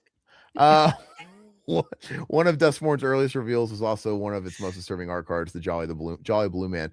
Walk us through the process of designing a jester that inflates decapitated heads by blowing into their severed necks. The concept that senior game designer Emily Tang wrote about the germ of the idea, in that its character would keep trophies like a hunter. I recruited Campbell White to work on that. He's an incredible artist who could see anything and just make it real. We sent him that idea and he came back with something that we had to tone down. If you'd have given it to someone, they'd have gone nuts. I could just see seeing this being like a James Wan movie, dude. Like it does, dude. Yeah, absolutely. it's pretty creepy. Considering how long MTG has been in existence and how many of your team members have worked together for decades, how do you ensure that each of your creations remains original? The first thing you do is make an idea that's close to your inspiration. There are geniuses who come up with something new from the very beginning, but 99% of the time, you're copying the greats. If you're a classical artist, you're going to grab a Michelangelo piece and draw it the best you can. If you're a horror director, you're going to think of a theme that people have done many times and then give it your own spin, maybe a couple of spins. It's very much the same process here. We come up with the most obvious solution, and sometimes it works, sometimes it's enough, but other times the answer is, let's do something else. So we do another and another and another. A great example of that is Valgavoth. Vulva. Sounds like a death metal band. It does. It does. Swedish death metal. Like Gorgoroth, dude, is a fucking band. Yeah. We started with that's too many V's in a word for my life. It's Velveeta. They like to say salsa. Jerry Seinfeld. We started with the Mothman, but he became so much more. When building your own black deck, what cards are you including? I have a deck that's my baby. When I saw Marina Vendrell's Grimoire, I had to put that in. Overlord of the Flood Pits is one that I want to put in, and Overlord of the Mistmoors is another. Alpha was so. These are all great fucking metal band names. They are. Duskmorn, Flood Pit. Valgavoth, Flood Overlord of the Mist. Like, come on. Oh yeah, dude. Flood Pit. I want to figure out how to build around Valgavoth, as both versions of him are very cool. I felt that Valgavoth, when making Duskmorn, he does drinking games with this, I could tell. So I want to play like Valve. He said it 3 times in a sentence. I can't keep up. Valve as well. That's wild. Yeah, the imagery is cool, man. It's kind of selling me. Dude, I love that, dude. That's awesome. It's awesome. And what was really fun was so when I was at Wizards offices initially, and I got to interview their entire team, it's like there was an art person and a game mechanics person and a story writer, and everybody has their own process. All creatives do. I've got my own writing process. You guys do. But having this interview with Ovidio in an environment where it was basically a Zoom call and there was no other noise, and it was just he and I talking about the the dark art of magic, and not, even though Duskmorn had just come out, we were just talking broadly about all these images. And as you read those answers, and I'm hearing them again for the first time in, a year-ish, his insight, right? Because I'm not a graphical guy. So to hear him explain how we start with the seed of an idea, or we have to work with this or work with that, and the art can't overpower the game mechanic and vice versa. It's just fascinating to hear him explain this stuff as though he did it very easily. Just a conversation that he could just have, like if you were just talking about the weather or the news. Yeah. And he didn't really have to think through these answers because it was so second nature to him. And they were all just fantastic. And I mean, like this image right here, that's very like a Cenobite. And like, oh yeah, I'd have that on my wall, dude. That's awesome, dude. Yeah, it's cool, been driving me crazy. It's like, what does this remind me of? What besides the Hellraiser and it almost looks like Statue of Liberty or something? But what does the face remind me of? And you know what? I just put a little court jester head on it, painted his face. It's the Ghastly Grinner. Looks like the Ghastly Grinner from a little bit. Like I can imagine like that ooze coming out of his mouth. Right. No, it's creepy, man. I dig it. It's really, really, really cool. Yeah, I guess that's like Venus flytrap teeth on his head. So basically the balloon clown wouldn't have a hard time blowing his head. Well, and did you hear him say? Well, yeah, he didn't. You read it.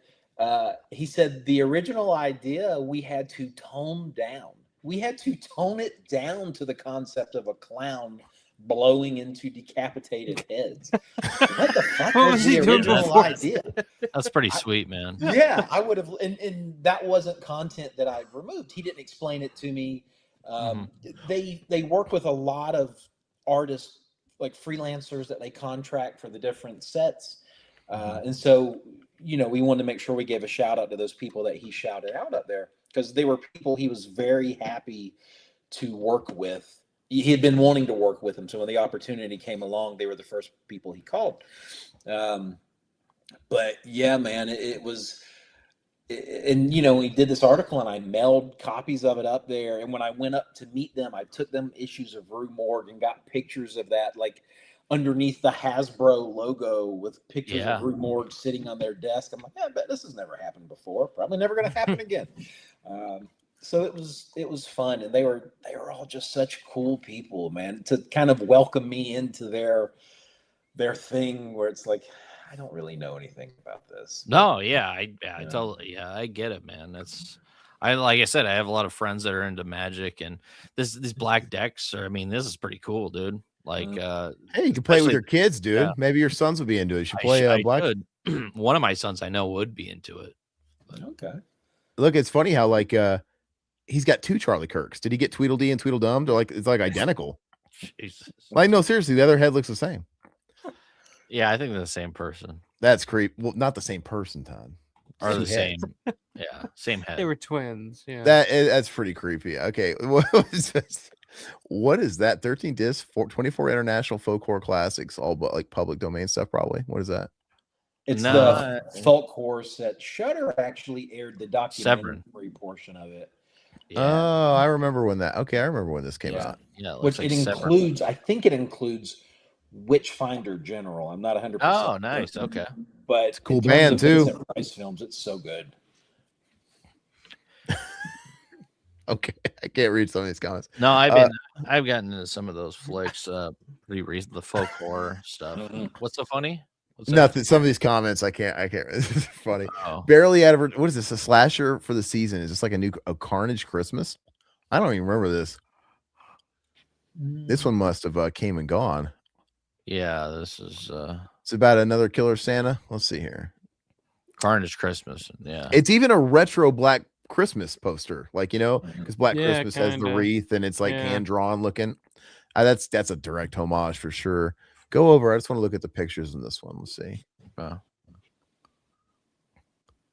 Yeah, I watched the what was the remake that came out for Silent Night, Deadly Night. It was pretty good. The most recent one.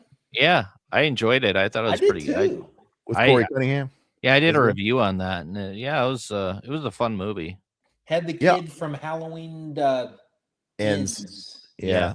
Yeah, he's a great actor. I really like him, even though I didn't like Halloween Ends, but I like him as an actor. I'm one of the only people that likes Halloween Ends. Yeah, I like him. I like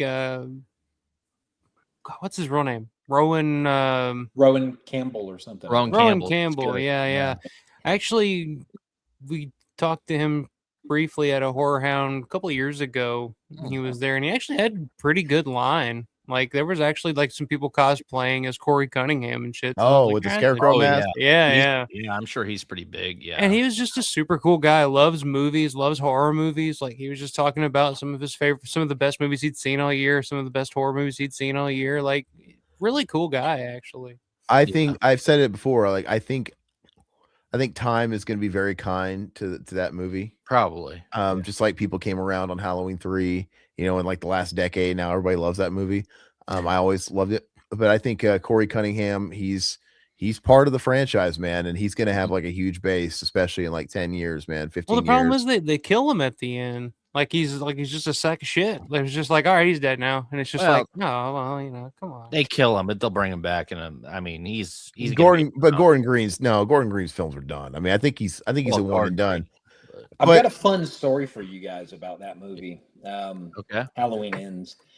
It was a big portion of it was shot in and around Savannah. And if you remember, there's scenes in that movie where like the kids are hanging out at like a diner. They're just drinking coffee, whatever. And this diner in real life is called Ronnie's Restaurant. And Ronnie's is like a greasy spoon hamburger chain, not even a chain. It's just like a local place that, everybody loved going to. But it was always funny in that film to see like all these young kids kind of hanging out there, just drinking coffee and stuff. And it's like, yeah, it's in like an industrial part of town. You probably wouldn't really just let your kids hang out there, and they probably wouldn't seek it out. And a couple of years ago, they did a thing where you could stay overnight. Like, how these companies do, go see the filming location of this, that. You could go see the filming locations of Halloween Ends in Savannah. And one of them was you could stay overnight at that restaurant. And it was like, oh, that's cool. Bring your sleeping bag. You're going to sleep on the floor. And I'm like, that floor is probably covered in 18 inches of fryer grease residue. You don't want to walk across it, let alone sleep on it.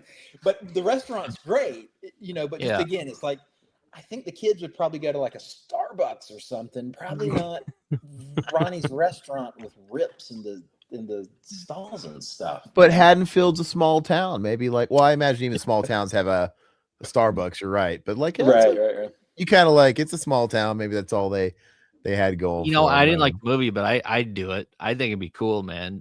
Great experience. I worked for 10 years in hospitality and restaurants. Let me tell you about that fryer grease, dude. You cannot get that grease out of your skin. Yeah. It just becomes like another layer of you. And I don't care. It's like in your uniform, like your chef coat, no matter how much you wash it, slide across the floor. No matter how hard you scrub yourself in the shower, you don't ever fully feel clean. So yeah, dude, I'm not paying to sleep in that shit, dude. It took like 15 years to get it out. I'm finally cleansed. I'm like, go with not working. Alpha, we're going. There you go. Well, that's a great gimmick too. It's a great gimmick. People do that all the time where they buy these things or like the real haunted attractions, right? People buy them out, turn them into Airbnbs. My favorite is the Velisca house. The axe murders. I mean, like people pay year round to stay there, and the guy who owns it, it's like, it's all about the experience. No electricity, no indoor plumbing. Like, golly, you're sleeping in a house. You gotta go shit in a hole out in the yard. It's like, it's part of the experience, man. People just want to go there and be in the dark. I try to get my wife to go, but she's kind of afraid of it.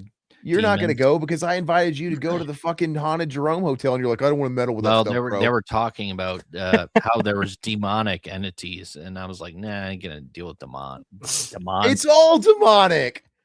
You're showing two faces to me right now, Todd. No, come on. There's one thing about ghosts, and there's one thing about demons, man. Bullshit. Bull fucking shit. I know my you know it? I know my paranormal. You watched enough Ghost Adventures, you know it. Yes. Stop running. Yeah, okay. Yes.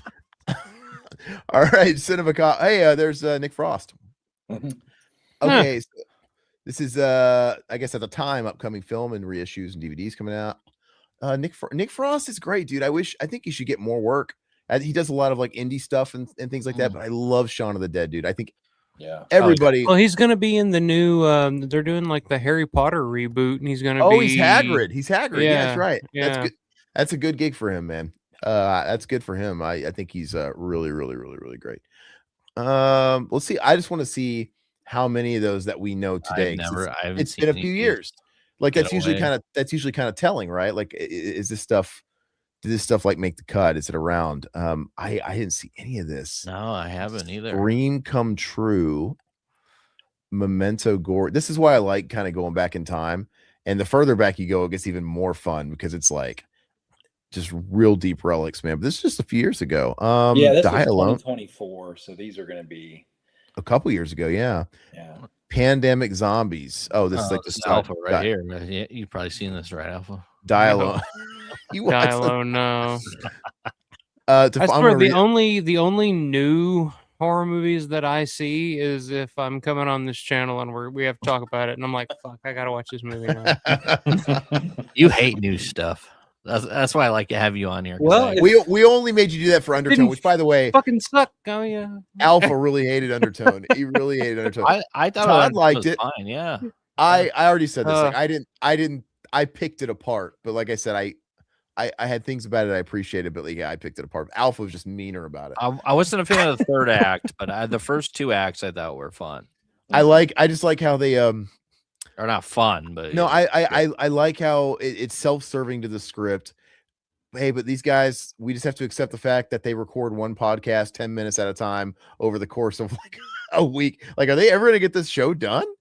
It's crazy, it's but you probably got to 'cause we spread do it out one audio note at a time to keep It's it just, as it's just like go back. Oh, I'm you wanna sorry. go back In and horror movies, especially now, it seems like every fucking horror movie I watch now, every main character, every lead character in these films are just these dreary, fucking bummed out, oh, woe is me, fucking people. Look at these people up here in the Nick Frost movie. Okay, Look let's up here. go. Everybody in this damn movie looks like miserable. they're one step away from writing a fucking emo record. Like, what is going? Like, Yeah. why is everybody in these horror movies so bummed out and fucking traumatized about every little thing? It's like, whatever happened to like decent characters that you could actually identify with? And Undertone, it's about this woman who's got every woman in every goddamn horror movie now is an alcoholic, sad, fucking lonely, drug addict. And it's just like, God damn, like, who are we supposed to identify with here? Like, I don't care if she gets killed by the scary phone monster or whatever the hell. Like, it's just like, what is this? Like, every one of these goddamn movies, they're all the same. Sorry. Sometimes you just want to listen to a little Van Halen, baby, and party. You want No, good vibes. sometimes you just get up, you go to a job, you get through life, and you're just like, all right, maybe I won't be an alcoholic today. Maybe I'm not traumatized by Hey, every little thing in There's life. nothing wrong like, with being an alcoholic. Stop. I'm just kidding. No, and these were, I get it. Like, we're getting off on a tangent, but these are my criticisms too. It's like, if you write, it's like, okay, we're getting a little tropey. You get a little hard on people for that. But yeah, it's a little samey, but it paid his bills. It worked. So who? No, I don't know you what the did. hell he spent. I don't know what and reading that article in that edition of this fucking magazine and finding out that movie was made for $100,000. I'm just like, where the fuck did that $100,000 go on that movie? Marketing. We opened a wound Marketing, here, guys. marketing, yeah. We opened the wound. He's really bitter marketing. that we wasted his No, I time thought it for was now. great, man. No. I liked it because it made me appreciate the classics even more. It you made go. me go back and be like, like likable characters. For the Remember those guy's first days? film, I thought I mean he hit it out of the park for his first film, man. I'd kill for shit. something like that. Raise your bar, Todd. Raise it up a little bit. You need to call James Cameron to come in and raise that bar, sir. Come on. I can't do There's Always Vanilla for my first film. George sorry. Romero's first film Ugh. was Night of the Living Dead, the movie 60 years ago that was made. That's on fucking Todd's or Aaron's hat right now. So come on. It was a fluke, though, to be fair. How 'Cause is the it next- a fluke? Because his next 3 movies were trash. It's like, Bullshit. you have to go back to Dawn of the Dead. Bullshit. Okay. Oh, and then he hit Patered again. I'm just telling it like I see it. But no, I Bullshit. agree with you. I agree with you 100%. Look, I'm going to say it. We're going to end that talk. But I'm just trying to get Alpha riled up. So. we're going to end that talk. But I'm going to say, Well, goddamn, Look. we're 3 hours and 45 minutes into this sucker. I'm ready to get riled up about something. Damn it. look, the sound designer carried the whole film on a technical level. It was well done. The Oh, good writing was God. not good. It was not good, but we're done. I've said my piece. That's it. It's funny because at a certain mark, we always kind of go off the rails here, but this was like the most fun part. What was it last week? We were talking about something that was hysterical. Oh, we were talking about Rob Zombie, so there's Rob probably Zombie. Okay. multiple Yeah. parts that we're just Yeah. like going on. Hey, Daddy's Head. I remember renting that one. That sounds like a dirty movie. Let's move on. These Is that- are Was that the Ari Aster movie that we were talking about last week? Is that the one you're talking about? Daddy's no, Head? we're No. Look at the No. covers for Daddy's Head and The Unraveling. They're like identical. Okay, Todd's like, fuck it. No, we're over it. Shortcut. Oh, I think this is great. Is this the this is are we shining the light on like the indie yeah. filmmakers? Yeah, This is yeah. awesome. I think The this is really shorts, cool yeah. that Rue does this. 1079. The sun has died. My house walkthrough. I love it, man. And it's these these 8 minute, 12 minutes, 17 minutes. These are great, man. And let's see. You guys always give props to the YouTube channels and stuff like that. Yeah, I think that's really cool. You know what would be a good short in a Rue Morgue magazine would be Aaron's short. Ah, shut up, Todd. I don't know. Have you ever seen Aaron Short? Aaron Short's great, by the way. He put it out last year? You put it out? It on YouTube? is great, but we're not talking about me. No, I'm just kidding. I'm just kidding. Did you ever submit it to film festivals or anything? Yeah, got did the film festival circuit last year and got into a few. It was pretty successful. You know what's funny is I thought it was going to be easier in like the horror circuit, but like I came to find out like my film isn't probably not horror enough for the horror people, and it did better in the overall like genre type of film festivals, and where I would do well in like categories, thriller categories, horror categories there. But like I don't know, man, it's like it's not schlocky. It's not like it's a certain kind of film. It is a little bit more story driven, but I think Kevin would like it. We'll have to send him a link. Yeah, absolutely. It's yeah. Part of what I do with Rue is I get to work with. We do a lot of conventions and film festivals and stuff, and so occasionally I get to be a judge for some of these things, which is why I asked if you submitted it. I didn't submit it to. Yeah, I don't think I submitted it to what like your festivals or. Which festival? No. So like right now, I'm a judge for Scarefest, which is a big show in Kentucky. Oh yeah. I've done it. There's a great show in Arkansas called Nightmare in the Ozarks, and I got to be a judge for them last year. And so you get to see. Look, I'm a huge champion of indie horror. I firmly believe. Oh yeah.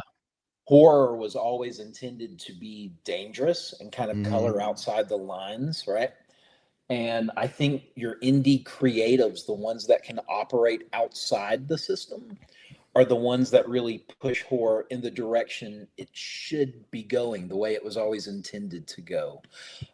So like a film like Undertone, which was somebody trying something different and really leaning into the audio portion of that. Like that's a film that like I saw it and I'm like, this works great in the theater. How well does that translate when it goes home?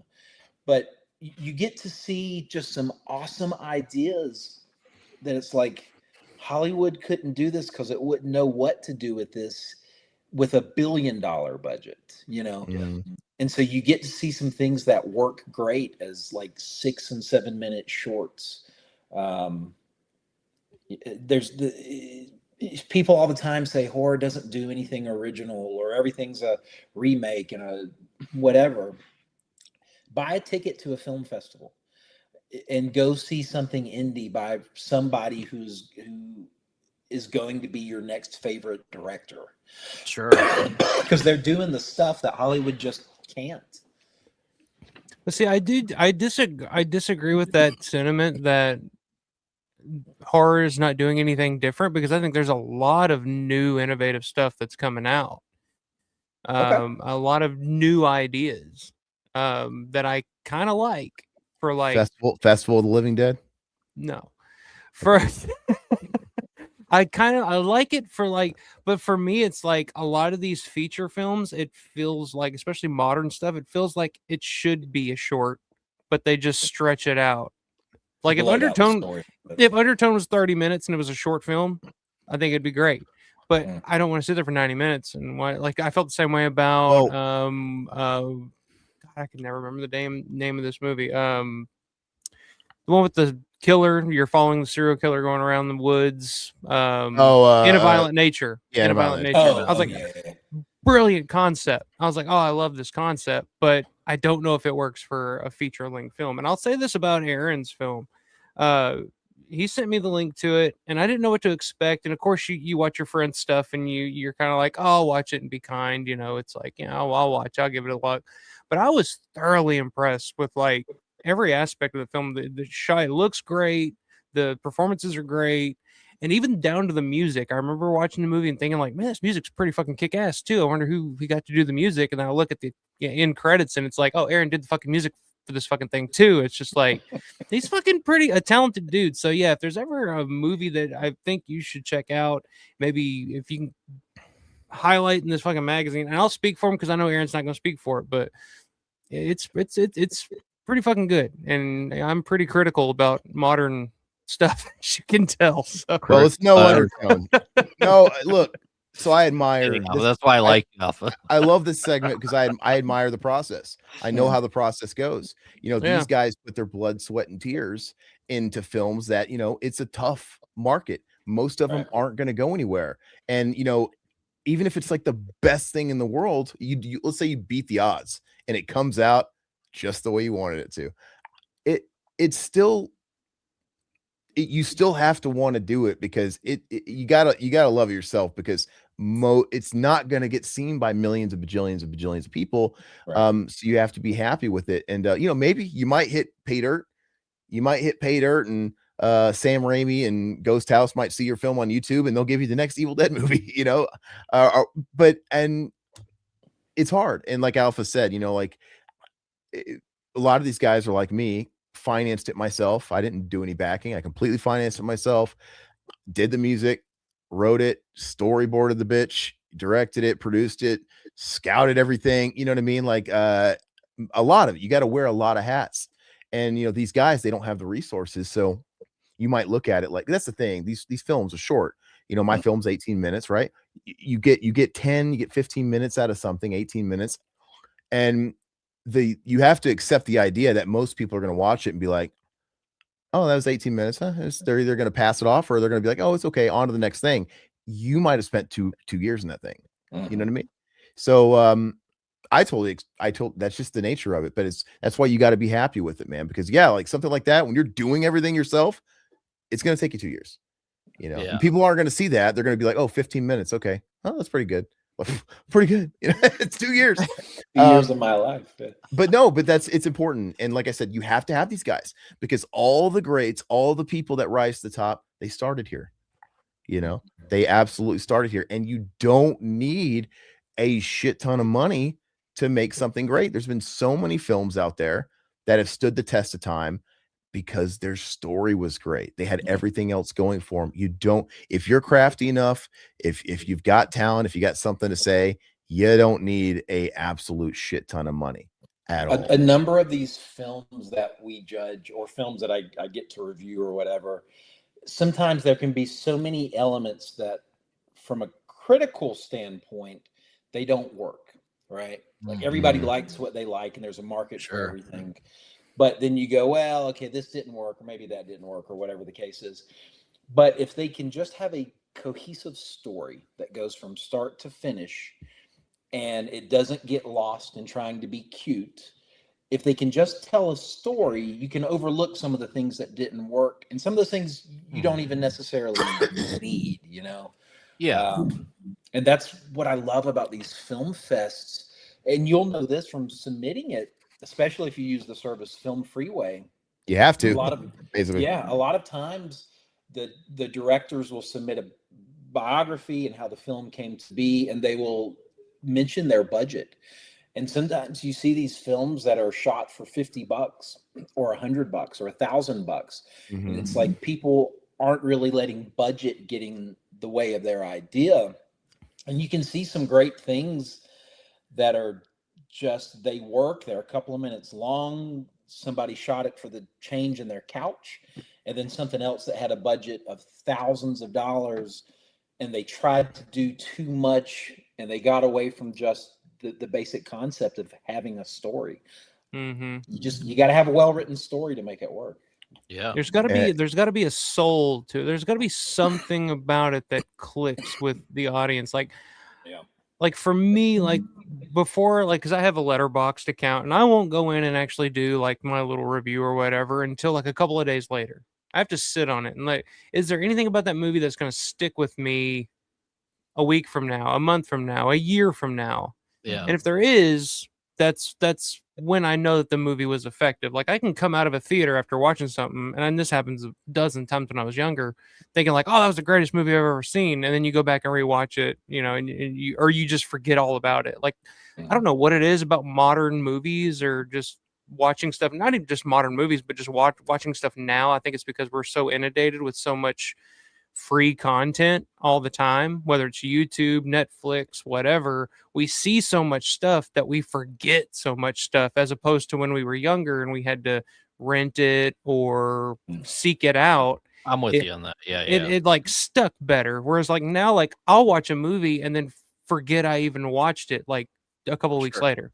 I won't remember anything about it. Now, if I watched a movie and then a couple of weeks later, there's still something about that movie that I'm thinking about or something that stuck with me, that's like, okay, that's the sign that there's something about this movie that works, no matter the budget, no matter whatever about it. Like you can watch, it's like a, just going back to Aaron's movie for a second. There's a scene in that in your film, Aaron, that like I still think about. Like I'm still like, there's a certain shot in that movie, the shot of the overhead shot from going down to the couch.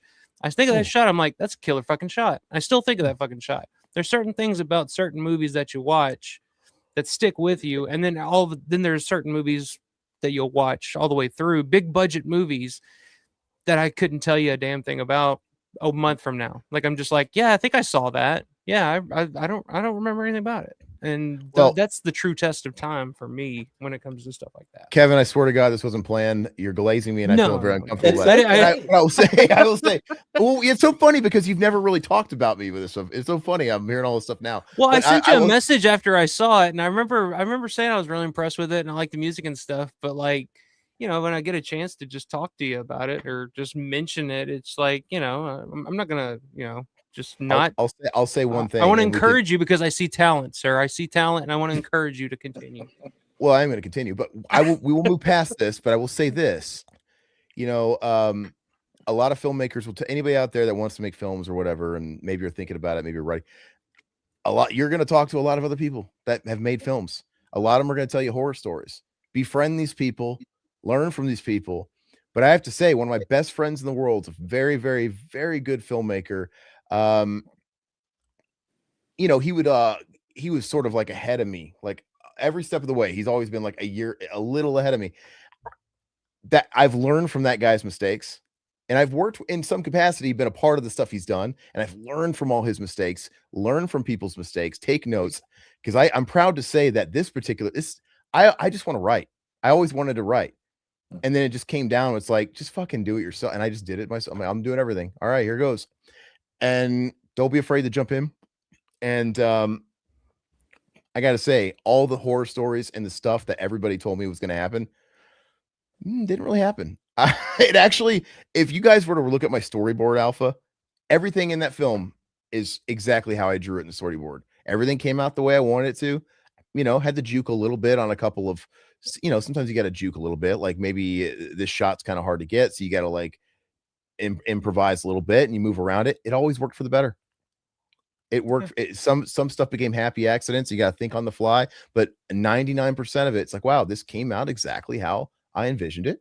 And it came out pretty good. Every filmmaker will tell you, here's what's going to happen. You're going to put your heart and soul into a film. You're going to make it. Everything's going to fucking go wrong. You're going to watch it. You're going to want to bury your head in the sand. You don't want anybody to watch it. Then you know what? A year will go by and you'll be like, it's not that bad. And then you'll want to do it again. I never went through that. I'm like, you know what? This is pretty much what I wanted to make. So you can do it. That's what I do for our podcast. So just kidding. But anyway, thank you. I appreciate that, Alpha. You can fillet me after the show. But I appreciate it. Sorry, Kevin's rolling his eyes. I'm losing him there. Okay, let's move on. Bad Faith. I didn't see that one. I know Todd liked it. Heretic. Yeah, Heretic. Oh, Heretic. Awesome. That's what I meant. Heretic. One of my favorite films of I love, man. Years. Hugh Grant really good. Yeah, is so good in that. Yes. Yeah, it's such a good movie. He's one of those guys that took a turn. It's like, oh, I used to be this rom-com guy. Nobody took me seriously because I made all the sappy movies. And then he was doing like this and The Gentleman. I love that Guy Ritchie movie, The Gentleman, with him in it. And Matthew McConaughey, I thought that was fantastic. I still got to watch it. Mary Gothmas. Look at that Danzig. What Danzig release is that? Is that a single? Hell yeah. Black Hell. What is that? Go zoom in. The rarest of rarities in the catalog of metal legend, Danzig finally gets a fitting and proper release. Oh, so I got to say something about Dan. I'm a massive Danzig fan, massive Misfits fan. I don't fuck with any Danzig record after the second one. I think Danzig 1 and 2 are masterpieces. And I know a lot of people will include 3 How the Gods Kill in there. I can't quite gel with it, never have. And then after that, he lost the plot for me, and I certainly don't like his movies. But respect to Glenn Danzig, I think the Misfits, dude. I could go to a desert island with just those couple of Misfits records and be happy. So I love me some Danzig. Who else we got here? 69 Eyes. Never listened to them, but I'm familiar with them. Go ahead. I like this segment, by the way. I love how we get to shine a light on the Bauhaus tribute. That's interesting. I've never. The Outhouse tribute. What are you saying? Bauhaus tribute. Outhouse tribute. Okay. All right. Let's move on. We got to be pushing. Yeah, Alpha. If you have an opportunity to watch Heretic, I'm curious to hear what you think about it. It sucks. You might like it. I mean, Hugh Grant. It has Sophie Thatcher in it, and it's about she was the Mormon faith, and it's a lot about faith. So it's very interesting. I think you might like it. It's got I definitely want to watch Grace from the '70s show in it. Yeah. Oh, spoiler! He wasn't in the marketing. I would have liked to have seen Topher Grace. Topher Grace is in it too. No, I gotta watch it, dude. I don't know about you guys. I get so backlogged, man. Then you kind of, I get it. Like you said, they're throwing so much at us, and then you kind of forget about stuff, man. I actually just watched Predator Badlands last night. Like, oh fuck it, we'll watch this. What do you think? I liked it. I did like it. It was it was Disney Predator. I liked it. It was definitely Disney Predator, where it's like you had the Grogu. They had to put the cutesy little thing in there. It had, but if you kind of like looked around all that, it was a good movie. I liked it. Entertaining. I liked it better than Prey. I have that J Horror Rising set from Arrow. Big fan of Japanese horror, man, Asian horror in general. I would also suggest anybody listening, if you guys are like stuck in your bubble of just like English speaking movies, go outside of that box, man. Like sometimes it feels like, I've seen everything. There's nothing new. I've seen it all. I don't want to read my movies. Move outside, dude, or move outside of it, dude. There's so much good stuff. You will open up Pandora's box. And I've told Todd, one of my favorite movies of the last 20 years. Kevin, did you see this South Korean movie called The Wailing? Watch The Wailing. It's The Wailing, really. The Wailing. Really, it's like I'm critical of films. I don't give out 10 out of 10s lightly. It is a 10 out of 10. Yeah, I'm not big into reading films, but yeah, it's really good. And it's a long movie, but I tell you what, you get you don't even feel the time go by. It's creepy too. Alpha was saying it before. Most films don't earn their runtime, and they're like padded out and stretched. And this movie, dude, it's like I think it's like 3 hours goes by like nothing. And it's one of these movies where we had in-laws come over, and they will watch a lot of like Japanese and K-pop crap anyway. And I'm like, you guys should watch this movie. And I'm like, I've seen it a couple of times. It's really long. This is my opportunity to go play video games because everybody's like, doing something. But it's one of those things where I'm getting myself a drink, and I stop for a second at the counter and I start watching it because I want to see their reaction. And I end up sitting at the fucking kitchen table for 3 hours watching the whole thing because I can't not watch it. Watch The Wailing. It's got a 4K release recently. It's on Blu-ray. You get the Blu-ray dirt cheap. But it's so good. And it came out in the last 10 years, if not less. It's awesome, dude. Subtitles have never turned me off, but I know that like I've had people that I'm like, hey, watch Pan's Labyrinth. And it's there might be a dub, but they're like, I gotta read it. And there was one that came out last year or the year before, and it was on Shudder. And I don't know that it ever got a physical release. And it was called The Devil's Bath. Are you familiar with that one? No. Devil's Bath is it's kind of this. It's historical, and I forget the country that it takes place in, but it's the story of how women are kind of forced into marriage. They have to give up their identities, and it really explores this idea of this one particular woman and what she has to go through to leave this marriage or to get out of this arrangement. And it was one of those that Andrea had, I think, interviewed the director, or we had some feature on it. I said, I'm going to watch this. And I did. And it was like you were talking about, when you think about a movie, that's how you know if it works, if you can think about it weeks and months after the fact. And Devil's Bath is still one of those that I can just like the horrible things she had to do to get out of this horrible situation. And that one was subtitled as well, I believe. Here it is. You guys, like The Wailing. And look, it even had like they have that proud certified fresh. It is, dude. It's one of those movies you look up the reviews and it's like pleasing everybody. And it's one of those things where it's like, wow, they don't lie. And it's beautifully shot. The characters are fantastic. The actors are so good. And speaking of movies that stick with you, it's not often anymore, dude. It's really not. And this for me was almost like once in a decade. Like finally I get another one of these movies. I still think about this movie all the time. And Satan in the audience, in the crowd, he actually says I think he watched this because I was talking about it one time and he loved it too. But dude, check it out. Do yourself Alpha, check it out. Check it out. Yeah, I think you'll like it. Love it. Keep it in mind. Well, I think we're at the end of the mag. What is this? I just want to see this Amityville 2 thing real quick. I just want to kind of see what they're talking about with it. It came from Bowen's basement. I just want to see if they're zoom in. What is this about the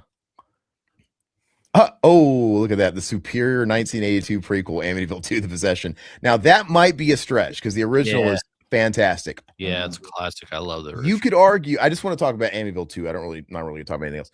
But Amityville 2, it's almost a perfect movie. My only issue with Amityville 2, The Possession, have you seen that, Kevin?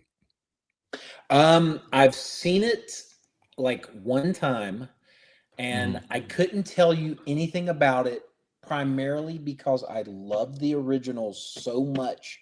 No matter how good the second was going to be, my memories of the first one were just going to overshadow it. The fact that the first movie was a hit movie. It was a hit movie at the bottom. It did much. How do you, and James Brolin, when he was a guy, he was a leading man. He's fantastic in it. Yeah. And Margot Kidder was a thing, during those days. How do you, the fact that they took a movie that was a big hit and they followed it up with one of the sleaziest, grimiest, dirtiest movie, like, dude, took some balls, man. And you have Burt Young, one of my favorite character actors. Diane Franklin. I mean, Burt Young is playing. He's playing Paulie, but like an R-rated Paulie. He's just like not. Paulie drank in Rocky. Paulie in this drinks and beats his wife. So it's the R-rated Paulie. And dude, like when the father comes in, we know the whole scene. The father comes in, like the first one, bless the house. When the father's in the house and he's like grabbing his wife and he slaps his wife and the father steps in like, don't you tell me how to raise my family, father. He like does it right in front of the priest. No one gives a shit. These are the days, dude. He's like, what the hell? And the stuff they do in this movie is wild. Like there's no way a studio would ever allow this movie to be made today. But for all that, I respect it. But the only flaw that keeps it from being just an absolute masterpiece is the weird pacing about it. Like the movie ends at a certain point, like, because it's kind of like telling its own story of the DeFeo murders, right? It's kind of like the family that lived before. There's a point in like the middle of the film, middle end, where the voices talk to him and he kills his family. Great. But then it turns into like he gets arrested and he's talking to the authorities and holding, and it just really bogs the thing down. And it all comes back at the end, he escapes, and the end's real cool. And I always thought if only they just recut it, just do the interview with the vampire. Like, you know what I mean? Like have him start in custody and talking and splice in all the cool shit. And you still end where you end. It just needs to be re-edited. Somebody needs to put that on YouTube and just recut it. But I love that movie. Anyway, is this the end? What's the next? I think it's probably the end. I think it's Files from the Black Museum. That column, the author here wrapped that up at some point in the last year, and it was great. Classic horror, very academic in its writing and just exploration of the topics. And it had been a mainstay for quite a while, and eventually he just decided to kind of end it. But it was a great article. To kind of rewind for just a second, one of my favorite, and we've discussed this before, one of my favorite articles in Rue Morgue, because I'm very much a fan of gore, used to be this column called The Gourmet. And the one I can never pronounce. For the gourmet, as Aaron. No, it's because there's the hyphen, dude, and it makes I know the joke, but I'm like the hyphen makes me go gourmet. Because the way it's written, and that's how I found out about things like guinea pig, and just other like splatter films. Just because I love gore, violent shit. If you've ever seen the Violent Shit series with Carl the Butcher, Zombie 90. Oh my god, that's so. It's one of my favorite zombie movies ever. Shit collection, Zombie 90. But as you guys are going through these, I want you to be on the lookout for this one article, because I think it was in Bowen's basement, and I may be wrong. I probably am, but it's the only place in the magazine I can think that it would fit. And you guys remember the concept of the infomercial, right? Oh yeah. Okay. So somebody had written this piece, perhaps Bowen, about this regional infomercial called Santos Gold. Have you ever heard of this? Santos Gold was this infomercial for a guy who had a company that would like sell this stuff like gold by the inch, or for $100 you could get a whole set. Just be rich, buy this and go set up at flea markets on the weekend.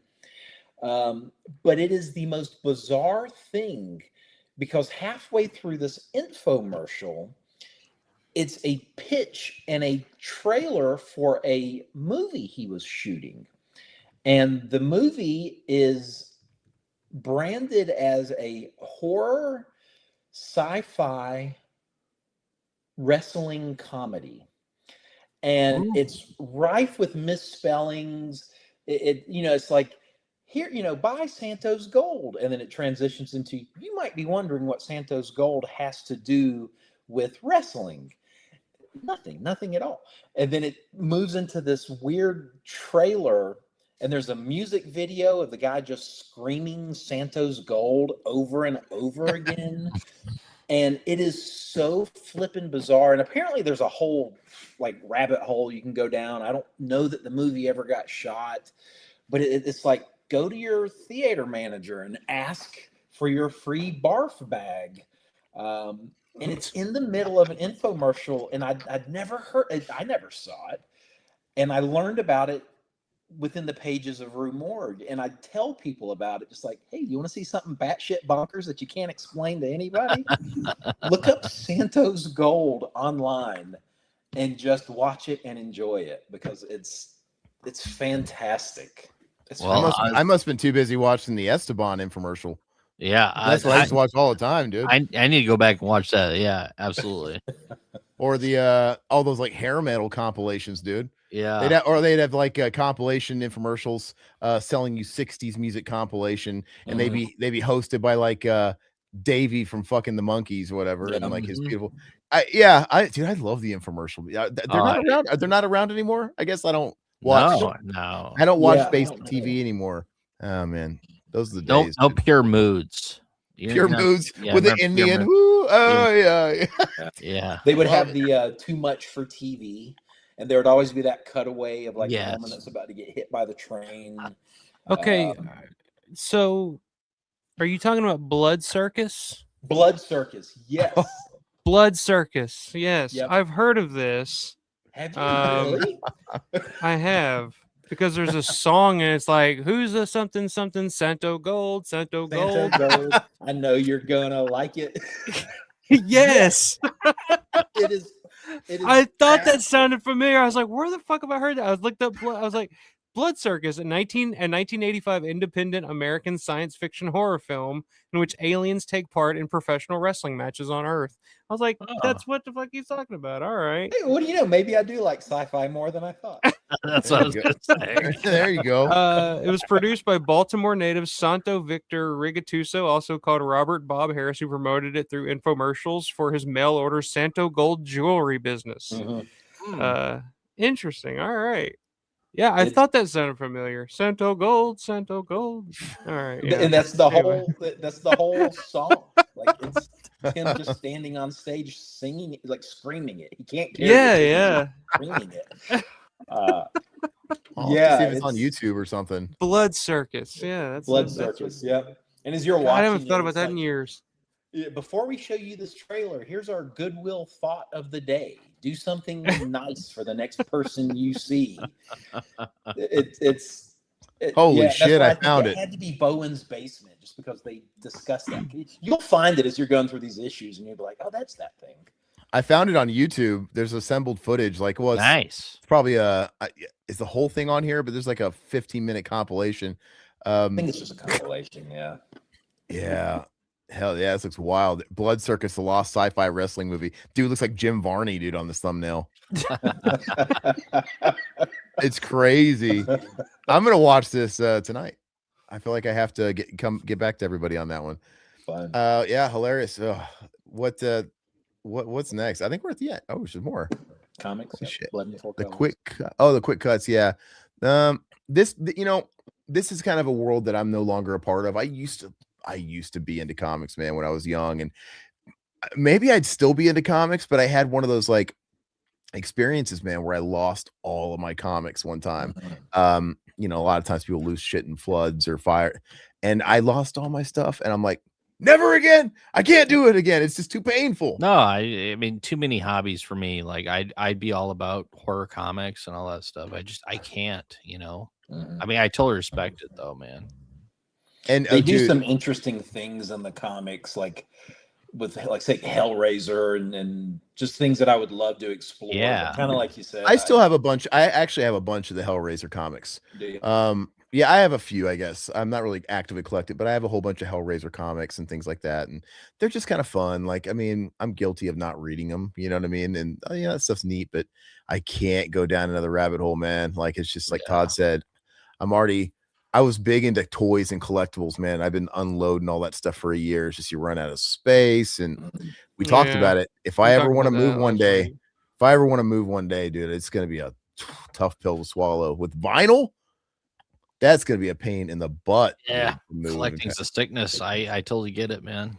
It's tough. End it, except Rue Morgue. Everybody collect Rue Morgue. Yes. Magazines. Thank you. No, it's good. I've almost went down the rabbit hole of like, I want to go and collect like all my old video game magazines that I used to have as a kid. I used to collect like obviously the more like Game Pros and all stuff, but I used to like I wanted to go back and buy all the issues of Sega Visions. Remember that failed answer to Nintendo Power? Yeah. And it's like, well, it is attainable. There wasn't that many issues, and I used to have them all. And I'm like, what am I gonna do with this many issues of Sega Visions? We'll read them, of course. And I'm like, but sometimes I have to stop myself. Ninth Circle. The Devilish Life and Wicked Times of Anton LaVey. There you go. Interesting. There you go, Satan. There you go, Satan. Satan's throwing up the devil horns for Nintendo Power. No, your Dark Lord is right there. Anton LaVey. There you go, Satan. All right, let's move. What's There's your boy. Hey, sidewalls, lose the hair on the sides. Just shave it off. That guy at top. Yeah. No, that's great. I do. Library Damned, the books again. Yeah, book stuff. Dude, I the last book I read, you guys talked about, the last novel, like actual, I mean, I've listened to audiobooks.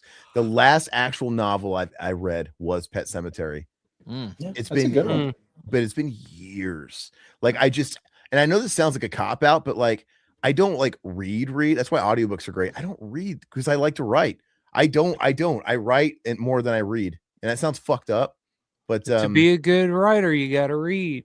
That's what they say. I like to listen. You got to write. I think you got to do a lot of writing. But yeah, I love audiobooks. I love audiobooks. They are a lifesaver, man. But let's see here. Fright Gallery. Is this art? Just people submitted? Yeah, Fright Gallery. Dude. It's a curation of just different. It's usually one artist and just some different stuff they do. And I mean, it's awesome just to see the different techniques and the different things. Yeah. And actually, I believe it is Paige Reynolds who does this column. Yeah, it says right there. Paige. Yeah. He recently did an art show in Texas, I think, and it was all created on VHS tapes. Like the artwork had to be the size of a cover of a VHS, and it was something I was not familiar with, and I actually covered it for the website. And after that, I saw it there's a local bookstore that we shop with, and they have it all over their walls. And I'm like, oh, has this always been a thing? Because it's really cool, you know? No, it's really cool. I'm looking at I like the imagery of Bram Stoker's Dracula. That one right there with Gary Oldman. Awesome. The movie's not great to me, man, but I love the cinematography and I like the costume design. It's really cool. Yeah, it's really, really Yeah, neat. you see the veins in his hands, dude. That's It's awesome. really well done. Yeah. Did you guys see this year the new Dracula that just came out a couple of months ago? No, I haven't seen that. Oh, which one is it? There's so many Dracula things. Yeah, it's actually just titled Dracula, and then as you get into it, it was called Dracula, I think, A Love Tale, and it's a Dracula movie, but it really is kind of more of a romance kind of. You lost me. No, Yeah, kidding. it was very. Oh, is that the one with? Oh no, why was I thinking Bride? I want to see Bride. I was thinking Frankenstein. Sorry. Oh, Bride. I actually enjoyed Bride. The Dracula film. I don't know any of the actors in it. And it was one of those things that showed up at the theaters, at least in my area, for a weekend. Like if you didn't see it on Saturday, you didn't see it. Gotcha. And it was just, when you think of all the different takes on things, right? Like Hammer's Dracula versus Universal's Dracula versus Nosferatu. And then it's like this most recent one, Dracula, was definitely my least favorite Dracula. Did you just call him a Jacula? That sounds awesome. Holy shit. We just came up with the best idea in the world. Hold on. Everybody, that could be your next short. Back up, beep, beep, beep. Beep, beep, That beep. could be your next short. Ejacula is the greatest fucking idea for a movie I've ever heard. Shit.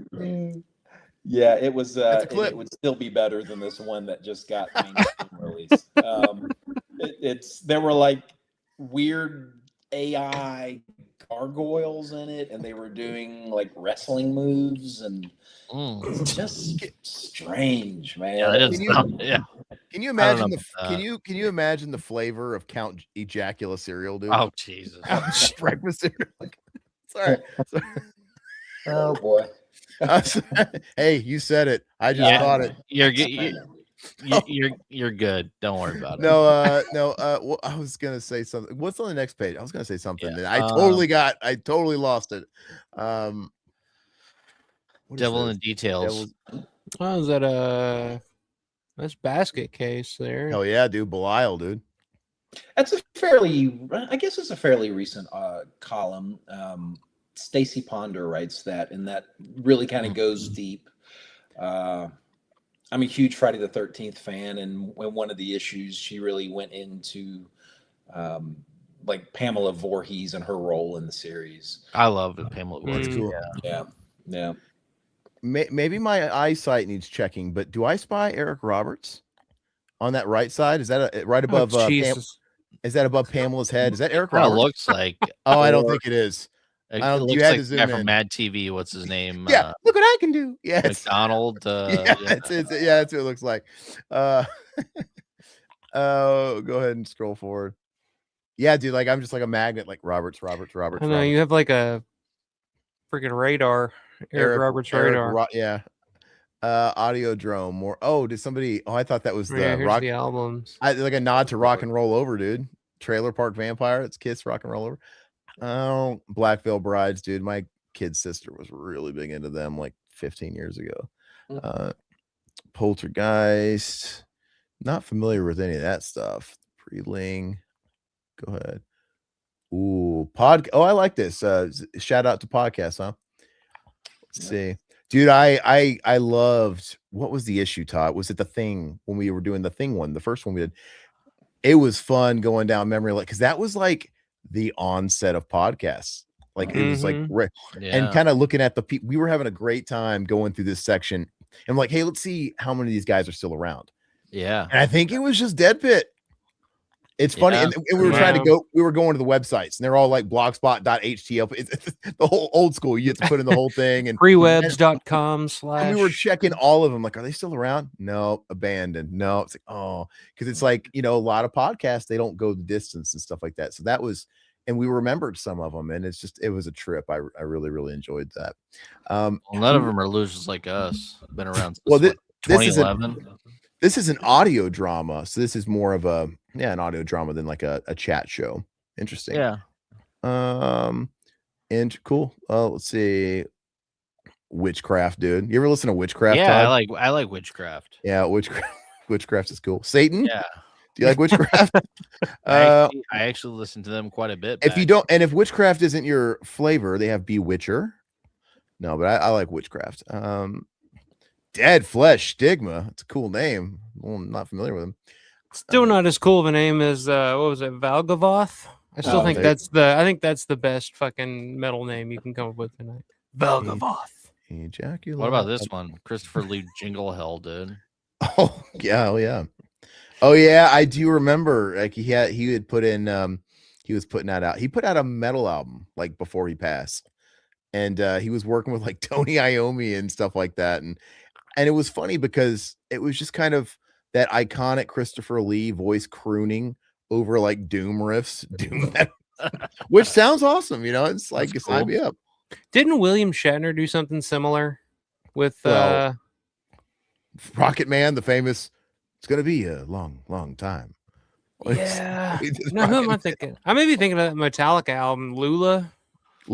With fucking Lulu. God damn, that was with Lou Reed. Jesus Christ. Aaron can't defend that, even though he because it's Grandpa. Hey. It's crewman. Yeah, I mean that sounds more like Bob Dylan, but no, it sounds pretty accurate there.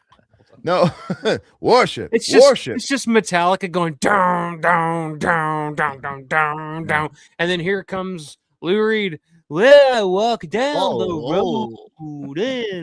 It's just like, who thought this was a good fucking idea? Like, who listened to this? And the lyrics are way abstract. He's like, blood spurting from a dick. Like, what? He literally says that. Like, what is going on here? How does it feel? No, he doesn't. He doesn't say that. Hey, you. Be on your own. Okay, sorry. Guys, art is subjective. All right.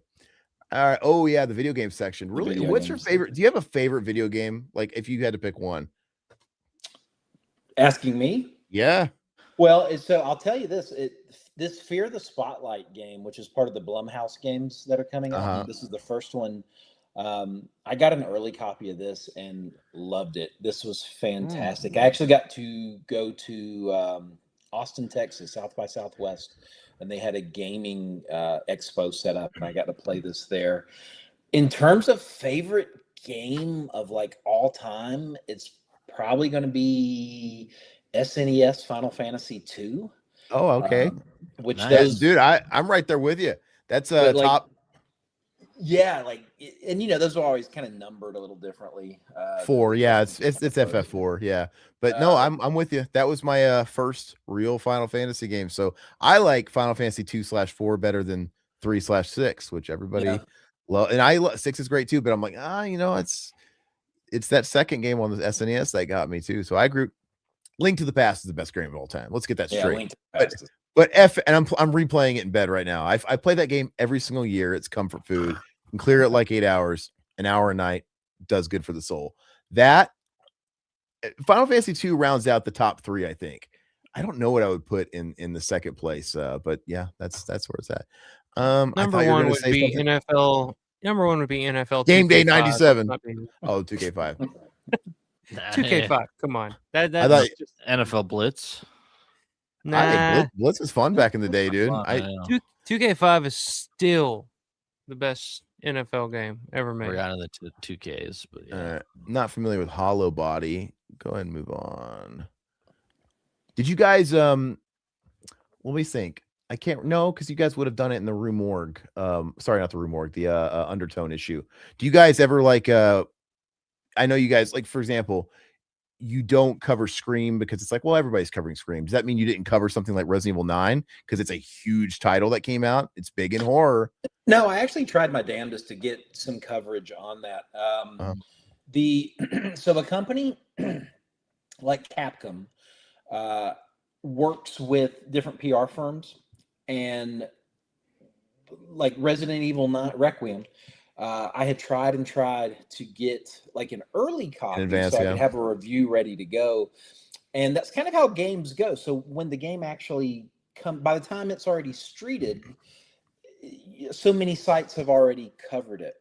And we don't really do like a traditional, well, in the magazine they do, but on the website, we don't really do a traditional like 3 out of 5, 4 out of 5. You know, I and they really want that wanted- for Metacritic. They want that Metacritic score. It sells. They have to. Yeah, and you know, I have been quoted. I've had one of my reviews quoted on the front of a video game one time. A game called Post Trauma. The new Hellraiser game. You know, I'm on their early release list for that. Dead by Daylight. We've done a lot of coverage on Dead by Daylight, but primarily as it releases or related to like new release packs that come out for it. But yeah, I got to do an in-depth review on Outlast Trials, and a few other things. So you try. It's like, oh, this cool thing's coming out. I'm shaking the trees. I'm trying to reach out to all my contacts. Sometimes they can come through. I'm not a PC gamer. I'm a console gamer. Yeah, me too. Yeah, so a lot of it. Steam is cool. I do dig Steam. I do have like a Steam collection. I go to consoles if I, you know. Sure, Andrea is a big Steam gamer, but it's, you know, a lot of times it's like, well, we can get you a code for Steam, but we can't on anything else. So, you know, makes no fucking sense. As if there's like a fucking limit, like there's like they're running out, and they'll do that. They'll be like, oh, we don't have any more codes of it. Like it's a digital code. Like it's not physical. No, that's kind of a weird thing, but no, I feel you, man. Hey, this page is funny. I don't want to get too into this, but let's just do a quick roundtable. They're asking what is the best Nightmare on Elm Street sequel, as if you only have 2 options, but they're 2 good ones. They're asking if it's Dream Warriors or Dream Master. Down the line, I'm going to start. I'm going to say they're both great. I think 4 has a lot of style. But it's kind of hard to beat 3. 3 still great. It's kind of hard to beat 3. Yeah. It's 3 for me. Yeah. Alpha, do you hate it? I don't really care for either one of them, to be honest with you. Really? You become a parody. Man, after the first Nightmare on Elm Street is a classic. 2 is interesting. And then by like 3, they're okay. Like I grew up on these movies because my cousin like used to work at a pawn shop, so she would get all the first dibs on all the VHS tapes that would come in. So she had the entire Nightmare on Elm Street collection, so we'd watch them all. And I guess if I had to pick between all of these that I have any kind of reverence for, it'd be Dream Warriors, I guess. But I mean, the song "You're the Dream Warrior." That's a great song, dude. Yeah, Dawkins, man. So yeah, I'll go Dream Warriors. But I'm not huge on any of the Nightmare on Elm Street sequels, to be honest with you. But down at the bottom here, this fucking best Halloween horror party, Halloween 2, man. Rob Zombie's Halloween 2. I don't care what you say about the movie, but man, that Halloween party was my dream Halloween party to go to. Captain Clegg and the Night Creatures. It was a great Halloween party. Titties bouncing around. You know, come on now. That's the Halloween party that I want to go to. Night Demons Halloween party sucked, dude. I mean, come on. There's like 5 people there dancing to some. Yeah, come on, man. Yeah, give me some Terror Train. I want to go to the Halloween school dance party in Trick or Treat with Sammy Kerr playing. Oh, everybody would, man. That's the one. It's not on the list. He's even better than the real Sammy. Well, I gotta stop you there and say, Alpha, everybody doesn't look. They don't give enough credit to the song in 4 Dramaramas. I would do anything. When her brother's like doing the karate. Oh yeah. He's like training to fight Freddy, dude. Yeah, when you start bringing in the karate and shit, and I'm just like, yeah, people dog that kill because it was a budget constraint. They couldn't get Robert to come back where he's fighting invisible Freddy. Yeah. But I actually always charming, dude. I like always love that where he's like fighting. And what does Freddy call him? Rickson. Yeah, Rickson. Yeah, Rickson. Which one is it that has the roach? That's 4. That's 4. They check in, but they don't check out. Yeah. It was when he kills Rick. He goes, "Sayonara, Rickson." Daniel's son, dude. Yeah, that's great. So bad. But isn't part 4 the one where they bring Freddy back by a dog pissing on him? Yes. Pissing on the ground. It is. in the That's why junkyard it's or so whatever. great. Yeah. That's But why that it's so junkyard good. sequence is so cool. When you have Kincaid, Freddy's back, Freddy's back, and it does the over bird's eye view, and you see all the junkyard. It did it for me. Freddy's back. And no Patricia Arquette in that one either. It's just like, I like how their enforcer of the group had like the weirdest Pee Wee Herman voice, dude. Freddy's back. Anyway, I found interesting about Nightmare, and the issue in here covered it. You read through it. Was when those films came out, and it's been covered ad nauseum that there was a ton of merchandise for Nightmare on Elm Street. And it's like, I don't remember the first thing other than like getting a replica glove from Spirit Halloween or whatever the equivalent was back in the day. But they had a 1-800 number you can call. I remember it was like on the 800 number, but I remember like Horror Hound, the magazine Horror Hound did a piece one time on all this Nightmare merch. And I'm just like, there were squeezable water balls and figurines and wax pack cards. And I'm like, fucking really? I don't remember any of this shit. I didn't see it. Definitely not in Southeast Georgia.